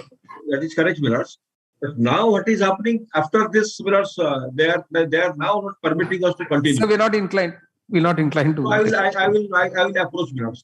All right. Counsel, the senior counsel, the petitioner seeks leave to withdraw this petition with liberty first to approach the government with a proper representation and then seek appropriate remedies in accordance with law. Next one withdrawn with liberty is connected with the same order in the connected matter. All right. Supplementary list for orders item number 3. May it please, my lord. My lord, this is an IA that I have filed, my lord, 19 of 2022 for recalling of the order, my lord. We want to, that day, my lord, we missed the list. But we are... Tell us what the matter is about. So it's a 1995 matter. May see the operating part of the order, my lord, at page 10, my lord. Mr. Pali then urged that this should increase the amount of compensation. The court might have persuaded to do so if the petitioner had agreed to receive the amount already awarded. Nevertheless, considering that amount was awarded way back in 1995, the court considered it appropriate to modify it only to the extent of directing the sum of 20,000 awarded by the labor court will now be paid to the LRs of the workman together with simple interest of 6% per annum from the date of award, that is 16 February 1995 till the date of payment, which should not be later than 9th May 2020. What is wrong with this? No, nothing, my lord. We want to implement this order, but we need some time. Time. Much. By this application, the opposite party number? OP number 3. 3 seeks more time to implement the order dated 8 March 2022. Having considered the reasons stated in the application, the time for implementation is extended by 4 weeks from today. Or can it be 8 weeks? Or 8 weeks from today, the application is disposed. But our name was not indicated by that. That's okay, sir. Today's order will have the name. Today's order will have it. All right. Supplementary list item number 4. But during pendency of the writ application, petition number 1 and OP number 4 died. I have filed 2 IH, my lord. All right. What's the matter about, sir? This is a PIL matter, my lord. The government land recorded as Gochar were being utilized by the OP number 4 dead person who was the block PJD president, my lord. Under the guise that he is constructing some rooms for the school, my lord. But in actually he was cultivating a portion of the Gochar land. And my lord, on 18/11/19, asked the state government to inform the status of the Yes, we have filed the counter, my lord. And the status remains same. It still remains a Gochar land. No requisition has been made for de-alienation of that land. Then let it be remain there. All right. If it is state informs the court that as of today, the land in question remains a Gochar land. Yes. And no request has been received for the government for change of that status. Keeping the above statement on record, the petition is disposed of. Right. Supplemental applications are allowed, but the substitution applications are allowed. Item number 5.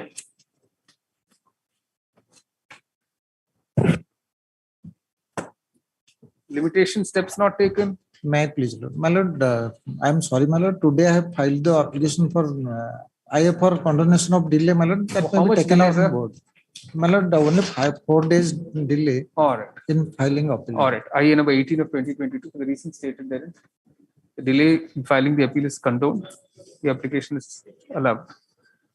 Now come to the main matters.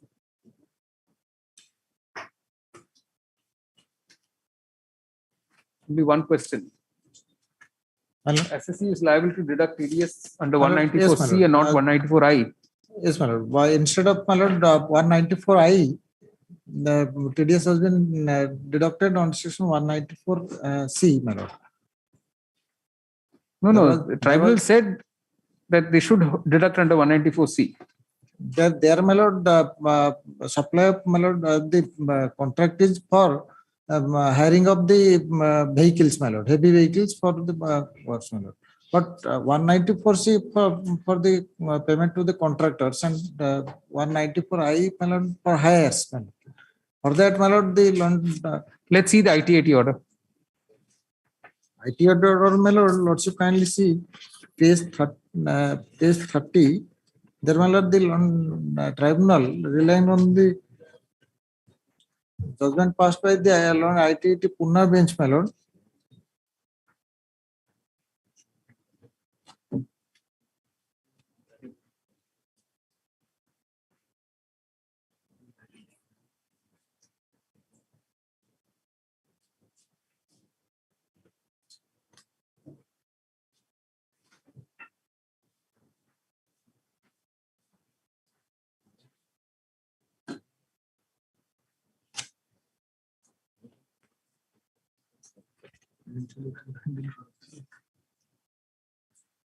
Correct. It's not a contract of hire, sir. Just come to para 27.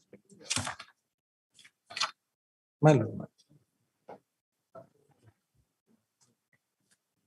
We have heard the rival contents. No, 27. Para 27. Yes, the assessing officer has observed that. No. Before us, we find learned AR of the SSC. Page, not page 20, para 27.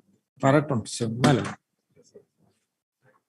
Before us, the AR of the SSC report to the agreement entered into with the three contractors and submitted that the machineries were provided by the contractors with operators. It was responsibility of the contractor to provide diesel, repair and ensure the upkeep of the maintenance of the machines and enforce the agreement of the contracts. Therefore, the agreement with the contractors, namely Jindal Steel, Power and Minerals Management Services Private India Limited and GS. It's a plausible view to take, sir. It's a plausible view to take.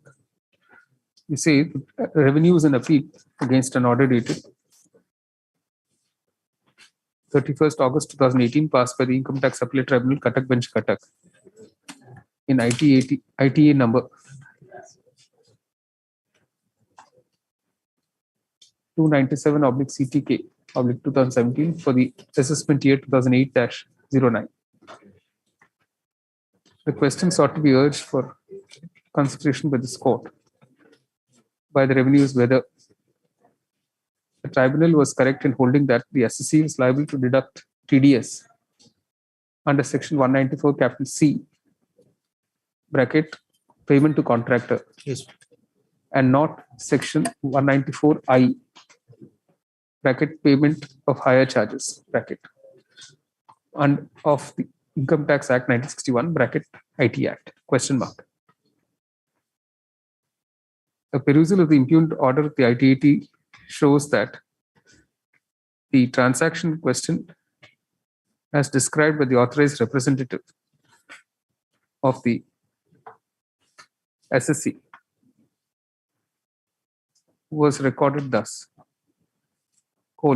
reproduce the whole of para 27 paragraph. Given the above nature of the contract, the view taken by the tribunal following its own decision, following the decision of its Pune bench,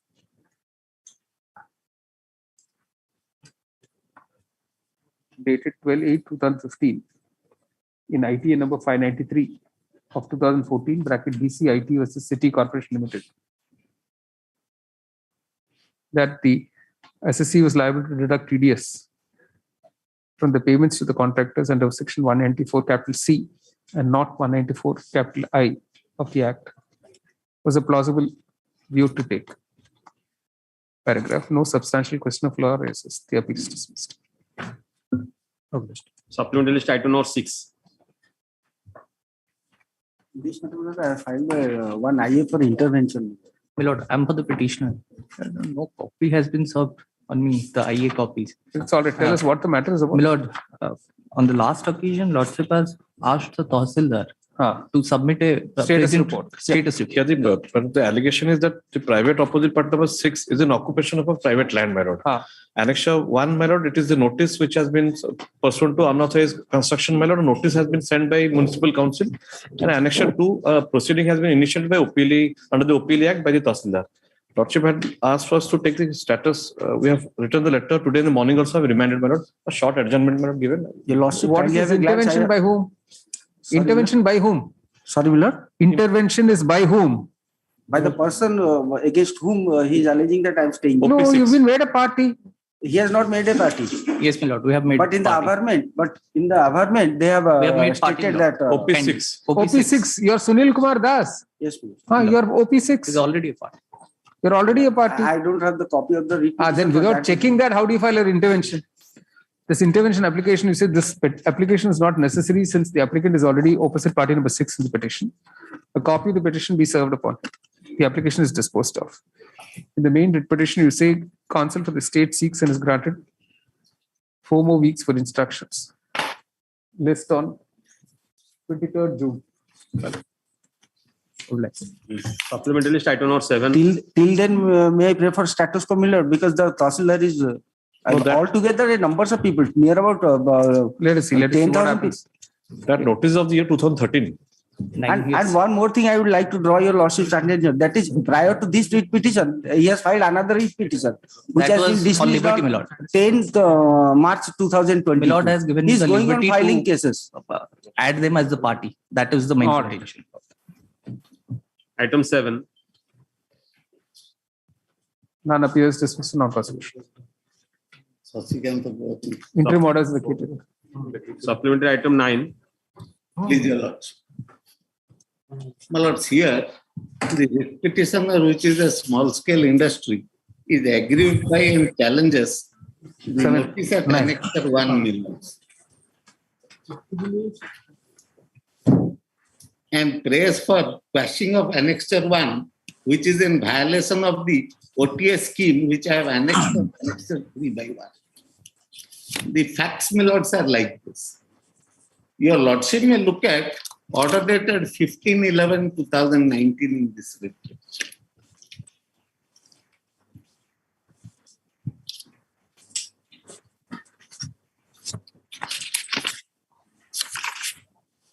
Yes, memo of appearance of so and so. Second paragraph, your lordship.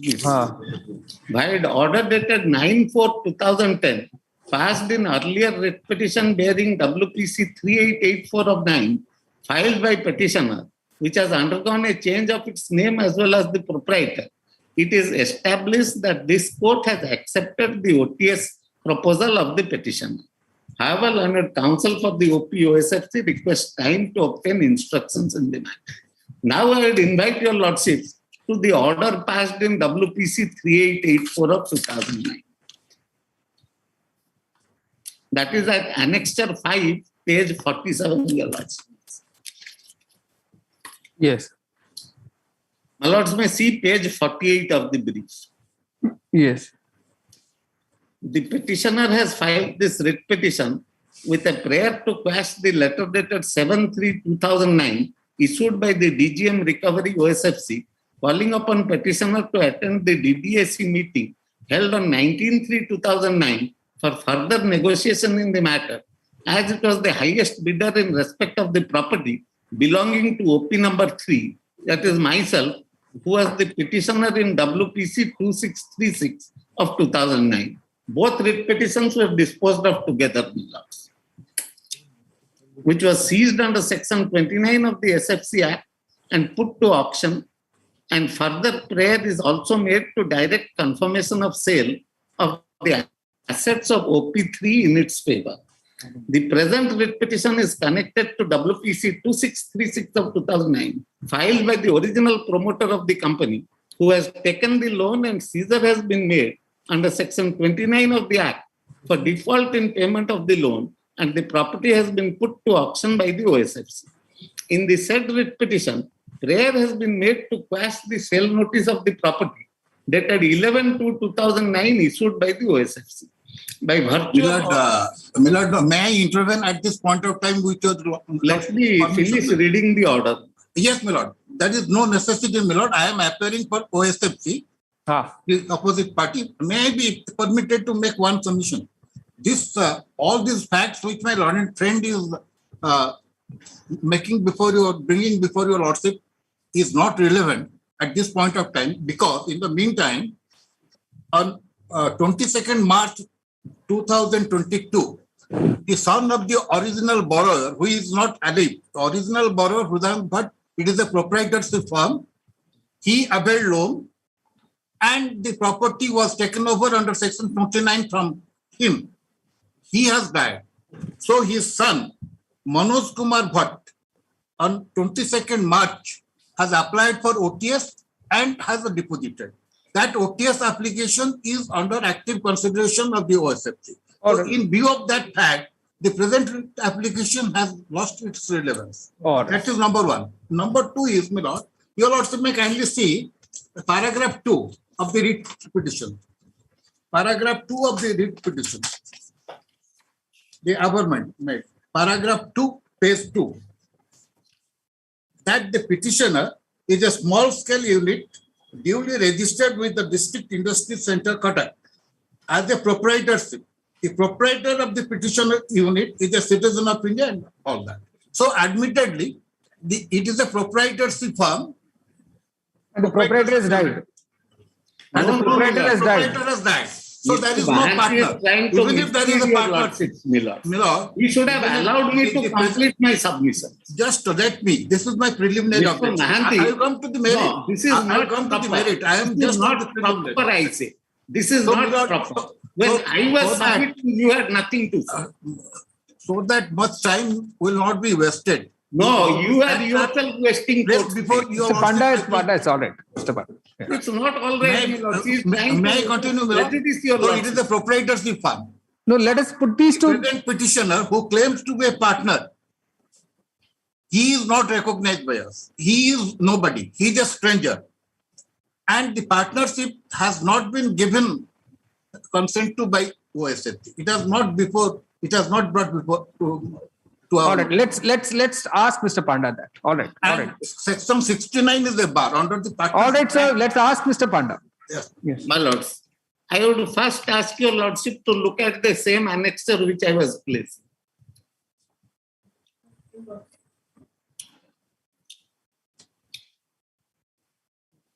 Page 48. Yes.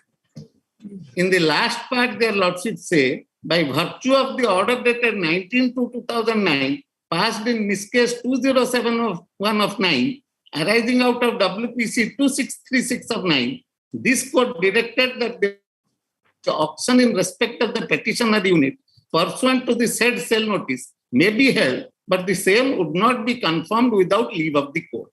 Then, my lords may see what is important. Mr. B.N. Mahanti, learned counsel for OSFC, today submits that the promoter of the company OP3 in WPC 3884 of 9 and petitioner in WPC 2636 of 9 has filed an application for one-time settlement of the loan. And as per clause 3(8)(4) of the OTS scheme, the MFD OTS 07 scheme term loan is applicable to cases where assets after seizure under section 29 of the Act 1951 have been fully sold or partly sold or unsold. Mr. Mahanti further submits that on the request of the promoter of the company, application for one-time settlement has been accepted and the company, namely Mandakini Small Foundry, has discharged the dues of the corporation. This being the position, as the loan has already been settled under the OTS scheme, both writ petitions have become infructuous. This was a submission made by my learned friend who was appearing for the OSFC in that case. Now, my lords, as to his statements now. Mandakini Small Industries was a proprietorship of one Hrudananda Bhatta. Hrudananda entered into a partnership with the present petitioner, that is Harihar Puhan. Yes. And Harihar Puhan took up the partnership which subsisted until the death of Hrudananda. And Harihar Puhan made payments on behalf of the company as a partner. In the meanwhile, Bhatta died, my lords, and Puhan became again a proprietorship. So that is why I have stated that it is a proprietorship. No, but we can't see. The point is, you had filed Miss Case 1196 to say Harihar had died, Hridananda had died, sorry. Yes. Hridananda died and Harihar is a surviving partner. Yes, Mila. But you have not said that he's now become again Can a I sole submit proprietor. one thing, Milord? Can a partnership exist with one person? No, all that is fine. The question is, there is no privity of contract between Harihar and OSFC. If your lordship wants, Milord, I will file an affidavit showing that it was changed into a proprietorship. No. It's got complicated, Mr. Panda. No, what has happened is Hridananda's son has got into the fray. Lord, that is only a submission. Where has he said that? Yes, my lord. If, No. I am having a letter. Your lordship may kindly record my statement, my lord. I am Let him file a copy. If your lordship which I have received from OSFT. What happened on the last occasion? Your lordship recorded the statement of Mr. I am having the documents What with did Mr. me. Mahanti say? He said that the OTS proposal has been accepted. Yes. If it has been accepted and everything was settled, my lord, why annexure 1 once again? No. They had accepted the son's proposal. I think that's No, what my he lord, not the son's proposal. The son's proposal, Mr. Mahanti is saying, has been made on 23/2/2022. Let him put that on affidavit, my lord. Mr. Mahanti is committing. Mr. Panda, actually, there is no current cost title can't continue. Milords, your lordship. You have not sought change of that cost title. I will just record Mr. Monti's statement My lords, and with leave due it to you to seek appropriate remedies. No, my lords, with due respect, my lords, look at what I have stated in the cost title. Mandakini Small Foundry, represented by its sole proprietor. That's what. Once that sole proprietor goes, there's no concern. There's no proprietary concern. There's no question of succession to a proprietary concern like this. There is no success to success. My lords, once the partner died, and No. First of all, proprietorship morphing into a partnership itself is one legal conundrum. All right, because you're not registering it. And then before you register that firm, it ceases to be a firm because the main partner dies. My lords, how does it suddenly become a sole proprietorship with Harihar? It can't. Once one partner, when it is a two partnership for concern. Mr. Panda, one partner died. Mr. Panda, nobody better than you knows that law and logic do not sit comfortably No, my together. lords, law and logic sit together, my lords. Law is an extension of logic. What I wish it was. Let Mr. No, if it was, then you will not have no deemed fiction in law. Let him put this by way of an affidavit. Thereafter, your lordship. No, we will record what has happened as far as your proprietorship becoming partnership and coming back to proprietorship is concerned. Because again, that has no recognition in law. Lord, To what say about my investment? Mandakini Foundry today has one sole proprietor of Harihar is not. I am the sole proprietor. He is I don't know not how the it is possible. proprietor at all. I don't know how that is possible. I don't know how that. This present Because petition. I was a partner and was I with the inherited original borrower, late shares of Rudam the Bhatt. partner. So, as a proprietor, You may have to file a fresh petition for his it. legal heir can succeed him. Nobody else. If at all there is a partnership form, All right. You said during the pendency of the present petition, two significant developments have taken place. The petition was filed by Mandakini Foundry, Small Foundry, Messrs. Mandakini Small Foundry as a proprietary concern, of which Sri Hridananda Bhatta was the sole proprietor. No, my lord, this petition was filed by Harihar Pano. No. Look at the cost title. Mandakini Small Harihar Foundry, Pohan. represented by Rudam Bhatt. My lords, look at the cost title, my lords. Thereafter, you have made Originally filed. We are in 8631 of 2010. No, but originally filed. When you originally filed, it was by Hridananda Bhatta. My lords, that was the writ petition of 2009. Look at this writ petition's cost title. Please look at the cost title of this writ petition. The consolidated cost title which has been filed and accepted. Okay, this was filed as a partnership firm originally. Yes, originally it was a partnership firm. Then your lordship and represented by its managing partner, Hridananda Bhatta. Then your lordship All right. submissions. Your All lordship right. permitted You're me just to- acknowledging the change, please.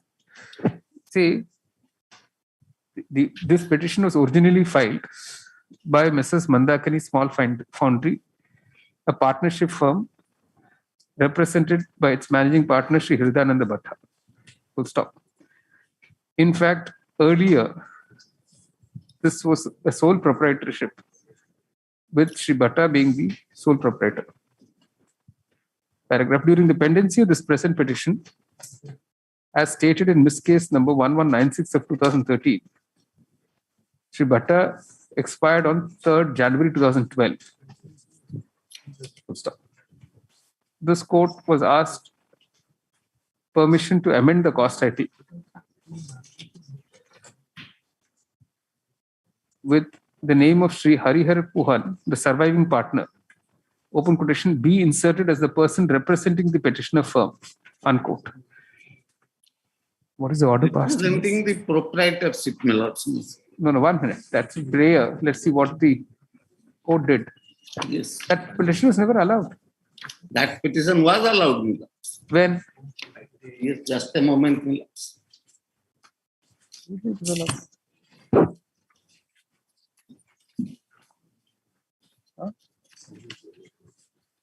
7/12/18, is it? My lords may see. He challenging his prayer is to quash the one-time settlement order under Annexure 1 passed on 17th. This application was allowed on 7/12. 1 minute. This application was allowed on 7/12/2018 by the following order. Reproduce the order. Paragraph. However, the consolidated cost title was filed.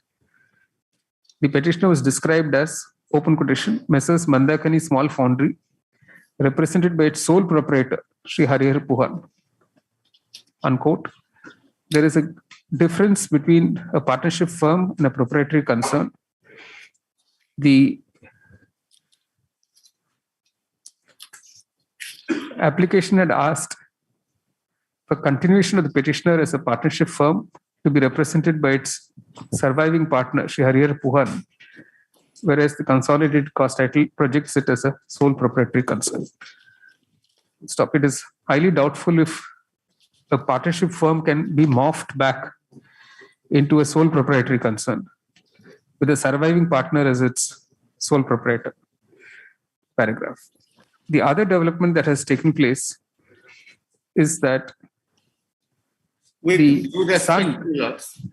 due respect, would your lordship look at the averments made in my petition at paragraph 3 and 4? That's his case. Miss Case 1196 of 13, which was allowed. My lords may see, paragraph 3 I have stated that the petitioner firm was initially a sole proprietorship, was subsequently converted to a partnership at will, and Harihar Puhan was inducted as partner, along with late Hridananda Bhatta, who was the firm's promoter. Late Bhatta had also, during his lifetime, executed a will bequeathing the firm and its assets as well as liabilities to the partner. Then your lordship may say, late Hridananda died on 3/1/12. Thereafter, the unit is being managed by the surviving partner, Sri Harihar Puhan, as its proprietor, as the person representing the firm, which is the petitioner. There's no proprietor. No. This is all mixing up of concepts, Mr. Panda. No, it is not mixing up of concepts. Total. Mr. Panda, please, now, please let us. You may have many objections to our understanding, but this is not how it is done. The division bench of this court took note of these averments and said that and look at the order. In the order also we say, the petitioner firm. We use the word firm. It does not become a firm when the partnership has existed. No. How does the firm come back to becoming a proprietorship? It can't be. Please. Yes, it can be. We'll have to dissolve, Mr. Panda. I think we're not going to have our LLB class. No, you be in Madhusudan College, I will be in Madras Law College. My lords, this is a partnership at will. unregistered. We'll have a moot court problem on this. No. This is a partnership at will, which is an unregistered partnership. How does it automatically become a proprietary concern? My lords, when the surviving partner only Please. becomes a proprietor. Please. It doesn't. Anyway, we'll leave it at that, Mr. Panda. Your lordship We'll may leave say it at that. Let us I leave go it at down, that. Your lordship may say that in several words and let us test it before the apex court. All right. We have said it. We have said this. Yes, Just now let said us it. test it. All right. No problem. Then you say. Another submission, my lord, with your lordship's permission. No. First, let me record your first submission. 1 minute. Yes. Mr. Mohanty, appearing for the OSFC, brings to the notice of the court another development that has taken place. Full stop. According to him, the son of Sri Hridayananda Bhatta, Manoj Kumar Bhatt. Manoj Kumar Bhatta, submitted an OTS proposal to the OSFC, which is under its consideration. And he has also deposited. And he's said to have deposited some sum towards such consideration. Paragraph. In the circumstances, the court considers it appropriate to permit a fresh petition to be filed if the situation so warrants, accounting for all the above developments in accordance with law. The petition is disposed of, interim order is vacated. Supplementary list item number 10.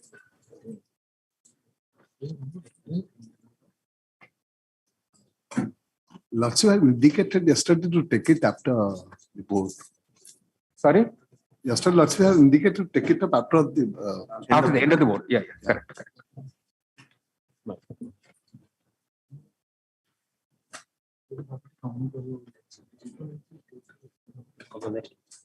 Supplementary item 11.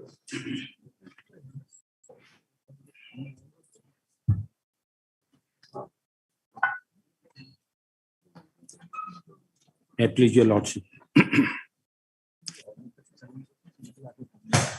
My lord, in this writ petition, I am challenging the legality and maintainability of the initiation of encroachment proceeding against the petitioner organization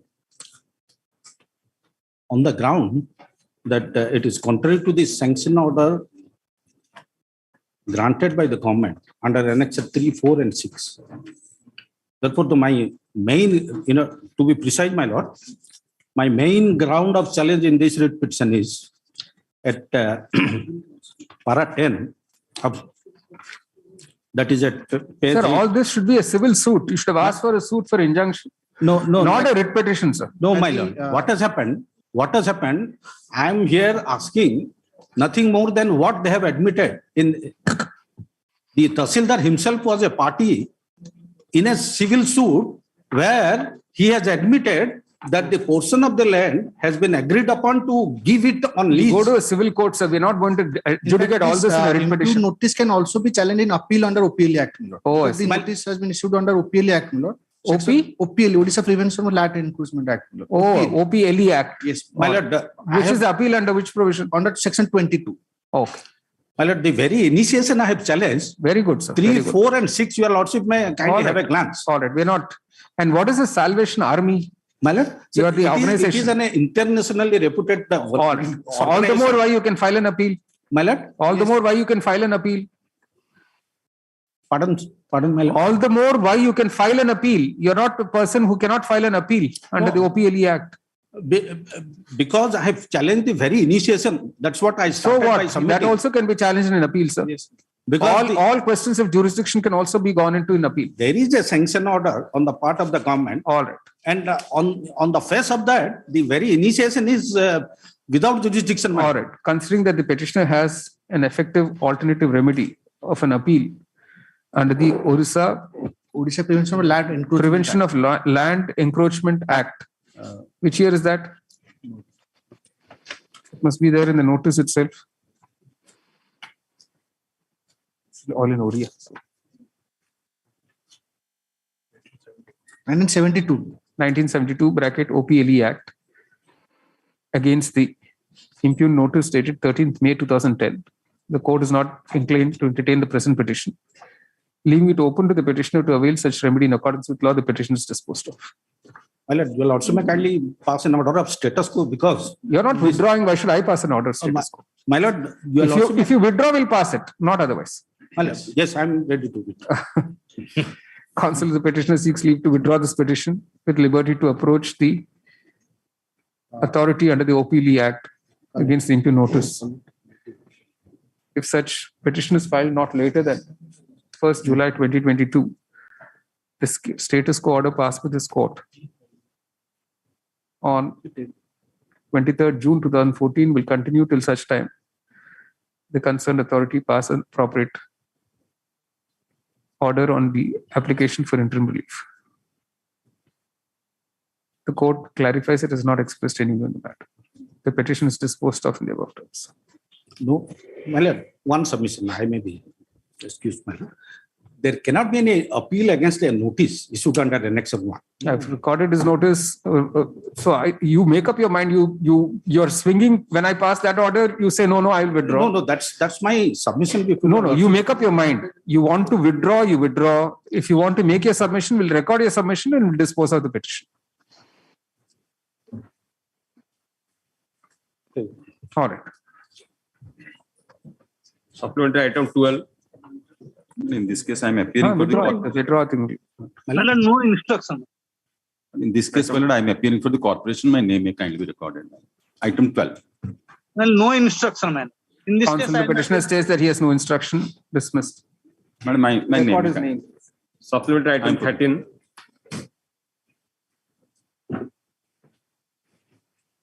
None appears dismissed. No prosecution.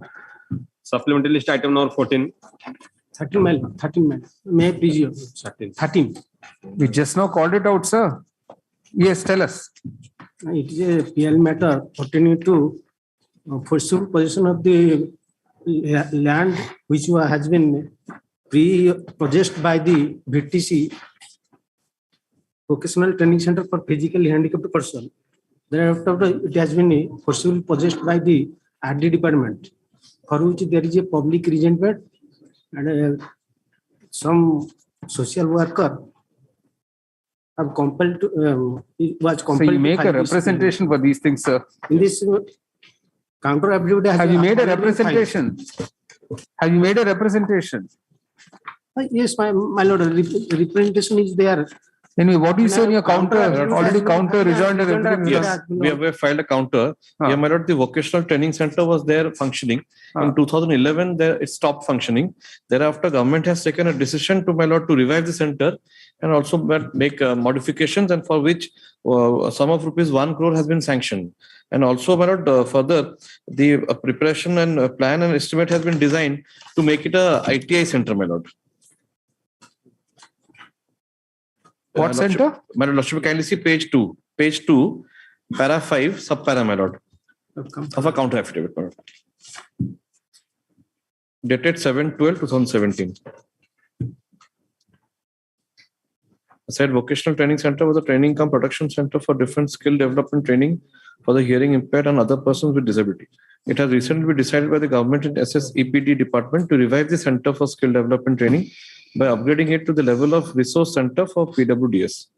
Necessary steps have been taken by the district administration for early alienation of the said land in favor of SSEPD department, so that renovation work can be carried out. This was in 2017. Now, yes, must have all been over now. My lord, I need to take. All right. A supplementary affidavit shall be filed by the opposite parties on whether the upgradation of the vocational training center, as stated in para 5 of the counter affidavit, has in fact taken place. The affidavit be filed before the next date. List on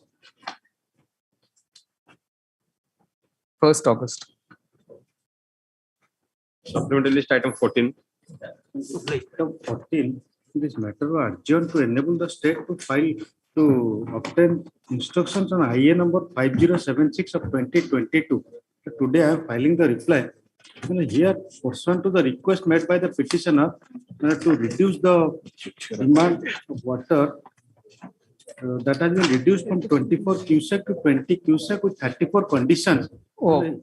The grievance of the petitioner is regard to condition number 28. So without recording my submission, you will also may dispose of this IA, indicating that this petitioner will execute the agreement and this clause 28 shall not be given effect.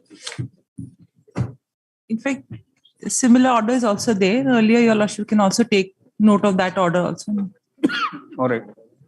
A reply has been filed to the IA 5076 of 2022. A reply has been filed stating inter alia that the paragraph 3 water allocation, that the request of the petitioner company to reduce the water allocation from 24 cubic to 20 cubic has been accepted by order dated 8th April 2022. First off, this is of course subject to certain conditions regarding deposit. It is stated that further that the company has made the security deposit on 22nd April 2022. Paragraph in that view of the matter. Where is that other order? That similar order? 31/7/2017. That's there in Your Lordship's record. Your Lordships may have a copy of now.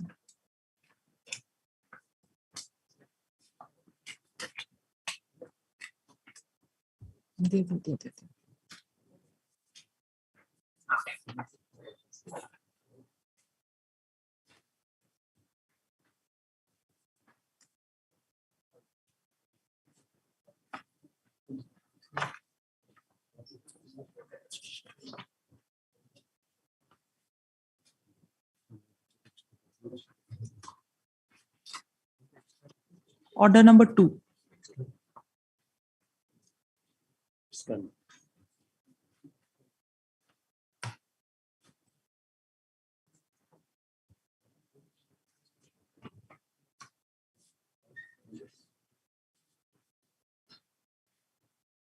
All right. The court reiterates the order dated 31st July 2017.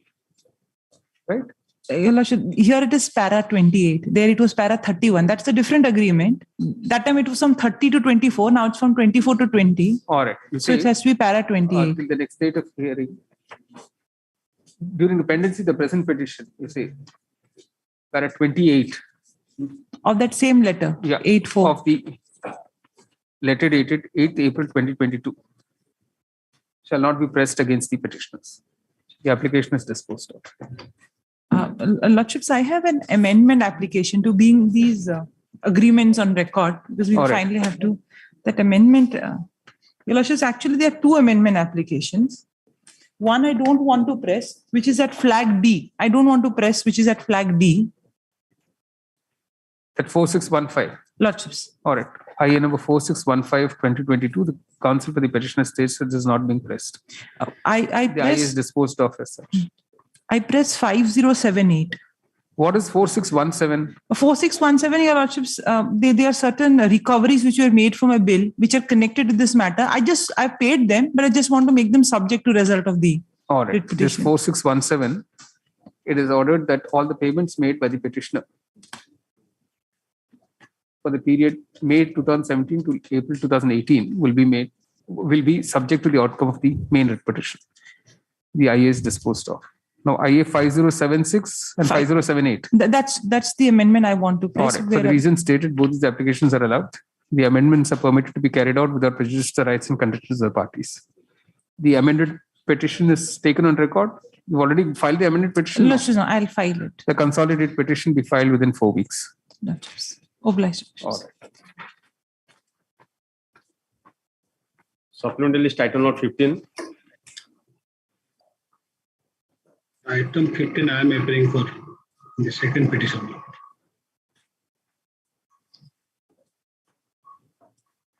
My lord, last occasion, my lord, they have requested to implement the NRHM as a opposite party. Then Mr. Tripathi is requested for delete his name, and Ms. Ponda will appear in this case. They have to file the consolidated petition as well as to amended cost title. It has not given, that's why we were not able to get instruction in respect to. It has already been filed on 20th April, my lords. As per the 28th last April. order, I have already filed it. She's already filed it on 28th April, sir. 20th. But 20. copy didn't serve to us, my lord. My lords, I have Get agreement before some day they have filed. I'm sorry. You have to serve a copy on him, he says. My lords, I'll serve another copy. Already I have done it. I have the soft copy of the receipt as well. But All right. in case Learned Council has not received it, I'll serve another copy today. All right. I have something to say. She will be serving another copy of the consolidated cost title on Mr. S.K. Padi in the course of the day. Mr. Padi seeks time for further time for instructions. Yes, well, we'll obtain instruction. We'll have it in the opening. Lord, may I just say something, Lord? The Lord shall permit me just for 1 minute. Lord, since mine is a service matter, although it's a part of this, there are two separate read, my Lord. One is in regard to the Malaria Institute, and second in regard to the appointments, relieving of these employees.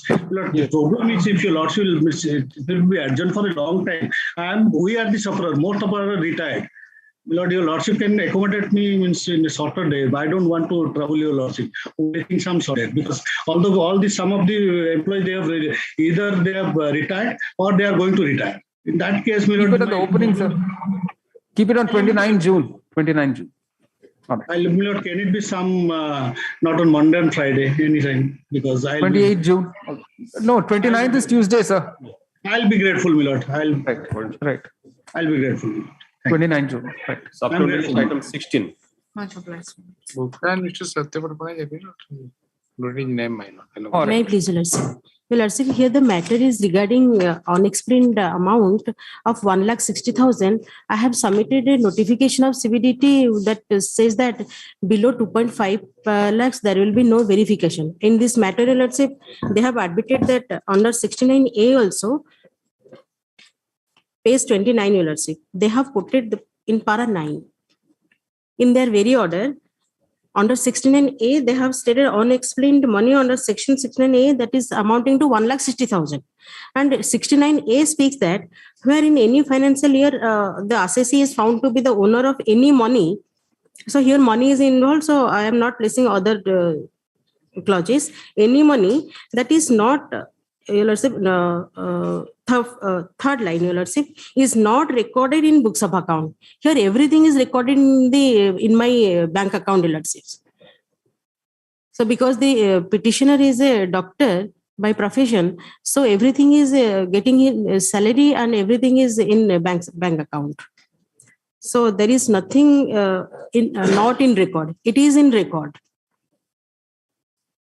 And supplement to that, I have provided the notification that speaks below 2.5 lakhs, there will be no verification. All right, this is notice. Mr. Mahapatra accepts notice. Reply within 4 weeks, rejoined up to the next date.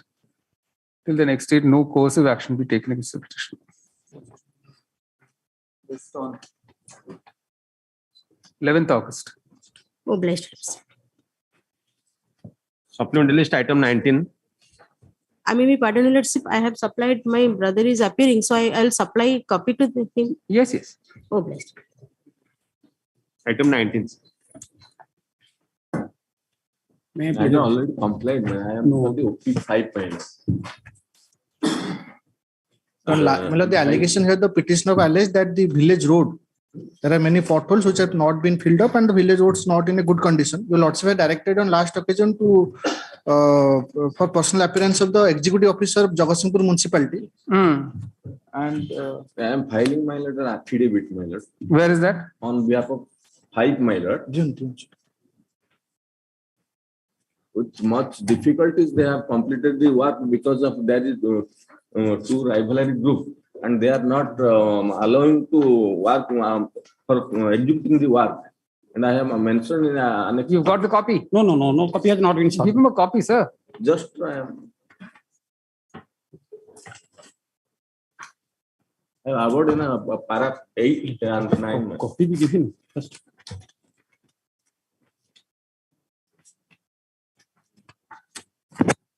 Completion of the work is at page 29.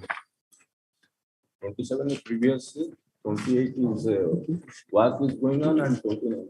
They also have applied for given the letter to police and the executive magistrate to be present at the situation at the work site because of tense situation. Yesterday they wanted to call. So they done it yesterday. My lord? Yes, my lord.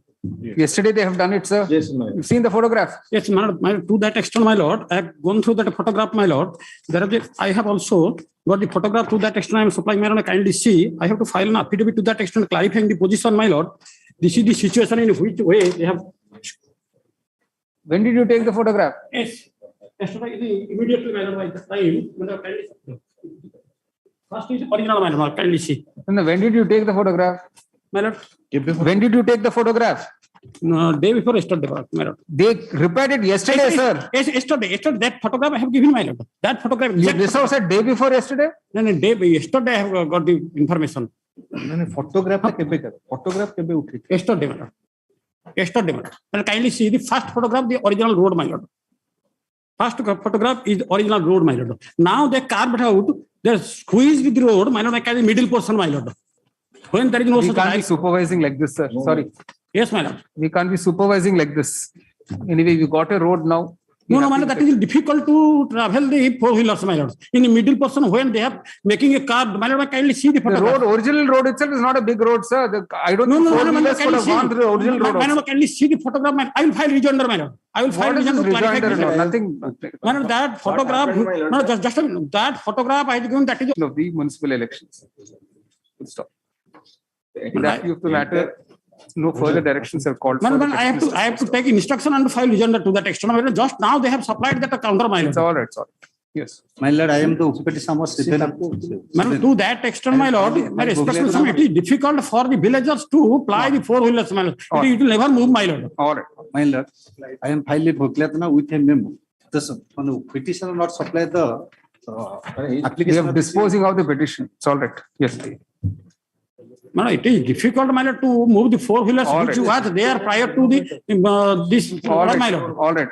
There was no such direction. I kindly see with permission, with great respect, my lord. There was no direction by the collector, my lord. After giving the direction by your lordships, that order has been passed with great respect to that extent, my lord. Kindly see there was a direction to carry out the same, not to reduce the road. Sorry. So, being the collector in higher authority, that the executive officer should not do as per his choice, my lord. All right. My respectful submission, that should be taken out. The villagers will suffer like anything, my lord. All right. My lord, the tractors or other things will never be moved, my lord, on that road, my lord. All right. My lord, my respectful submission, my lord, I may be file a rejoinder to clarifying the same. Sorry, sir. Carry on. Call it. Supplementary item 23. My purely private plot. Supplementary list item. Who's an item 23? I am for the intervener, my lord. I have filed a petition to implead me as a party, as I am the lessor of the land, and I have leased out the land in favor of the petitioner, my lord. So kindly, I may be permitted to implead me as the party member. My lord, the You case filed an IA. You filed an IA. Have you filed an IA? Yes, my lord. IA number 6269 of 2022. It's fine. Copy. I have no objection, my lord. He is my vendor, my lord. So let him be there. Better for you. Yes, my lord. For the reason stated, the application is allowed. This is IA 6269. The amended cost title B. The applicant is included as opposite party number. Opposite. 2. No. 6. No, opposite partner 5. No. 6. The amended cost title will be filed within 1 week. My lord, the notice, 10 days notice I have challenged, my lord, before lordship. Yes. My lord, we have filed our counter affidavit. Now, counter, my lord, I have given. I have filed the rejoinder, my lord. I have also filed the rejoinder affidavit. No, rejoinder has not been served on me. I have served, my lord. Rejoinder copy I have already served yesterday. Must have been served in the office. I will collect it. My lord, that your lordship kindly see, my lord. The petitioner made an application for registration through DLC Kendrapada. DLC recommended the case of the petitioner under Annex 2 at page 12, my lord. Letter number 29/12/2021 and Coastal Aquaculture Authority approved my farm, my lord. Your Lordship, kindly I am placing this portion, page 12, Annex 2. With reference to the above, I am directed to convey the approval of the competent authority to recognize your farm located at Jagannathpur. My lord, I am concerned with Jagannathpur for shrimp culture. Anyway, let Sukhdev Swine file an affidavit. You file an affidavit. Mr. Swine will file, the newly added opposite party number 6 will file a separate affidavit within 2 weeks. Counter has already been filed by opposite party number 4, to which a rejoinder has been filed. Copy of the rejoinder be served on Mr. D.K. I have Malvi. already filed. All right. List on 6th July. Yes. Supplementary list item 24. My lord, interim protection, my lord. Unless you will also kindly see, they have said to stop or closure of the farm, my lord. That prayer was. My status quo may be granted, my lord. I am not paying anything. Status quo as on date shall be granted. Unless, my lord, they will, my lord, demolish my farm, my lord. There is no demolition. We have asked him to stop the. Let that undertaking. You can stop it till the next date, sir. Well, let them give that undertaking. They will not demolish, my lord. No, that is. I will stop and close, my lord. He will stop. He says, okay. Mr. Manti states that without prejudice to his rights and contentions, the petitioner will stop carrying on the prawn culture till further orders of the court. In view of the above assurance and subject to the petitioner adhering to it, no coercive action will be taken to demolish the petitioner's aquaculture farm. All right. Till the next date. Lord, if he will continue with the work, copy of the that naturally, subject to, we have said subject to his adhering to that. All right. Direct the State Council to solve the copy of the counter. All right. Copy of the counter affidavit filed by opposite party number 4 be served on the newly added opposite party number 6. All right. You will also fix it on 6th July. 6th July. All right. My lord, Your Lordship, item number 24. This is that issue of sale of DEPB license through auction. Your Lordship, whether interstate or intrastate. Your Lordship, it may take some time. So, all right. List on 10th August. Gratefully. Supplementary item 25. This matter heard yesterday. Just now I have received the information. So I'll place the same by way of an affidavit. For perusal, I can place.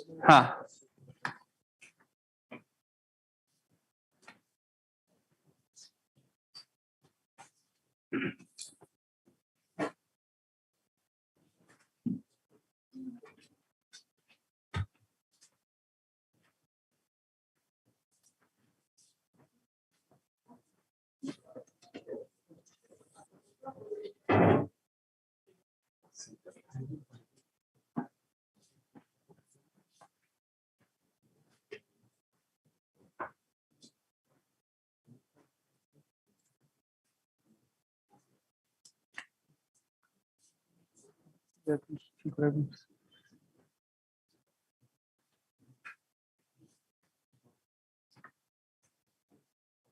Supreme Court bar actually.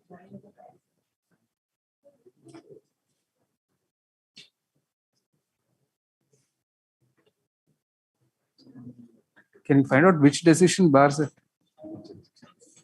This refers to Supreme Court law laid down by Supreme Court, Apex Court in plethora of decisions.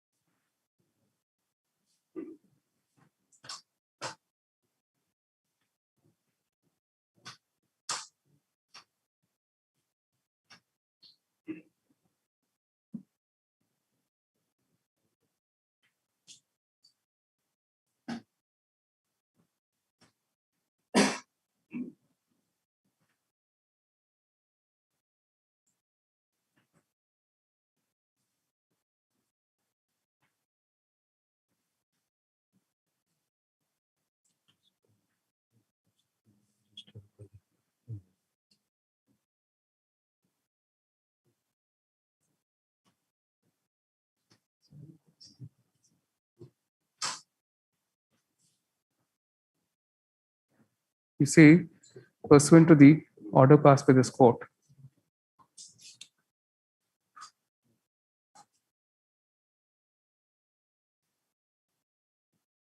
on 7th April 2022, the examination committee has again considered the matter, and an affidavit has been filed on 4th May 2022.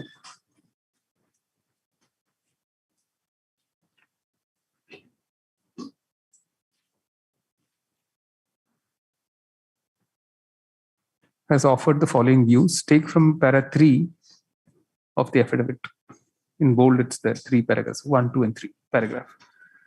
Yesterday, when the matter was listed, the court inquired of learned counsel for the opposite parties to show the rule which contained the prohibition as stated in para 2 above. Today, a letter has been handed over stating that the rule was in fact, open quotation, law laid down by Honorable Apex Court in plethora of decisions, unquote. Stop. In other words, there's no rule as such prohibiting reevaluation of the answers. Full stop. You have the Supreme Court decision, the latest one? Yes. Which you read out yesterday? Yes. Yes. On the contrary,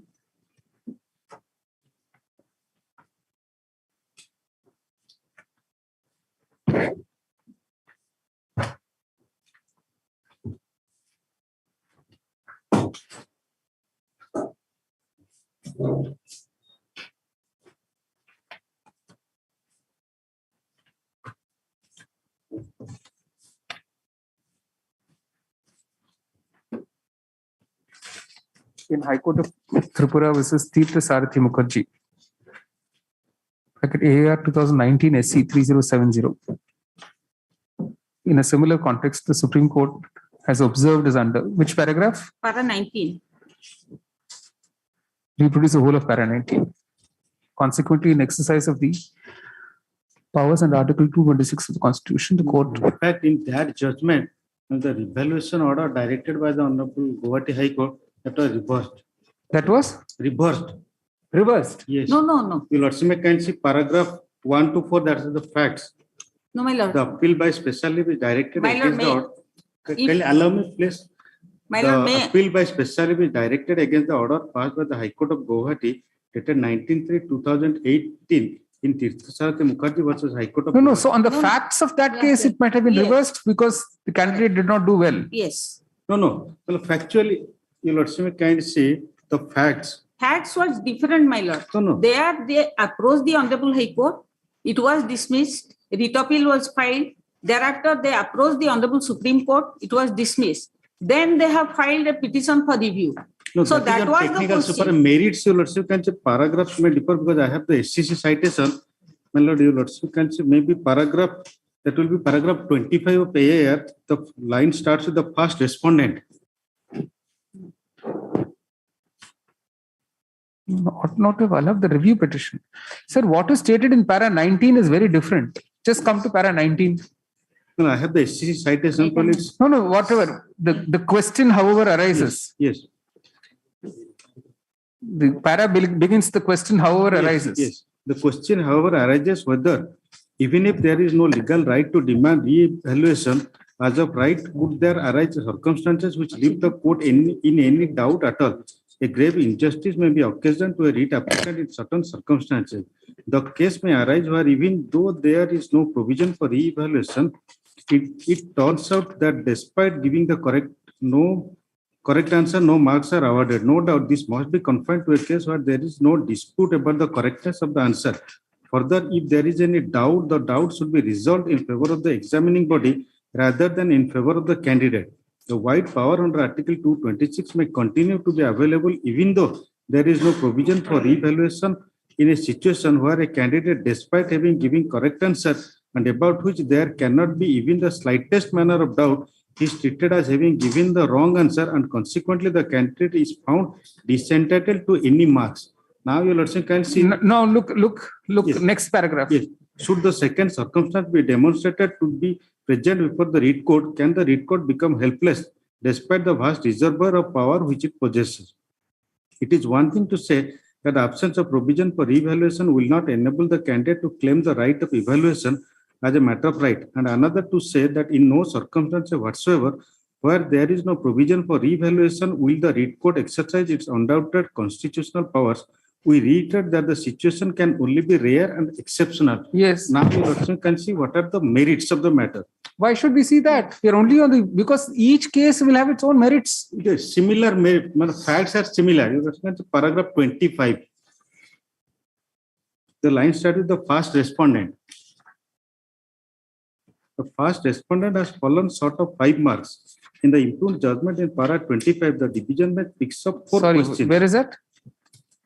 Has fallen short of 5 marks. The first respondent has fallen short of 5 marks. In the impugned judgment in para 25, the division bench picks up 4 questions. The court has premised its interference on the basis of aforesaid answers given to the 4 questions by the first respondent. If we take question 313, the question was as follows. Question: adjournment under order 17 rule 1 CPC cannot be granted under any circumstances for more than 3 times to a party during trial of the suit. Mark 1. The first respondent's answer is that it is incorrect because he has been given no marks as apparently cross sign is given as he has given wrong answer. Order 17 rule 1 reads as follows. The case of the first respondent is based on the judgment of this court in Salem Advocate Bar Association case. According to him, even though under Order 17 Rule 1, under no circumstances can adjournment be granted to a party during trial for more than 3 times, this court in the aforesaid judgment has taken the view that beyond 3 times adjournment can be granted. It is clear that going by the provisions of Order 17 Rule 1, but the answer given by here, the look at the answers. You show us the answer is wrong. If you want to argue like this, let us show us the answers are wrong. Answers are, you also can see the explanation which has been offered in the counter affidavit, paragraph 6. Paragraph 8, man. Yes, paragraph 6. That will be running page 49.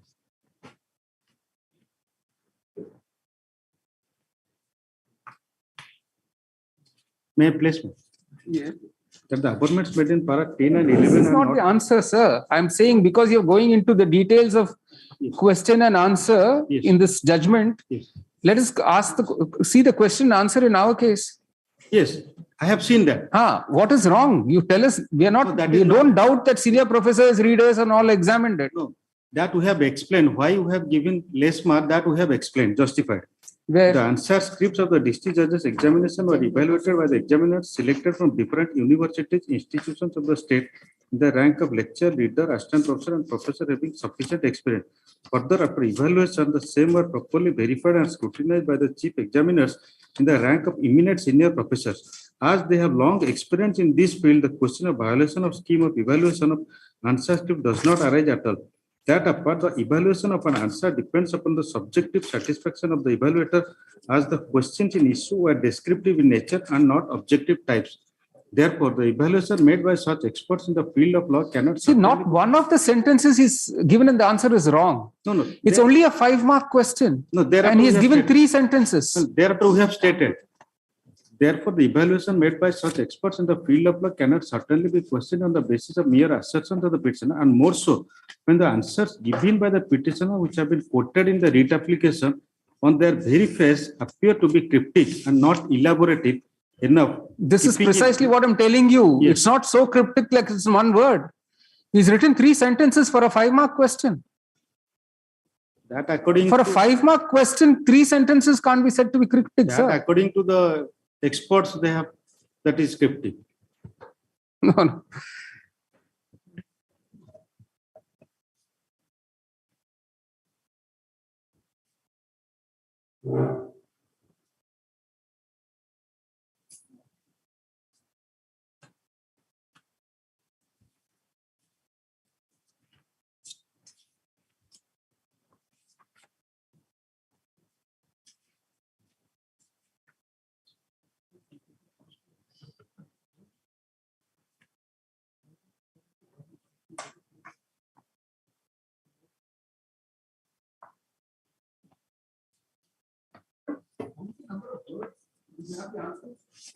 I'm not getting your words.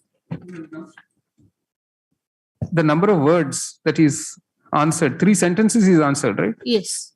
Where do we get the answer and question and answer? My lord, in my read petition.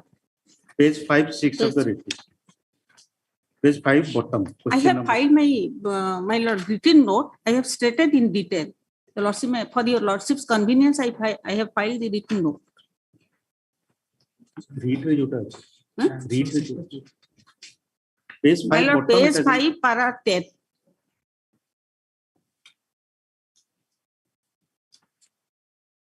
So he's quoted 2 case laws, 1 case law.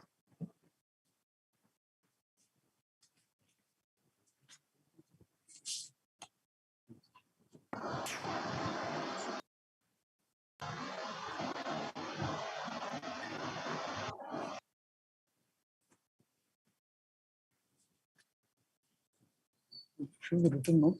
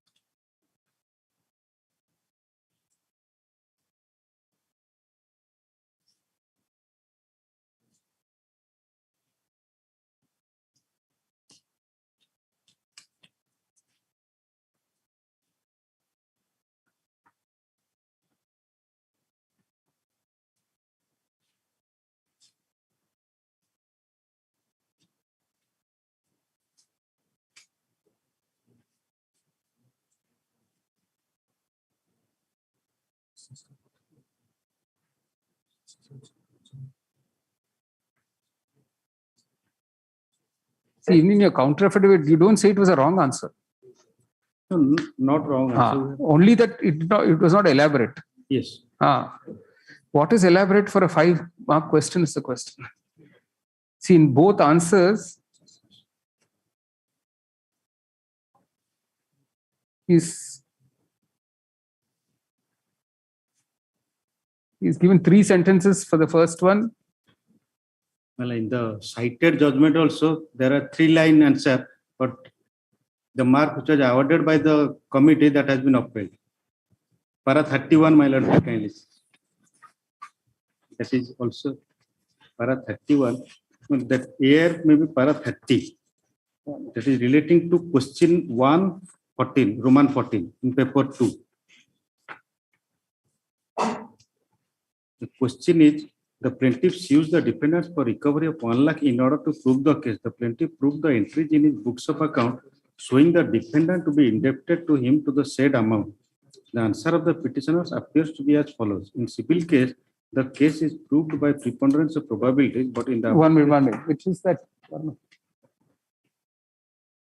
Which question is this? Sorry. Question 218. Yes. No, where are you reading? Paragraph 30 of A. How does it line start? Will proceed on the basis. Correct. There is merit in the condition to first. Yes, 29. 29 it's paragraph. Will proceed on the basis that there is merit in the contents of the first respondent. No. The next question is question 315 in paper 2. The question was appellate court cannot allow a party to produce additional evidence, but for the answer given incorrect, the respondent was given the cross sign and no mark given.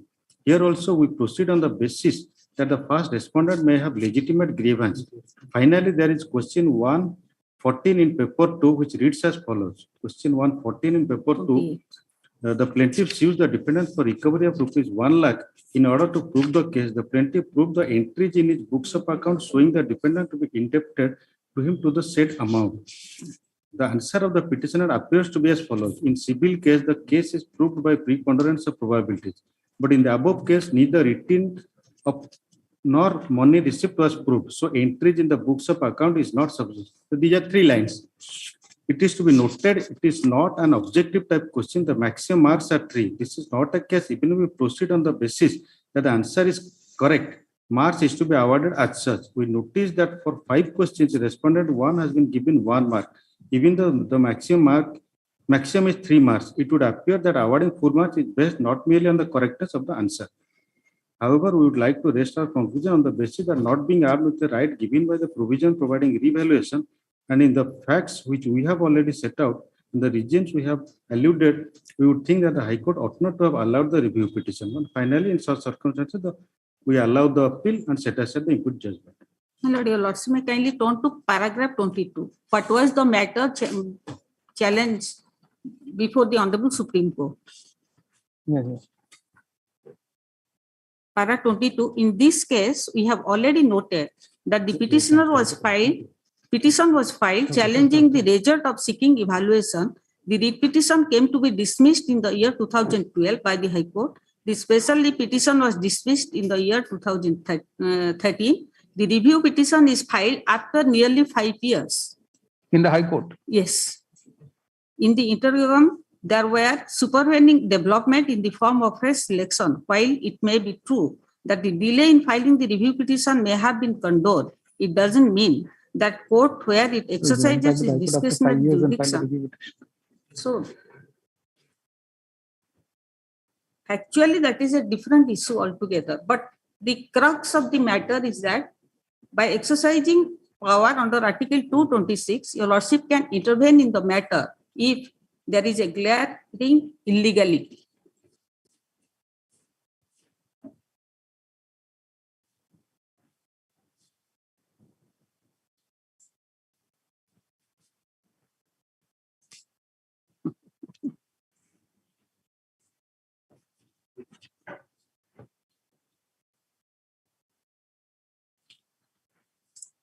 So 2 marks have been added in the revaluation. That was wrong. Correct? Yes. Totaling was wrong. Yes, totaling was. So he's got 2 more marks. So it's become 45.5. Yes. I only need 1.5.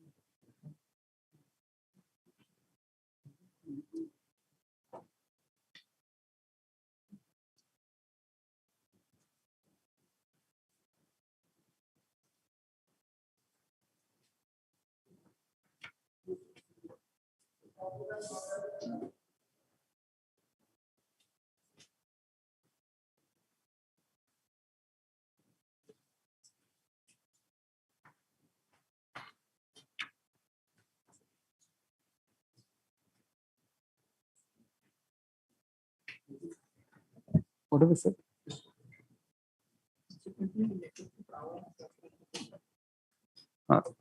In the rare and exceptional case, the power of the court is not denuded from ordering the revaluation. Paragraph. In the present case, the court has produced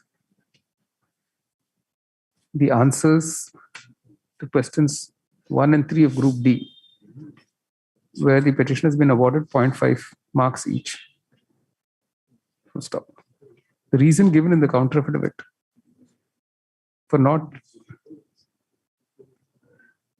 for the said marks is that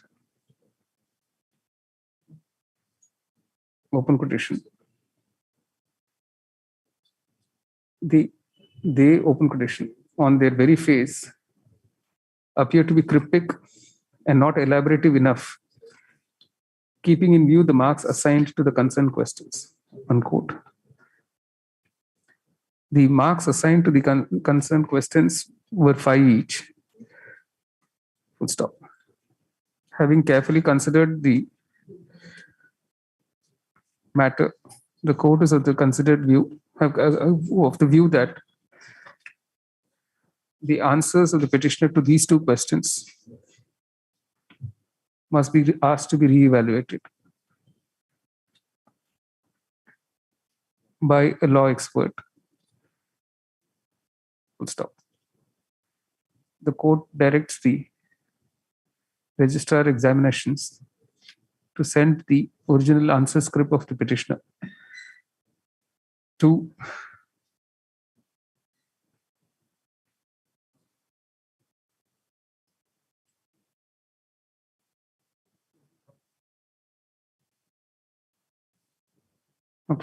any law expert as may be chosen by the examination committee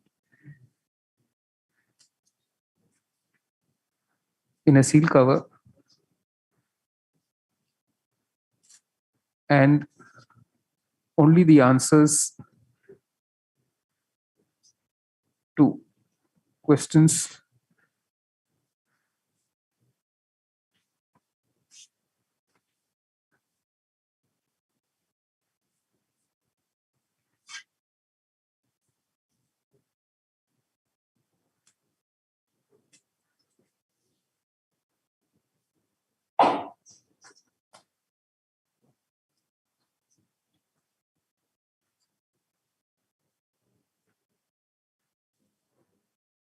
1 and 3 of Group D be asked to be reevaluated.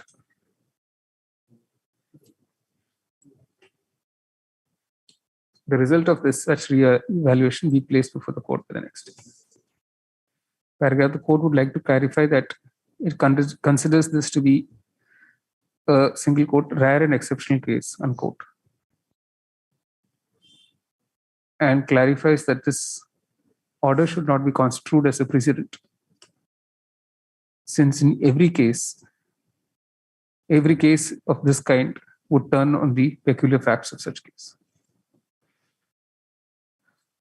List on what is it, 10 days time at least. In 7 days. Today is what? 11. Just on 18. We have a separate. Deeply obliged. All right.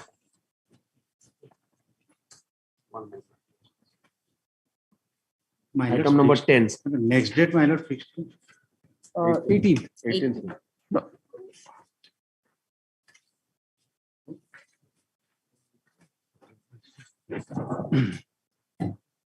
Item number 10.